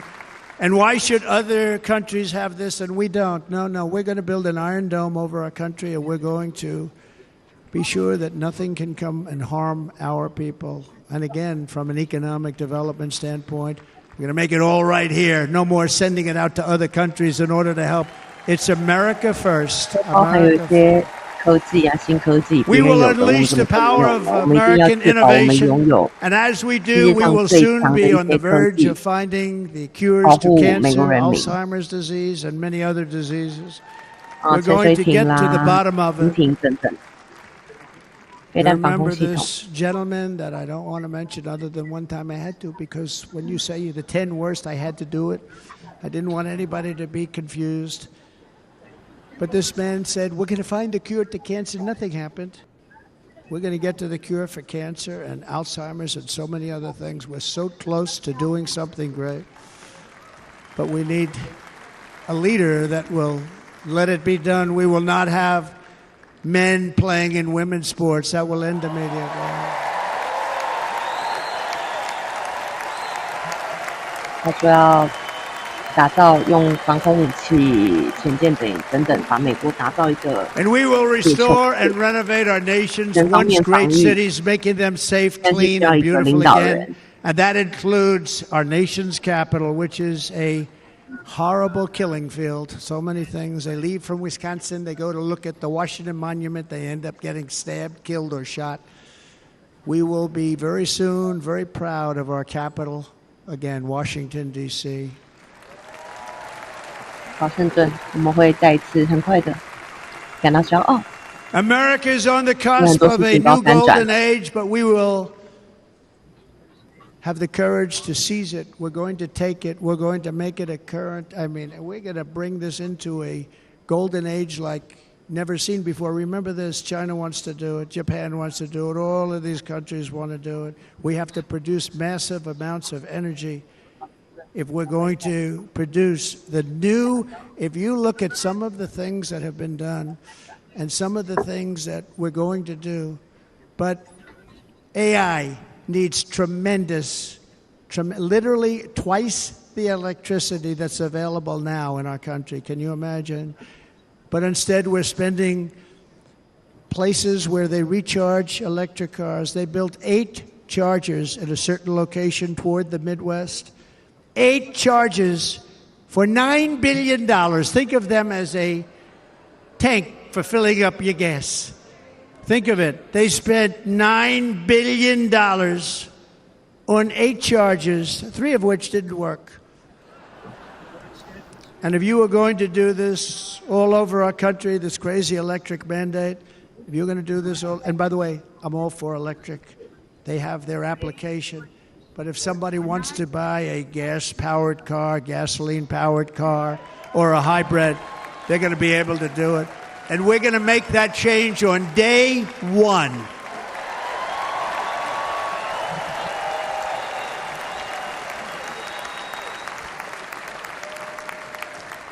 So to conclude, just a few short days ago, my journey with you nearly ended. We know that. And yet, here we are tonight, all gathered together, talking about the future, promise, and a total renewal of a thing we love very much. It's called America. We live in a world of miracles. None of us knows God's plan or where life's adventure will take us. I want to thank Franklin Graham for being here tonight. He's an outstanding man. He wrote me a note recently. I have a lot of respect for him. Sir, I love your storytelling. I think it's great in front of these big rallies. But, sir, please do me one favor. It won't make any difference. Please don't use any foul language. I was a little embarrassed. I said...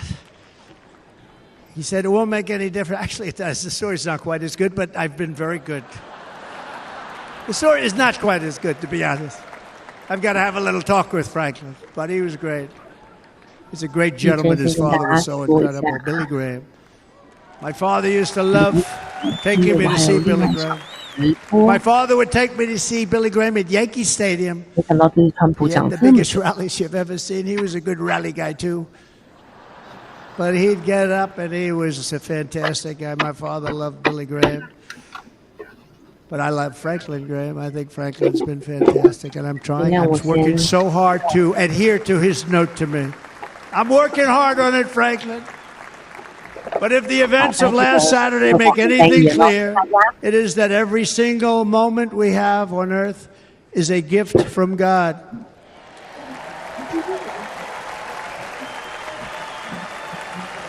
We have to make the most of every day for the people and for the country that we love. The attacker in Pennsylvania wanted to stop our movement, but the truth is the movement has never been about me. It has always been about you. It's your movement. It's the biggest movement in the history of our country by far. Can't be stopped. It can't be stopped. It has always been about the hardworking, patriotic citizens of America. For too long, our nation has settled for too little. We settled for too little.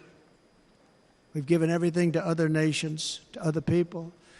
You have been told to lower your expectations and to accept less for your families. I am here tonight with the opposite message. Your expectations are not big enough. They're not big enough. It is time to start expecting and demanding the best leadership in the world, leadership that is bold, dynamic, relentless, and fearless. We can do that. We are Americans. Ambition is our heritage. Greatness is our birthright. But as long as our energies are spent fighting each other, our destiny will remain out of reach, and that's not acceptable. We must instead take that energy and use it to realize our country's true potential and write our own thrilling chapter of the American story. We can do it together. We will unite. We are going to come together, and success will bring us together.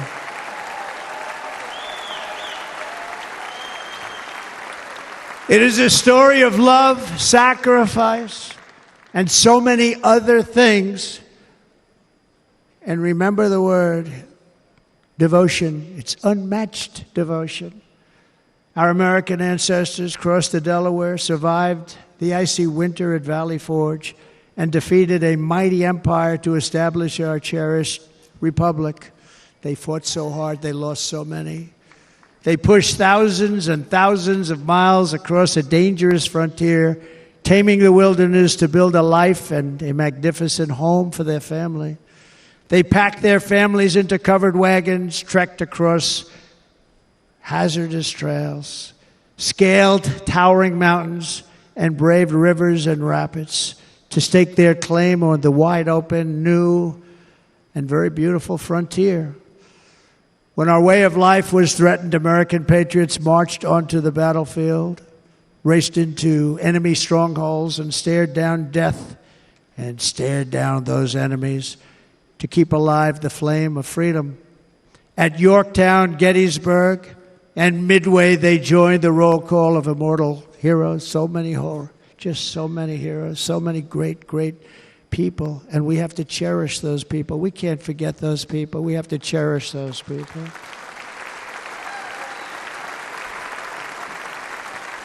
And building monuments to those great people is a good thing, not a bad thing. They saved our country. No challenge was too much. No hardship was too great. No enemy was too fierce. Together these patriots soldiered on and endured, and they prevailed because they had faith in each other, faith in their country, and above all, they had faith in their God.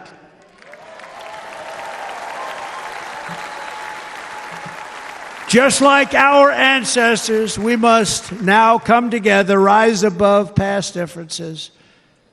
Any disagreements have to be put aside and go forward, united as one people, one nation, pledging allegiance to one great, beautiful, I think it's so beautiful, American flag. Tonight I ask for your partnership, for your support, and I am humbly asking for your vote. I want your vote. Going to make our country great again. Every day I will strive to honor the trust you have placed in me, and I will never, ever let you down. I promise that. I will never let you down. To all of the forgotten men and women who have been neglected, abandoned, and left behind, you will be forgotten no longer. We will press forward, and together we will win, win, win.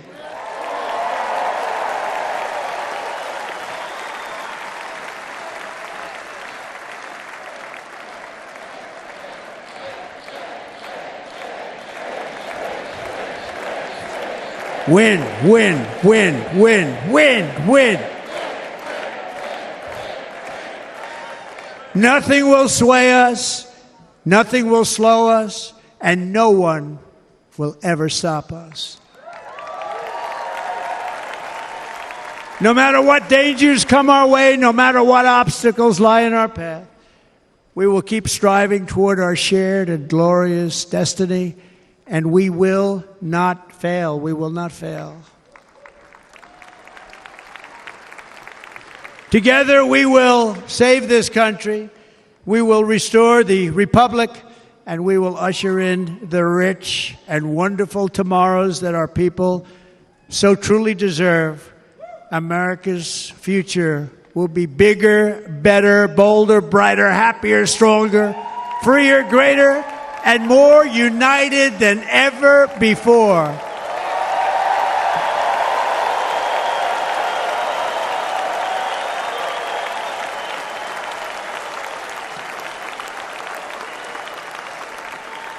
And quite simply put, we will very quickly make America great again. Thank you very much. Thank you very much. Wisconsin, God bless you. God bless you, Wisconsin, and God bless the United States of America, our great country. Thank you very much, everybody. Thank you.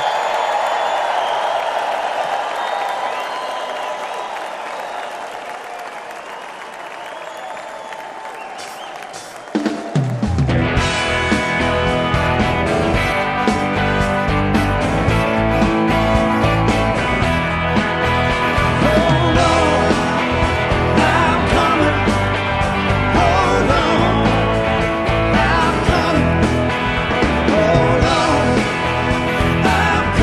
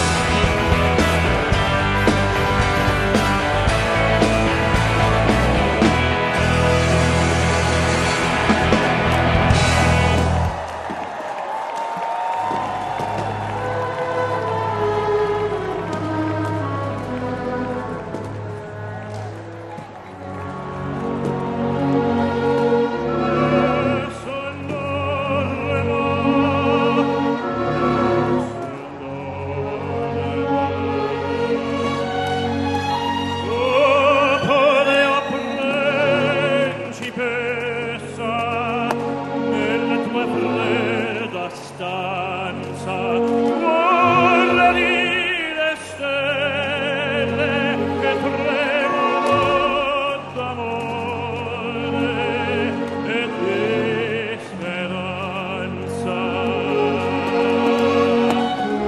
Ma il mio mistero è chiuso in me, il nome mio nessun saprà e non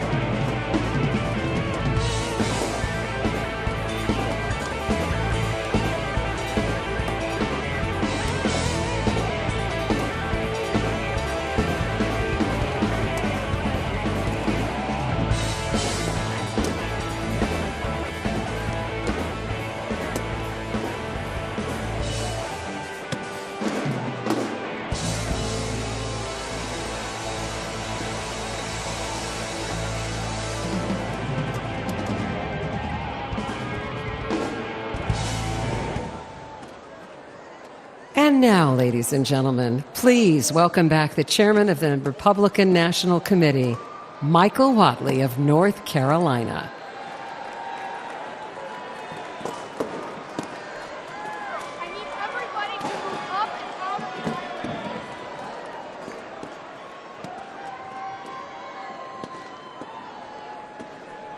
And now, to deliver this evening's benediction, please welcome Dr. Mario Dickens from Milwaukee.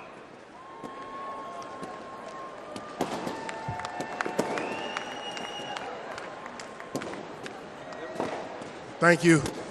Thank you, Mr. Chairman.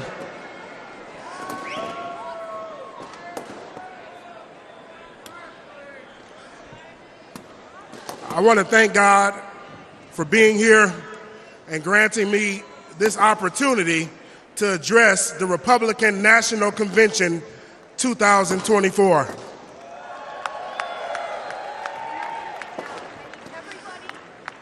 I'm staying on script, but I got to say one thing. Just 4 hours ago, my granddaughter was born.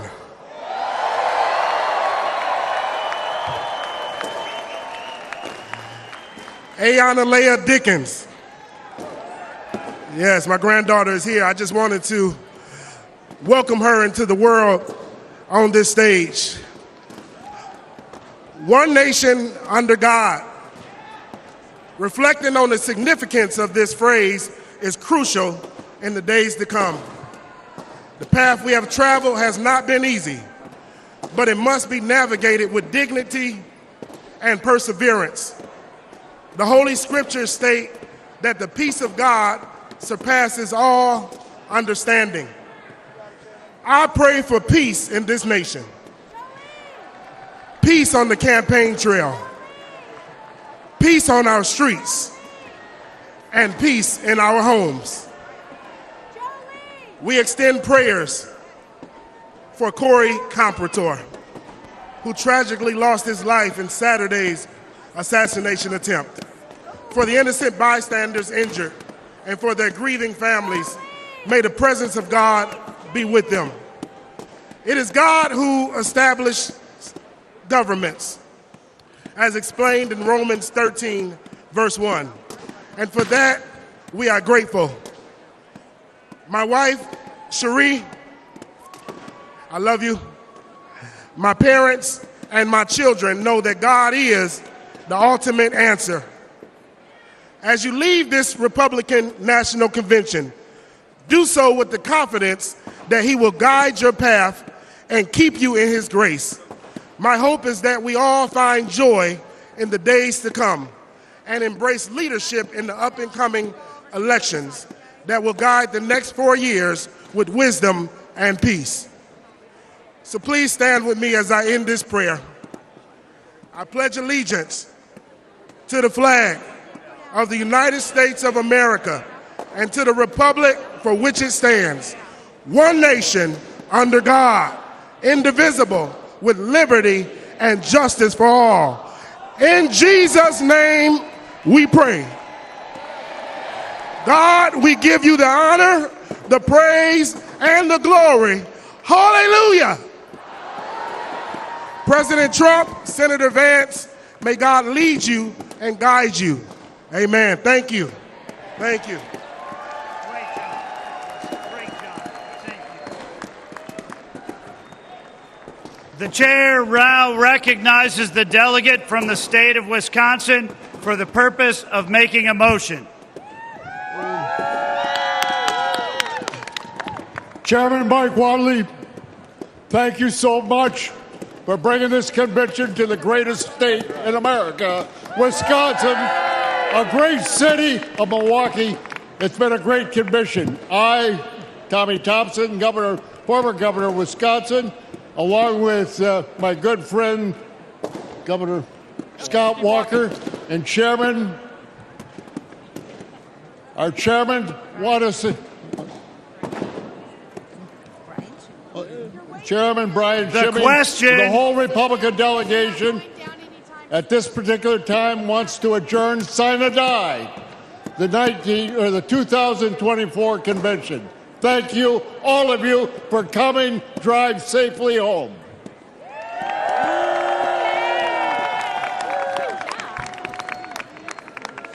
The question now occurs on the motion to adjourn the greatest Republican convention in history.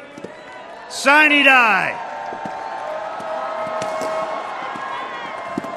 All those in favor signify by saying aye. All those opposed signify by saying no.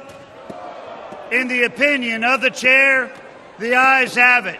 Accordingly, the 2024 Republican National Convention stands adjourned. Sine die.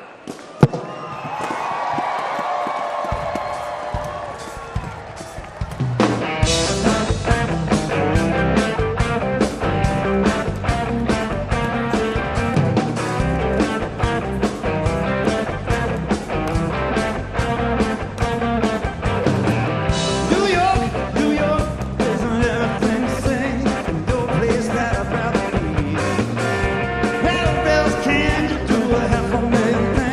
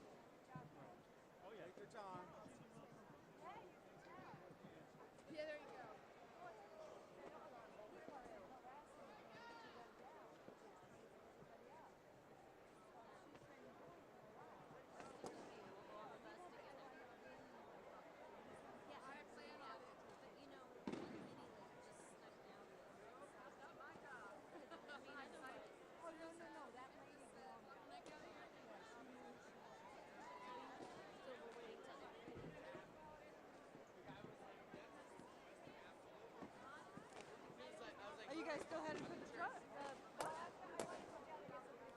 Oh.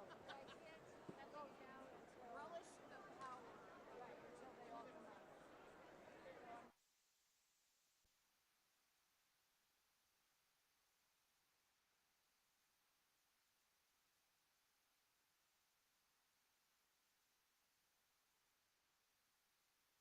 大家都说我变漂亮了，其实是气色好，肌肤保湿做得好，气色自然漂亮。